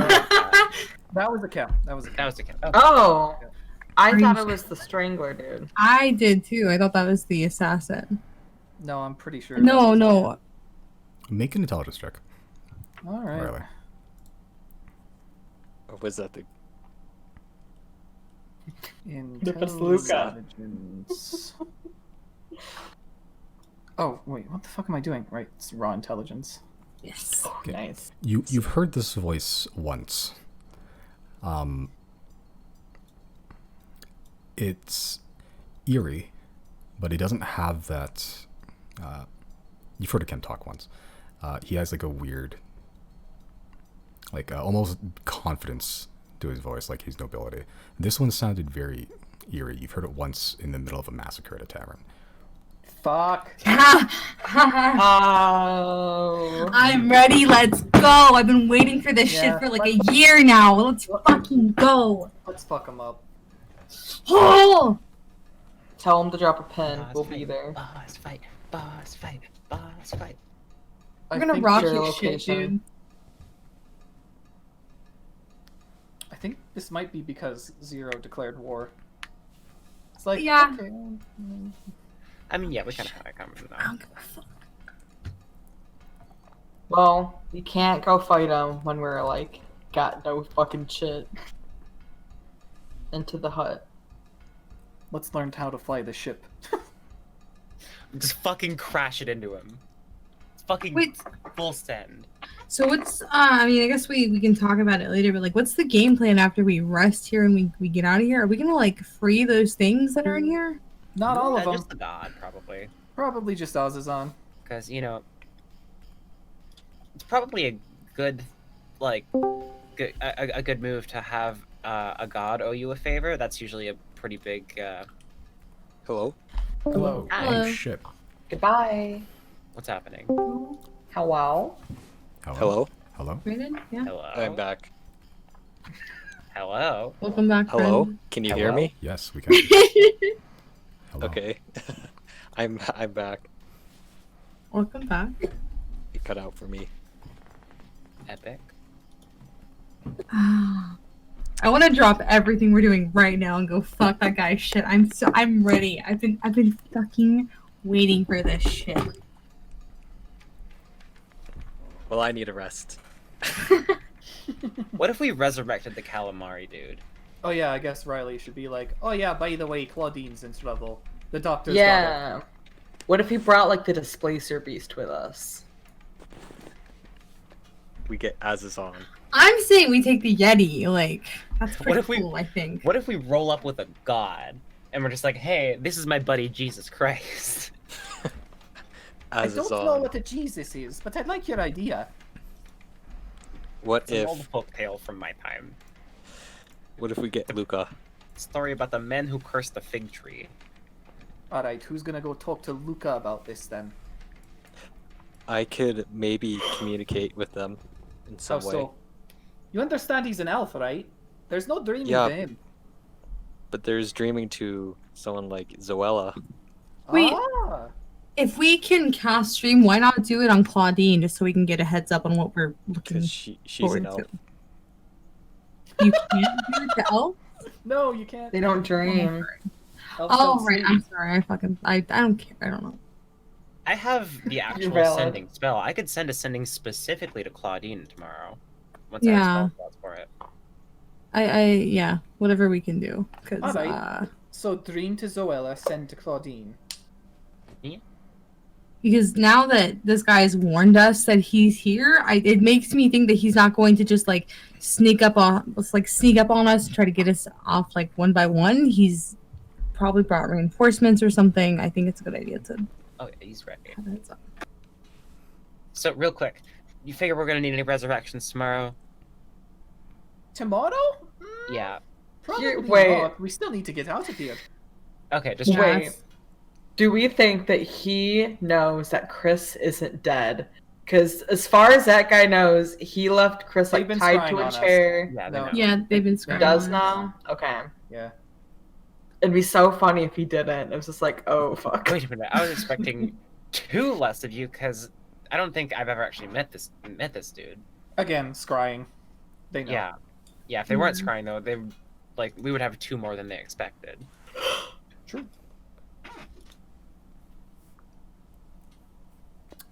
Before Chris does anything, Riley's gonna be like, wait, what? Why did that happen? That was very strange. Riley's gonna put his hand on his shoulder and be like, Chris, preface the dream with an apology. Yeah. That is all. Oh, Georgia would also like to thank Chris for, all of the save. What? I feel weird about the term saving her life, but something equivalent to that. I would also like to shake Pratchell's hand and thank him. What's going on? We're gonna get some rest. In the hut, Pratchell. Just in case any of those slimy fucks decide they want round 2. Are you casting tiny huts? I already have. Cool. He's gonna summon the mansion. Yeah, I was saying, why can't we be in the party mansion? I mean, I didn't know he could still do that. He was saving it for teleport, just in case you guys want to cheese it. Oh wait, so he just wasted his own. Well, if he didn't waste You it. know what? The tiny hut won't try to kill us. That's true. I guess you could So, try tiny hut. Jane is going in inside the Pizza Hut. mansion. I've already casted it. It's too late. They're just Oh. going to the Taco Bell. I'll just go back to my combination, bed. yeah. Pizza Hut. Alright, see you in 4 hours then, Chris. Well, I need to have rest for 4 hours, and then I need to go back for 4 hours But go back where? to sleep. What do you mean? You're an elf. We don't sleep. But I don't have any slots, spells, or any key Oh, to right, do right. spells. A full rest is. Wait, no, I thought we got the benefits of a full rest in 4 hours as elves. You do. Yeah, but Yeah. but Yeah. I need to Get it back. cast it, it after that. Jesus, I just looked at your spell slots, Brandon. Holy fuck. Is he totally out? There's one spell slot. I cast Faithful Hound in front of the Magnificent Mansion. He has 0 spell slots.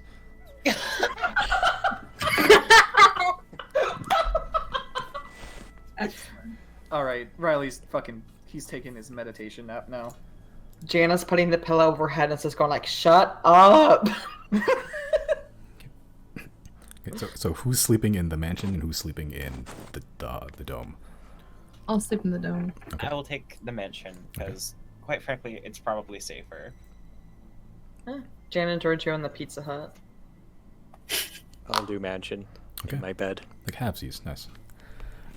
Yeah, so once the dome goes up, the smell goes, it lingers for a little bit, but as it gets filtered out, eventually it becomes just like, not fresh, but, stale, but not rancid meat. As you go in the hut, it's completely fine in there. You guys know where stuff is in the mansion. You don't need to step on anything or have stalactites shatter your skull. Or animate armors kick the shit out of you, mug you in the street. You guys have a long rest, much needed after you pretty much just cleared this whole building by yourself. In the span of like, I don't know, actually know how, it's actually wasn't that long, but you guys exhausted yourselves doing it. Anything you'd like to accomplish before moving on to the next day? Yes, I want to use my last charger in the Truth Seer to use Burst of Knowledge to give me advantage on a religion check, but I'm gonna take some of the weird shit that I found. How many vials of that, like, what was that fucking like robo squid vials? Yeah. Like you extracted from the RoboSquid? Yeah, I'm gonna take one of them and I'm going to just kneel down and pray for a bit before I go to sleep. I'm going to offer that to I fucking forgot her name. Alina? Is that it? There we go. Okay. Yeah, I'm gonna use my last charge in Truth Seer to do that with advantage. Okay, make that check with advantage.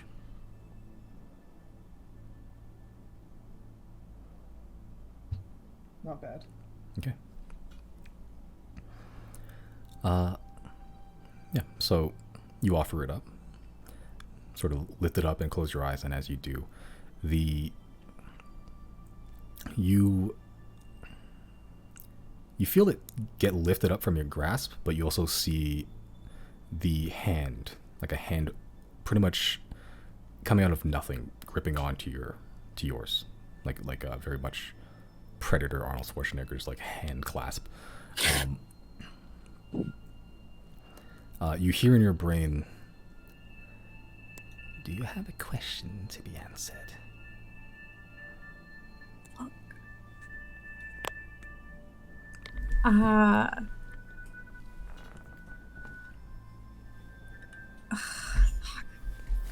I wasn't ready for this. Zero's going to say yes, but I'm not ready. Very well. As the hand releases and sort of fades back into nothingness, and you're just stood alone in your room. I'm in the tiny hut. In your room that you share with Our everybody. Yeah. Comrade. Okay, that's fine. Damn, it looks like someone just had a spiritual experience. Before Zero goes to sleep, they're gonna come over and bother Jana and just like poke at her and be like, "Jana, what do I ask my god? Jana, what do I ask? What do I ask her?" I'm just gonna poke her. Ask if rubber can be used to make tires to create devices called automobiles.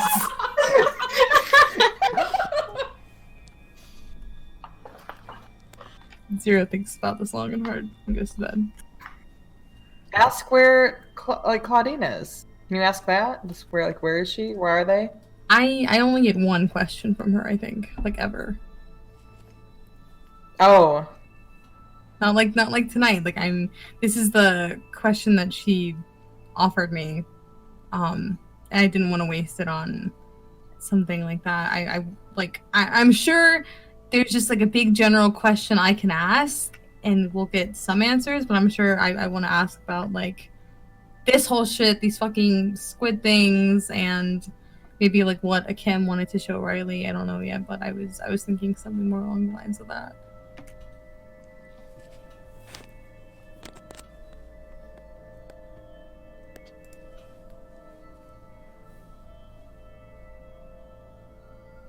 I mean, yeah, I think you could just ask, like, what are these things, like, where they came from, what were they doing? Just ask, like, about section on this whole ship. Simon, could I just ask, like, I mean, I don't know if I'm gonna do it tonight, because I know you'll probably have to prepare something, but, could I just ask a general, like, what really happened? Potentially. You have to do it to find out. Okay. Do you want me to wait to do that? It's up to you. No, I'm asking. He has the give me lore time on to hand. prepare He it. knows what happened. Okay, that's fine. Then I guess I'm gonna do that. Okay. Right. So you think the hand's already withdrawn, but as you come up with a question that you're going to ask this strange patron that you found yourself, aiding maybe. And as you do, you see a book lit up before you as you open your eyes. Okay. It's just a blank book, but it's open. It's like physically in front of me. Yeah, it's on the ground. Does this book look familiar to me? It looks like various of the books you've seen in that strange place you get taken to sometimes. And Okay. It's not a specific one, but it looks pretty similar. I'm gonna pick it up then. Okay. So, the minute you touch it, your consciousness goes. The rest of you just see Zero just pass out, nothing else. Zero, please join me in Sneaky Peeky. Have fun.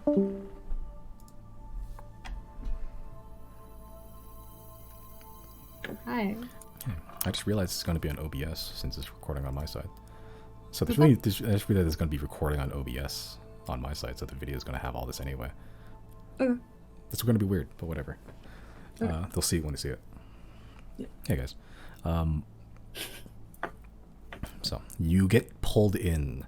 Your consciousness goes. You see a bunch of white, almost parchment-like textures and colors. This tinged yellow, some burnt pieces of paper on the side, and you just whipping down this tunnel at like Mach 1.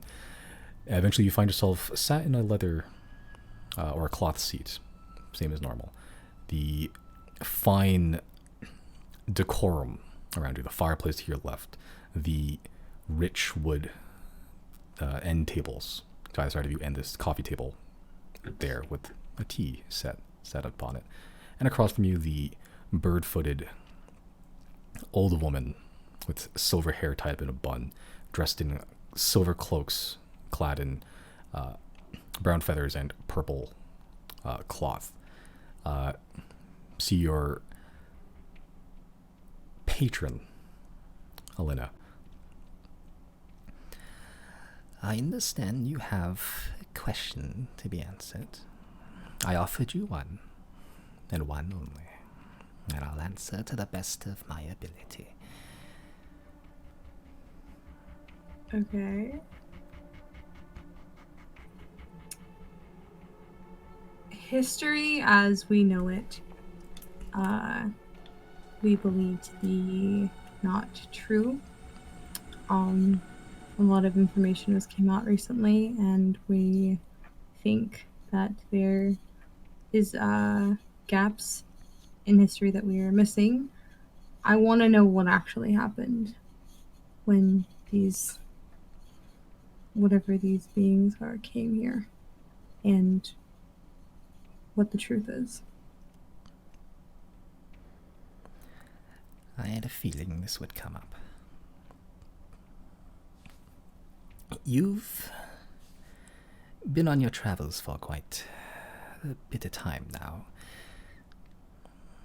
And you and your compatriots have, perhaps unknowingly and perhaps undeservedly, been in service to forces that are no longer relevant. The truth, she begins to look down, and you can see for the first time she not losing her cool, but she seems a bit more fidgety than normal.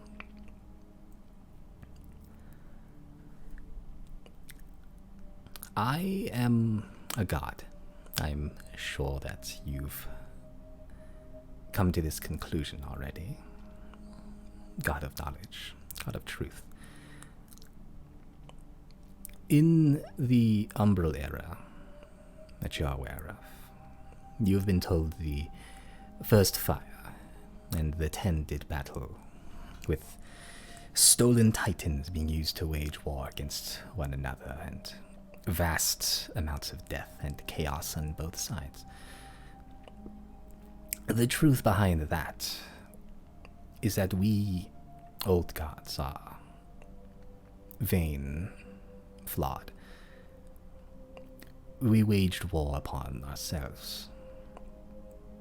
The advent of arcana and magic, these scared some of us. Some embraced it, allowing the mortals to enlighten themselves in any way they can. Some thought it would be the downfall of deification itself. That schism caused an irreparable rift between us, and our titans, which we used to protect the populace, became those to suppress it. 1,000 years we fought. The first fire, though originally it was a really just a arcanic study group. Over time, more and more members flocked to its banner, and as the chaos raged on, they served neither gods, one side or the other. They served the mortals. They did what they could to protect them from us. What was forgotten is difficult to explain. Are you aware of the moon? Yes. Did you know it has a name? No. In your time, it was called Hiramir. No one really knew what it meant. It's old common. It's still called Hiramir. Tradition. Just what people called it. It was we old gods that named it. In Old Common, Hiramir means invader. One day during all the strife and the death and the chaos, it appeared. It was in that moment where we are weakest that it attacked. The falling stars that one of your companions have been searching for, those were the weapons that it waged against us. We've already slaughtered ourselves, and we slaughtered all our people. It was very easy for them to take a hold of it. We did what we could. We had to put aside any differences that we had for survival. The first fight became synonymous with heroism and defense. It was the first and last line that the mortals had. We old gods did what we could to do what they couldn't. The pillars that you've seen, the ships, they all brought forth whatever monstrosity it makes. That eye which you've been seeing, that is Hiramir. It was the actions of Rizori Novos, the, at the time, leader of the first fire, that caused an end to the cycle. She ingested the prime arcanium straight from the teat of the Titans. Even a pinch of it would have been enough to completely obliterate a mortal. She had a better willpower than that. And in the brief moment that she was infused with godhood itself, she destroyed the prime pillar, which is what apparently was linking Hiramir to us For a little bit, at least. With it gone, it had no means of not staying. It's a very unique creature. I have a sneaky suspicion that is why your weather patterns are is what it is. The strange warping of reality itself that it brings.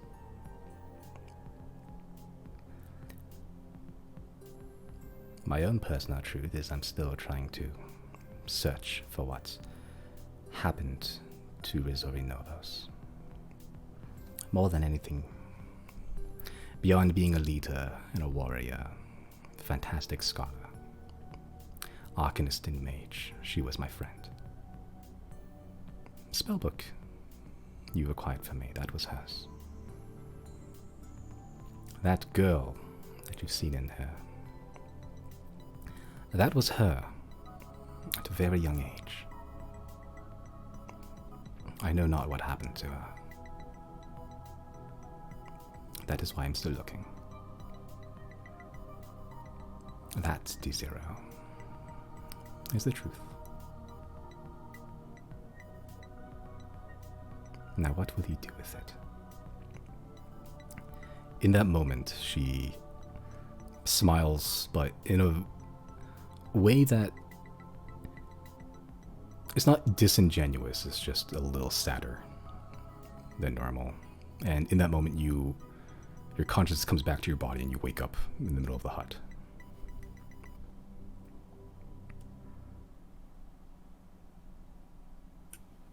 Okay.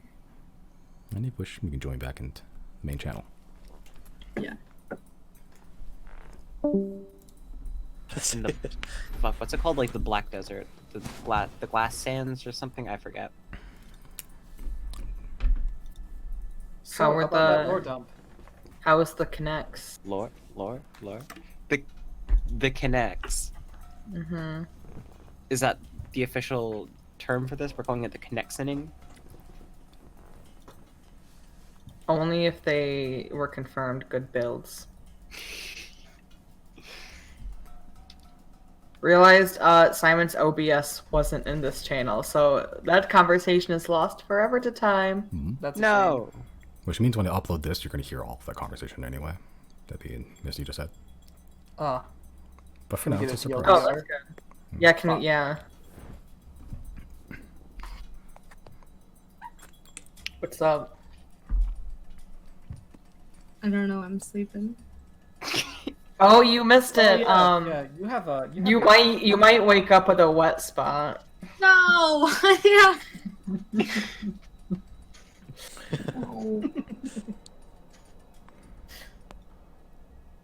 To be fair, we all suffer for this because the hut is so tiny. So, Yeah. Well, again, comrades. the hut is like 10 feet wide. So I commune with my god, and this how you do me. Okay. We didn't know. You didn't. Yeah, you didn't say anything. I think you did technically say something to Jana, but I think she was like half asleep and didn't really understand. What Yeah, happened? and then Zero fell unconscious, and she just fucking snaps awake like, I know what I have to do. Did Jana piss on me? What happened? Oh no, I put your hand in like a bowl of warm water. Let's you make a Constitution saving throw. No. Serious lore dump followed immediately by this. Zero forgets it all in the morning. It was a dream. Where is that? Is it Biggie?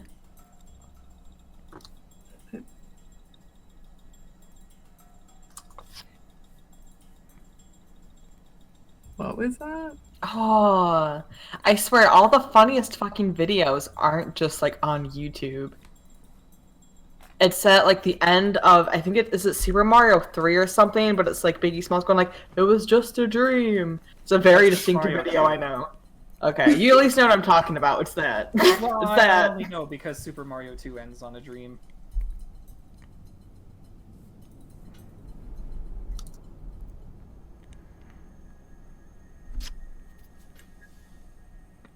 Anyway, lore dump. Lore dump.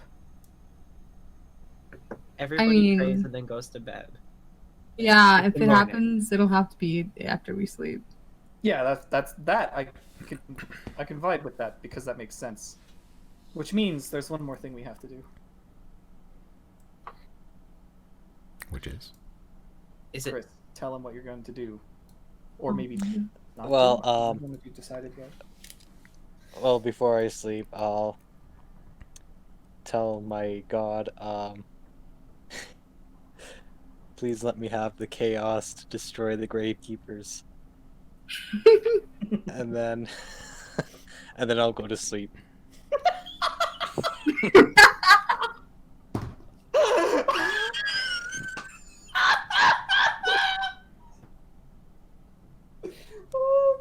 Does he like kneel at his bed and pray and say that, or does he just like crawl into bed and like as he's touching himself and he just goes to sleep? I just crawl in.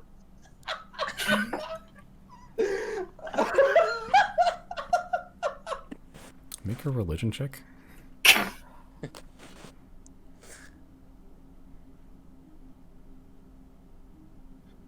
Please be in that 20. Oh my god.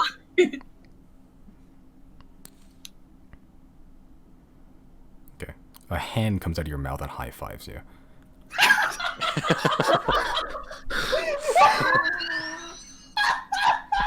Excuse me. I high five it. Cool. As its fingers touch your tongue, it tastes like strawberries. Okay.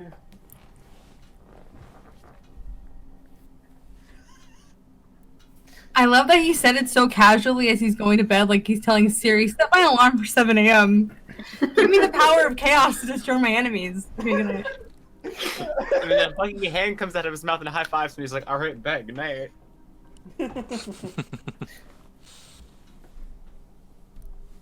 But yeah, after I do my rest for 4 hours, I'm gonna go back to sleep. And cast Dream. Okay. Who are you targeting? Zoella.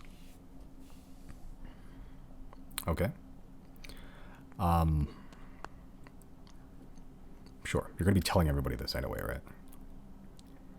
Yeah, pretty much. Okay, so I'm not even gonna bother sneaky peeky. Cool.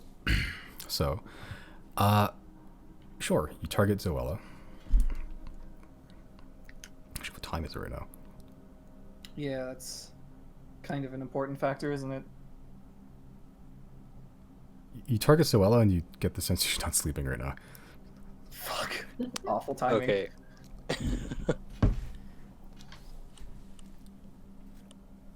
Okay. It Then I is guess I'll just 5 p.m. No, wait. No, it's gonna be it's yeah, it'd be noon by the time you cast Dream. Okay. Then I'll just go back to sleep to regain that slot again. Okay.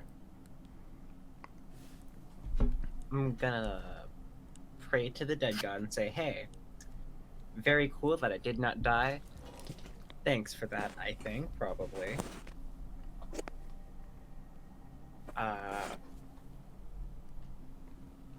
Cheers to you, dog." Except that's said in a way that Deirdre would say it, and not a way that Jesse would say it.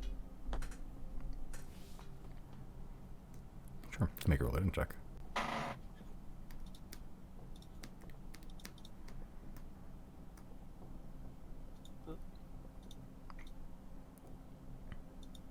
Incredibly average. Okay. Yeah, so you just say your prayers. No positive or negative response, but you do feel the Maggot King with you. Yeah. And then I take my little nap. Okay. Alright. Anything else anyone would like to accomplish tonight? Periodically, Riley will peek his head out of the tent and see what's up. Any changes to any of the scenery, or maybe even start mending that console up. Are you mending the console? That would actually, yeah. If I exit the tiny hut, that dispels it, doesn't it? Yeah. Never mind. All right. Doja can get a head start on it when she's done her rest. Riley's forced to watch Zero with Jana and Giorgio sleep for another 4 hours. He could just go back to meditating and get extra meditate, extra relaxed. Things especially hard tonight. There's a lot to think about what just happened. And a day has not passed. Like you said, it was like 12. We have watches, correct? Yeah, you bought watches from, I don't remember her name, but one of the independent developers in that contest in Zelda. Right. Yeah, The one that we liked. Yeah, I believe it's a pocket watch, a knife, and a lighter and all at once. Oh, it's a utility thing. Neat. Yeah. In that case, yeah, no, he's gonna see the time and he's gonna be like, wait, why was seeing the time significant? I don't remember. Doesn't matter. He'll stay in the tent and do nothing. He takes another dementia pill and goes back to sleep. No, he'll stay awake for it. He'll just keep watch. Okay. All right. Anything else you need to accomplish tonight?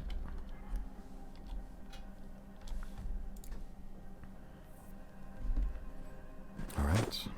I think that's it. Okay. So you all awake. The tiny hut dispels.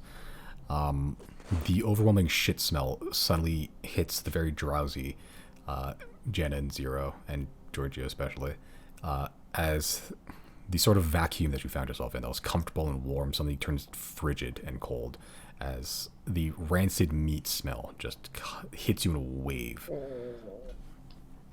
Right. I forgot how unpleasant this was. Let's get out of here. Yeah, Riley's gonna start mending the console. Okay. The best of his ability. Yeah, what's the size limit on a break that you can fix with mending? I think it's I don't know. It's like a foot or something? 1 foot. Also got that flex tape. Down adhesive. Bet. Okay, yeah, it's like a single break or tear, right? It's broken. It's not like you know, it's not a tiny thing. It's like a chunk of it is missing, like a pretty solid chunk. Again, he'll fix what he can. Okay, you can try to fix it. It'll take you a while, It's a minute per casting, and repairs a single break when meaning you have to pick up each individual piece and attach it to the console. Well, Deirdre isn't limited by having to stay in the tiny hut for an extra 4 hours, so could she get like a 4-hour head start on it so we don't have to stay here all day? You can try. There's a lot of pieces. There's shattered glass and errant pieces of metal that you're not even sure where they're going. Yeah, I got nothing better to do for those 4 hours, so. Make an intelligence check. Gonna guidance. Okay, it's gonna be pretty high DC considering that you don't know what this is, you don't know where it's going, any of the parts of where they're going missing, and you have to do each place where it's going independently, and it needs to be perfect, otherwise it's not gonna work. This all means nothing to me. Yeah, it's like trying to fix a car without having a concept of what a car is, pretty much. Yeah. It's gonna take you. If you knew what you were doing, where these things are, it would probably take hours. You have no idea where to start. So I'm just sitting there like Patrick with a board on my head when Riley gets over here? Yeah, kinda. You're trying to stick stuff together, and it's sticking but doesn't look right, and you're trying to pry it off again. It's a nightmare. There's hundreds and hundreds of pieces on the ground, shattered pieces of glass, components that you're not sure what they are. Pretty much, look completely alien to you. Society moment.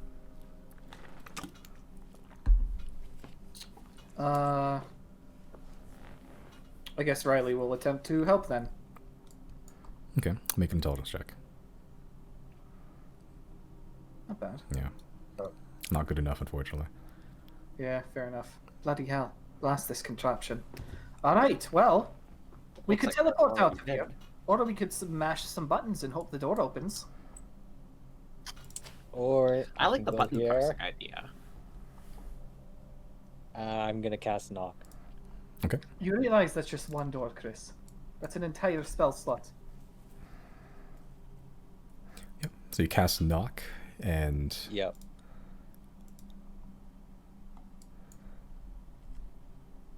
yep, sure enough, opens up to you. As the door is magically shunt open, and you just have to, yeah, like they don't. It doesn't look like it's fighting a mechanical system anymore. It just shunts open and it stays open. Well, if this is what we're doing, then Okay, cast knock again. You know, Pratchell's going to cast knock on this one.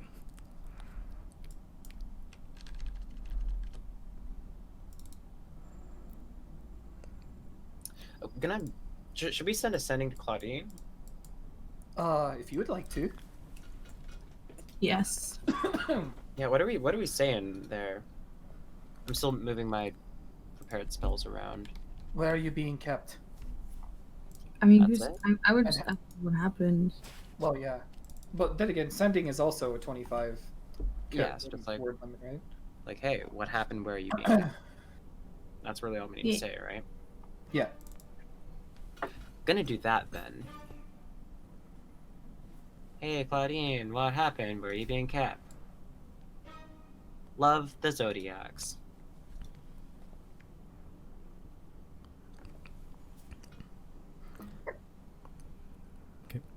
A few seconds, you get an answer. They're not being kept anymore. They drugged me, took me in a small basement, and then injected me with something, and then turned me loose after knocking me unconscious again. I feel like we should talk.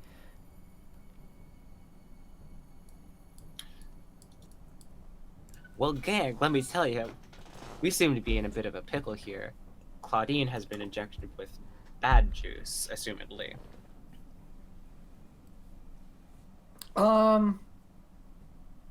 Let's get out of here then, and figure out what the fuck is going on. Yeah, so let's say we go unleash a god, go grab a cool magic rock, and then go back to Tetscat. Let's. Yep. Okay. You're gonna make your way up towards the thingy-majig up there. Yeah. Okay. So the lights are all gone out.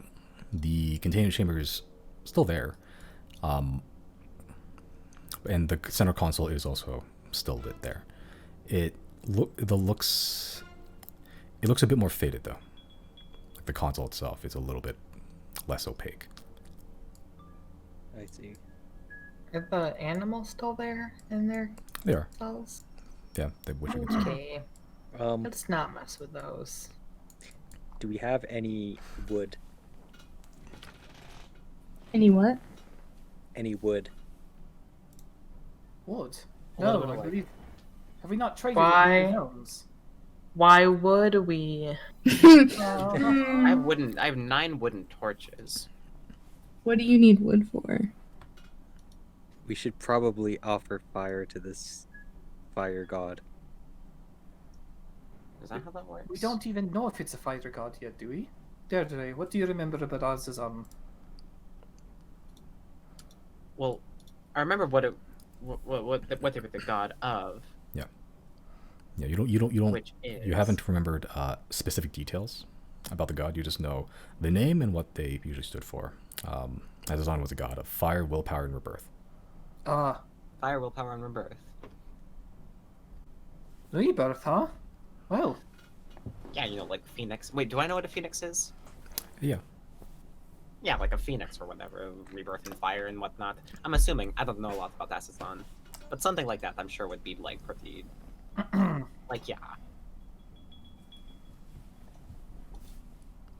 Okay, but you have The console with 3 buttons that you have no idea what they do.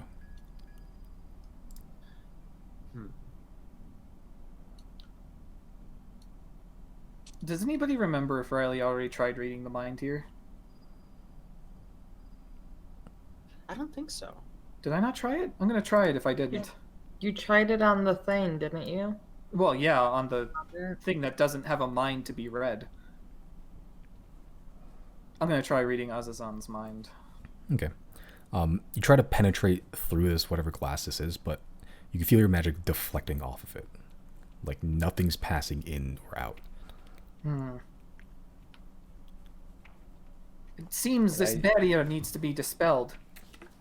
How do we do that then? Well, I would suggest dispel magic, but I'm pretty sure it isn't magic. It's whatever these creatures are seem to like be resisting magic. It feels more like, yes, exactly, anti-magic. Some sort of weird contraption that blocks spells. Like the jam. That's a fair point. It's a shame we don't have Gonig with us now. You might be able to figure this out.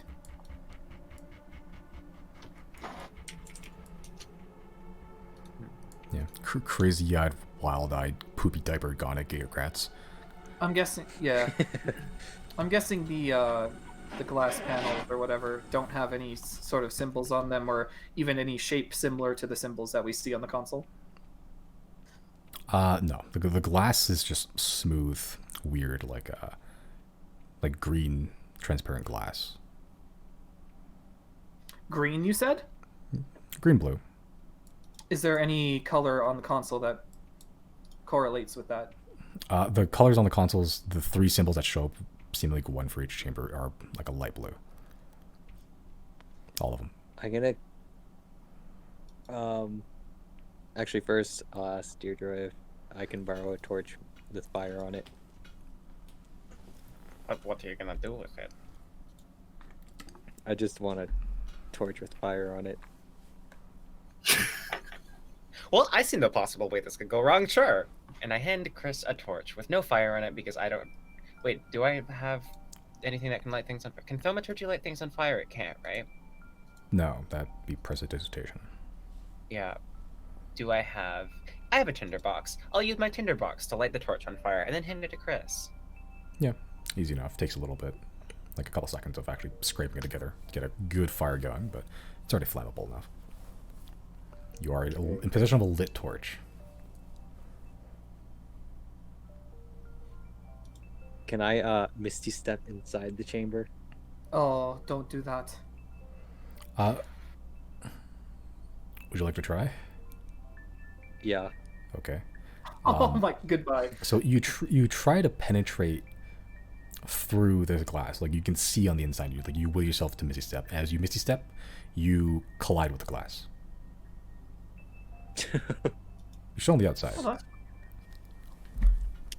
Not gonna try that.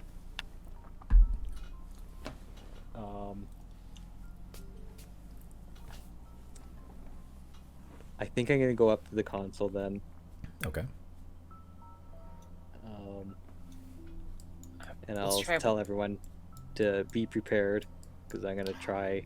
Let's try it with the smaller one first, and let's not accidentally fucking blender the god of rebirth.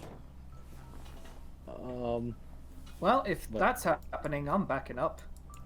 I think that smaller one is pretty dangerous. But that's also very small, and worst case scenario, we could just, like, I don't know, step on it. What was that one again? It's dangerous because it's very smart, if I remember correctly. It's the Neogi. They're capable of... What if we befriend it? Yeah, because its immediate threat level is low, but it has a higher potential threat level. So I don't think they're very like individually capable, but they're just very crafty. And maybe they're even friendly, and if we can talk to them, maybe it can tell us how to work the rest of this. Sure. Let's let out the Yeti. If you guys want to try that one. Why would we let out the Yeti? Why not? Just be careful, Chris. I know you're already decided on this. Who do we want I'm to? not getting that hard. But remember out. that our mission here is to only, release the god for now. Perhaps it can help us. And that's even pretentious. Maybe it's like a chem. Maybe it's better off here.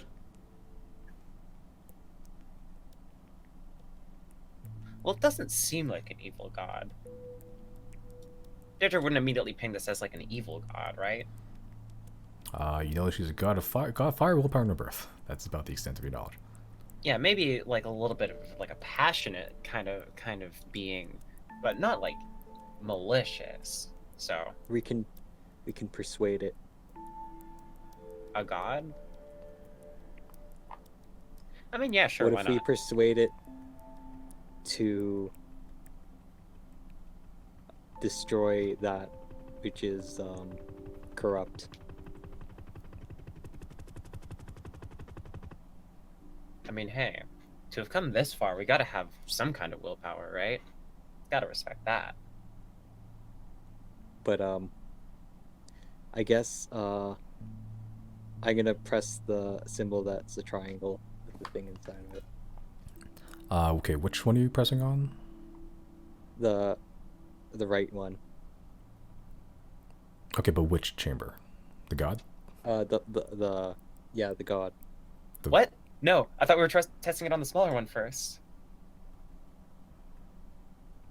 Do you guys want to test it on the smaller one? Don't want to put the god in a blender.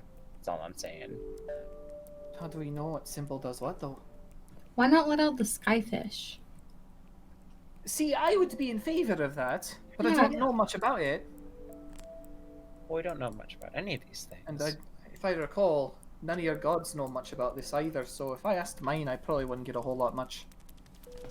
Look, let's just find some unassuming ones and press some buttons and see what happens. Oh, zero! Flump. Take out the flump. Take out the flump. Take out the The flump. flump. Take out the flump. Take out the flump. The flump? Where is that one?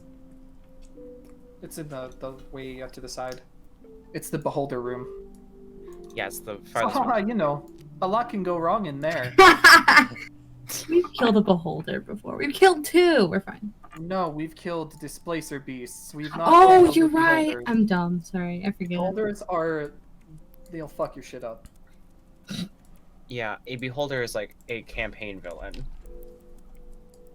Yikes. Do we want to try and kill the displacer beast? Or capture it, perhaps? Hold on. I'd rather not. Question.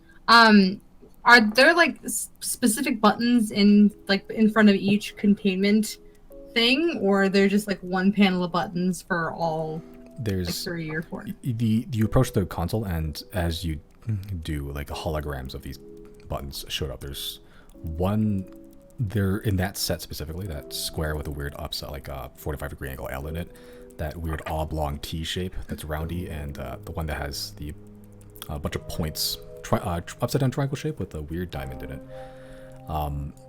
It sort of shows up on the left side, the middle, and the right side. So there's 3 sets of these 3 symbols. Just Is the floating. first symbol like a check mark in a box? Kind of. It Looks like a shows up like reverse that. one. Yeah. Okay. Yeah. So like that, just yeah, it's a square with like a weird L in it. It just kind of look like a check mark. Yeah. And then we have a fidget spinner and Fucking Star Trek. Yeah. So got me high symbol from Persona 4. I think if we're experimenting with what these buttons do, I think the flump is probably the best option.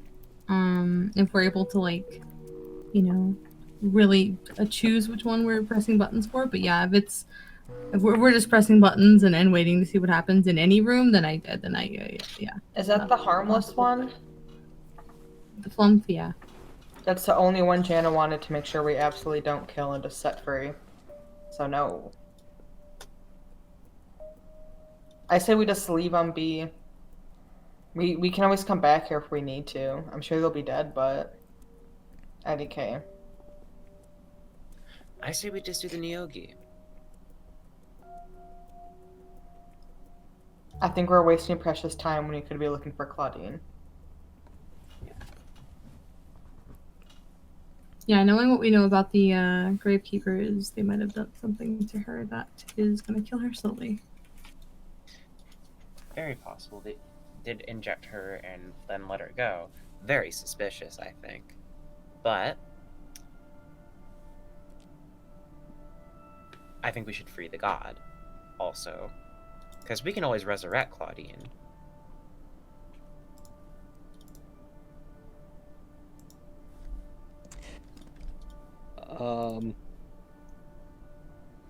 So, what should I do? Are we testing? Are we... Let's press a button on the Naogi is my vote. Is everyone else not moving into this room or like nearby? Where'd they go? I don't think we Oh, can you see know them what? if we're not.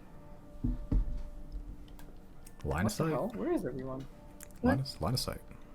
Yeah, line of sight. Oh, right yeah, here, okay, 'cause so they just we didn't can only move see in at our dark vision range. Yeah, but I was just wondering, like, I moved out that way and I'm like, why didn't they move? Why are we having conversations if they're not over here with us?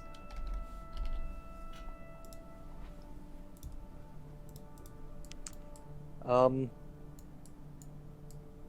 scared to release one of these things, except for the god. And who knows what those buttons do? It'd be so much easier if we could just break this glass. Riley's gonna try poking it with his rapier.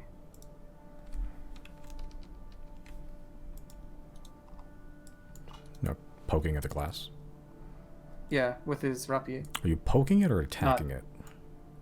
Poking it for now to see if it, like, reacts. You're poking it. I am poking it more forcefully. Okay, you're poking it. It's not scratching or anything. Hmm. Yeah, just to speed things up, I'm also on board with not letting out the Neogi, but I mean, that's the thing. We don't know what the buttons do. If we're experimenting with the buttons before we do anything to Asazon, then the Neogi is probably the best bet to start with, if it's like a not as threatening. Okay, then Yeah, I'll test that then. I'll do the check mark box first and see what happens for the containment on the left. I step out of the room. Okay, so you press the very left button. Yep. Okay. All right, so you do that, and the glass barrier that you had, that was like up and containing these creatures. The one that's containing the Yogi, the one that was in the documentation, almost melts away. Like, it used to be glass, but then it almost gets molten, but it's not hot. It just liquefies and melts away as the Yogi begins skittering around, just like looking around, and just generally like panicking almost. And it stops and takes a look at its surroundings. It just sort of stood there for now. You know, crouch down and offer it a little gentle wave. It just sits there and stares at you. Gonna try speaking in Old Common to it. Just say hello. Do you speak Old Common? Riley's casting tongues on himself. Take it away. I'll speak celestial to it. Do you understand me? It just looks at you and just like it looks like an annoyed grandpa. Like it's reptilian in nature, but it's almost insect-like, and it has like multiple spider legs, but it's like its neck sort of cranes out in like a snake. It doesn't look very friendly. Tongues is now active. Riley will speak. Well, if not him, perhaps you can understand me instead. Where am I? You are currently, I don't even really know how to explain it myself. It seems some weird squid thing captured you and has had you stuck in this ship of theirs for who knows how long. We have dispelled the enemy, and we are now trying to figure out what these contraptions do. Not my problem. Where's my ship? We don't know because we've never seen a ship like this before. Ships where we come from don't have these weird contraptions. They're much more primitive. You're probably far away from home. Alright, but where am I? According to some of these weird things that we managed to decipher, we've come to the conclusion that this planet is called Sere. Shit.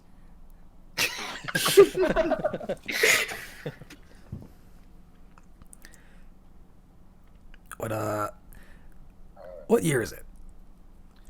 In our local calendar, it's 14 something. 75. Oh boy.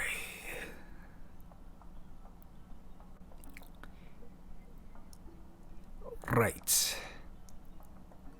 This is a problem. I can imagine.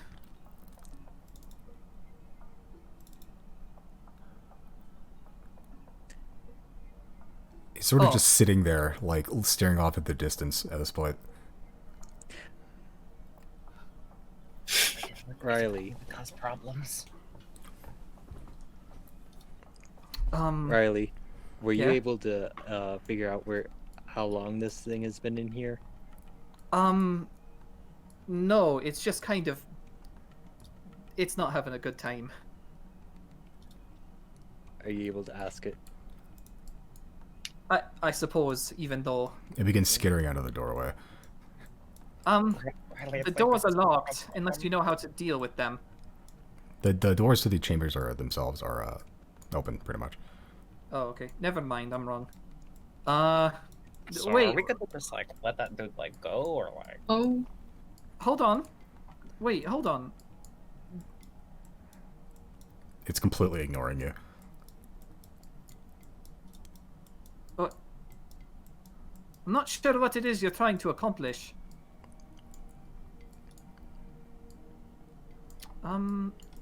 Guys, we should probably We just see figure it out and get out of pass through, right? Yeah, you saw it walk, and it just looks at you and just continues walking, like weaving between you. Which way, left or right? I went down. Oh, here. jeez. It went down the center path. Like, towards the central room, Yeah. where some other specimens are being held. When it walks past Jana, can she almost like try to trip it? Yeah, you see it come out of the other containment chambers and is walking towards you. Are you in like a rat catcher stance right now? Well, no, but I feel like if she could have seen, assuming this is when we were still by the door, and we see that they're talking, we don't know what they're talking about, then it just walks out. Like Janice kind of wants to put her foot out to try and like trip No, him and don't, slow him don't. down. He's obviously just having, like a look day. around. Yeah, it's up to you. Yeah, I What you figured guys do. it don't Stress. trust that Don't you add to just that. created a whole. I don't trust this thing walking around. I mean, he's just a guy hanging out. It's probably fine, I think. Maybe he knows how to work this ship. Well, we won't find out if we don't let him do his thing, so... Alright, shall we release Asazon then? Are you guys ready? Well, I back hold on. up. I go like right back here. I'm out here. We're gonna ignore this thing and enslave tons of species. Simon, Okay. Simon, Yes. Simon. Let it rip. What did you do with the token there? What did he walk back, and then just observe us for a second, and then walk back out again? Pretty What is much. his deal right It's now? just walking around looking at things right now. Oh, Yeah, just Pretty let him do much. his thing. And Riley, do you want to tell this thing we're about to let this god out and it might want to stand back or something? listen, we're equally as confused as you are. We had no idea about anything that lies beyond our planet, so perhaps an exchange of Oh. information. Make a persuasion check with disadvantage. Okay. Persuasion at disadvantage. It's okay, I'm good at persuasion. Wait, am I? No, I'm not actually. Just have the high charisma stat. Ah, fuck. As you sort of, it's like walking around, just like pretty much taking in its surroundings, trying to figure out what's going on. You come up with an offer, and it just, without looking, it just goes, "Fuck off, meat." and continues. All right, so we're not getting anywhere with that thing. Ungrateful bastard. Jana's gonna go into the thing that he was kept in and be like, "What's this weird thing they had for you in the corner?"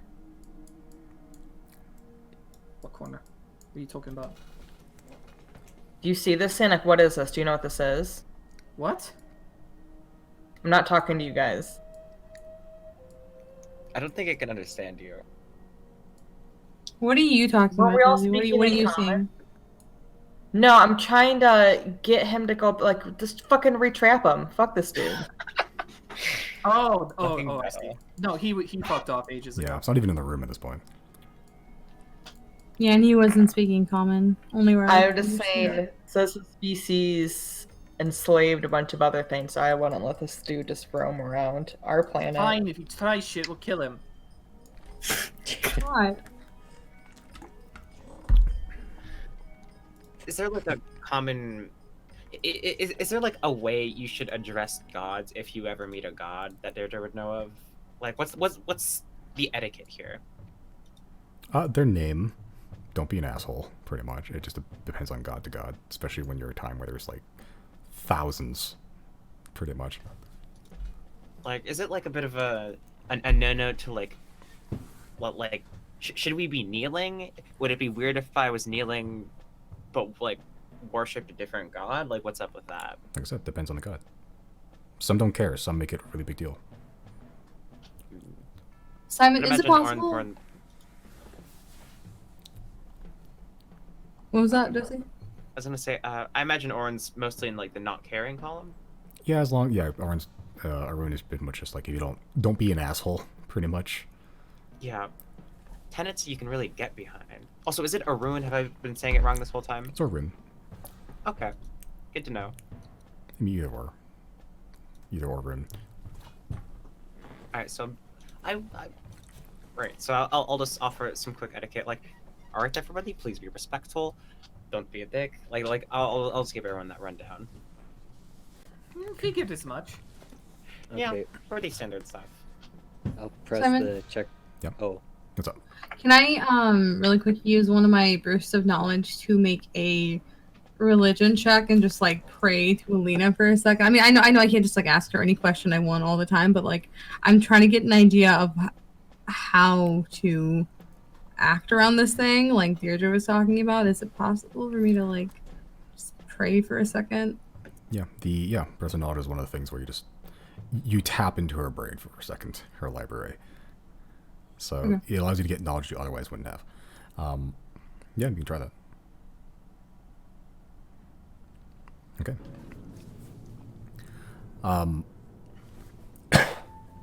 Delving into your imaginary library.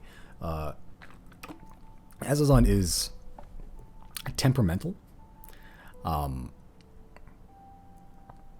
Generally, doesn't really care about etiquette as long as you keep giving her stuff. At least that's how she was. God of Fire. Also had a thing for another god. That they were a pair.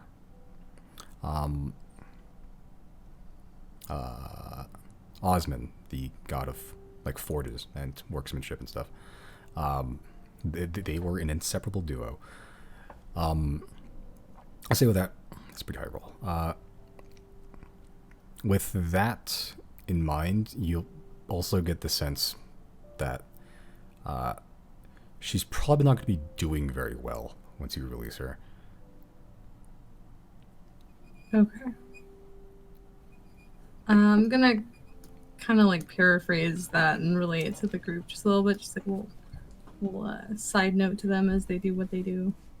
And I'll stand back here. I think that's Oh all my the God. movies in the 3-year, huh? Anyone got the good gift? I have the torturous fire. I mean, looks like Asazon has like fire to spare. Like, You never know. Might appreciate some more, especially after who knows how long being cooped up down here. maybe. Anyway, Azazon can trust us. We're champions of the old gods. Yeah. Let's just hope our gods got along, right? Yeah, I suppose. Could be a Kim. Either way, let's get this circus on the carcass. Am I right? Yep. Okay.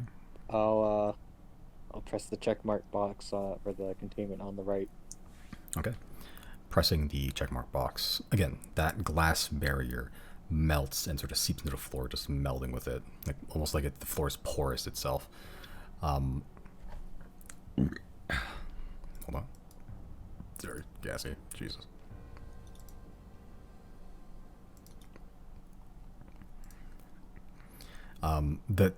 That towering column of flame swirls as you release the humanoid face on the top with these huge arms that used to be sort of bashing against the glass. It begins swirling and spiraling as it looks down upon you as high as it can go. And a split second later, that flame is snuffed out, revealing an elderly woman from within the flames. Older woman, like a darkened, like tan brown complexion. You can see pupilless eyes that burn like a bright orange, like the inside of a forge. Deep set wrinkles that extend from the corners of her eyes that glow like the cracks in the lava. Hair made of fire licking up her head and ending in wispy smoke. She wears what looks like a dress made of magma with hardened chunks of stone flowing down it and dropping off below her, hitting the ground with a splash. After a few seconds being suspended in the air like this, the flaming life in her form immediately begins to flicker out and fade. Her hair turns into a light, scraggly gray. Her skin turns dry and cracked to a pale ashy color. Her dress goes from flowing magma into a dark gray ash as the woman plummets from the air, hitting the ground hard, motionless. She begins to convulse and cough like she's choking on something. After a few moments, she begins to breathe heavily, gasping for air, laying there shaking. Riley casts Healing Word at level 2. Okay. You release the wave of energy into the ashy woman's body. The healing is absorbed into the woman greedily, but it is taken in. As you do, you get a sense of a massive vacuum of space within this woman, like something that used to be there isn't anymore. A space that your healing energy takes up a tiny, tiny portion of. The vacuum still remains, and the woman still remains motionless. Chris, toss the fire. Yeah, here's the fire. Do we have the magma stone? Maybe. Yeah, we do actually. Ooh. Let's see And what the the fire does volcano. first. Just see what the fire does first. Yep, I give the fire. Okay.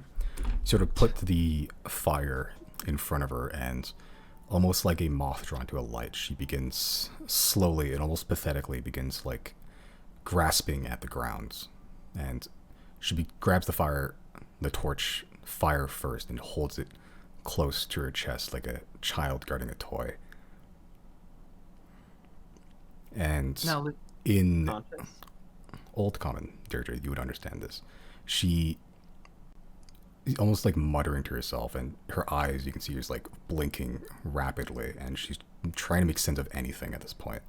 You hear in Old Common something like just words muttered from her lips that you haven't heard Old Common spoken in a long, long time. You just hear the words, "My love, my flame, where are you now?" And we'll pick that up next time we play. aye aye. Ooh, Good that is a fucking pretty good flash. ending spot.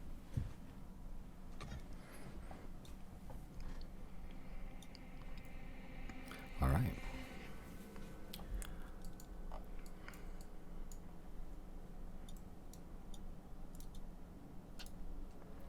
You didn't kill the thing.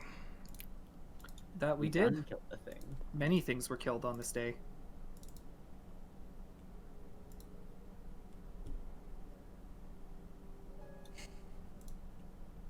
Some more than others. Okay. From the construct you killed earlier, you get 2,600 each.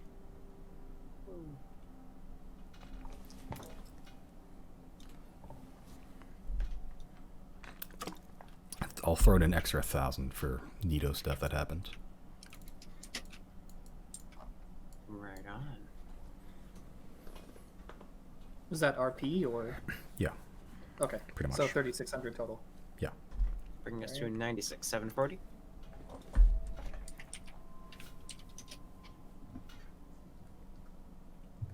All right.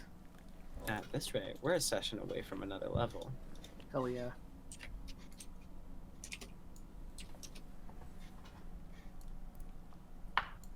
Oh, there we go. So Misty, how about that lore dump?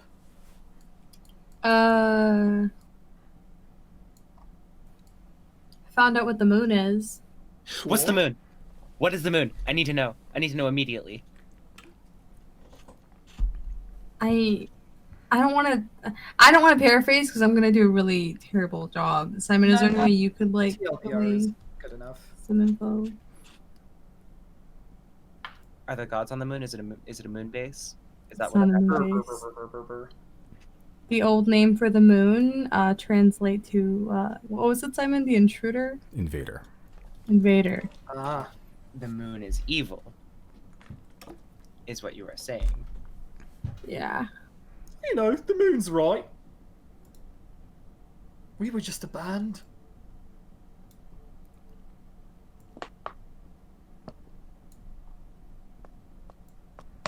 Let me see if I remember correctly, and I'll try to relay everything else. So, Simon, the first fire, they were fighting the gods at some point, right? Like the old gods. At some point, yeah. A bit more complex than what is Wait, who told was? generally. Okay. Who was fighting the old gods at some point? The first fire. Yeah, they were. That's weird. But whenever, what was it? These fallen stars, she said. Whenever these fallen stars came down and brought with it a lot of scary shit. I think it was the first fire and the gods working together. From what you gathered, yeah. Okay. It'll all be on Yeah. video later. Yeah. True. Weird. So enemies turned allies by a common thread. And then rocks fell and everyone died. What I've learned is the gods, as we know it, are not like these. I mean, they're powerful, obviously, but they're not like perfect beings that are aligned with, you know, perfectly good or perfectly evil. I think she had even said like we're very flawed at some point, right? Yeah. So they're not platonic ideals, they're like people. Yeah, they're like just people. So Right. it makes They're a sense. species, as it was said here. Yeah, Mhm. that's pretty interesting.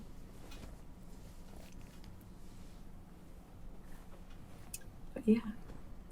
Yeah, and it seems they have like a bit of a like a Danny Phantom kind of like transformation thing going on where they have their like humanoid form and then their like big dog form, as we've seen from Asazon.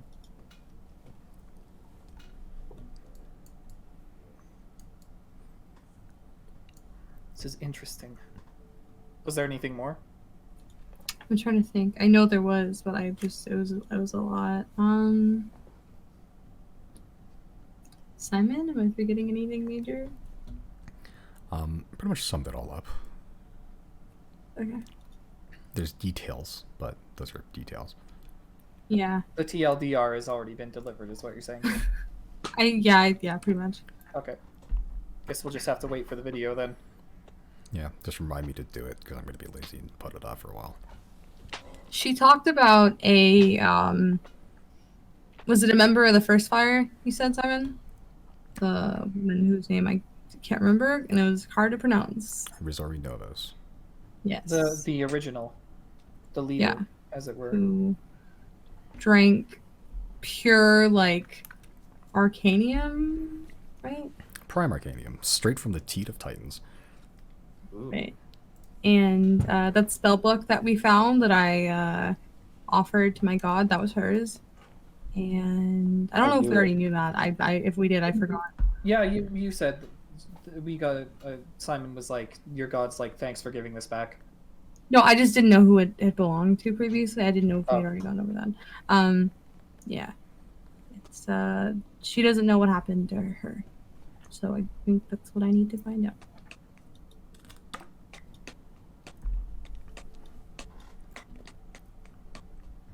Well, that answers some questions. So I guess the first fire and the old gods were aligned at some point. Why were they fighting to Yeah. begin with, though? Well, everyone was fighting everyone back then. That's just how Yeah. it was. It's fair enough, I guess. The way she said it, I think it was kind of like she was almost apologetic on behalf of the gods. Like it wasn't like Yeah, the gods did love to fight. They still do. something like that. And the first fire, I think she said, was just doing what they could for like the mortals. Yeah, you guys will. Simon will be able to tell it better whenever the video drops.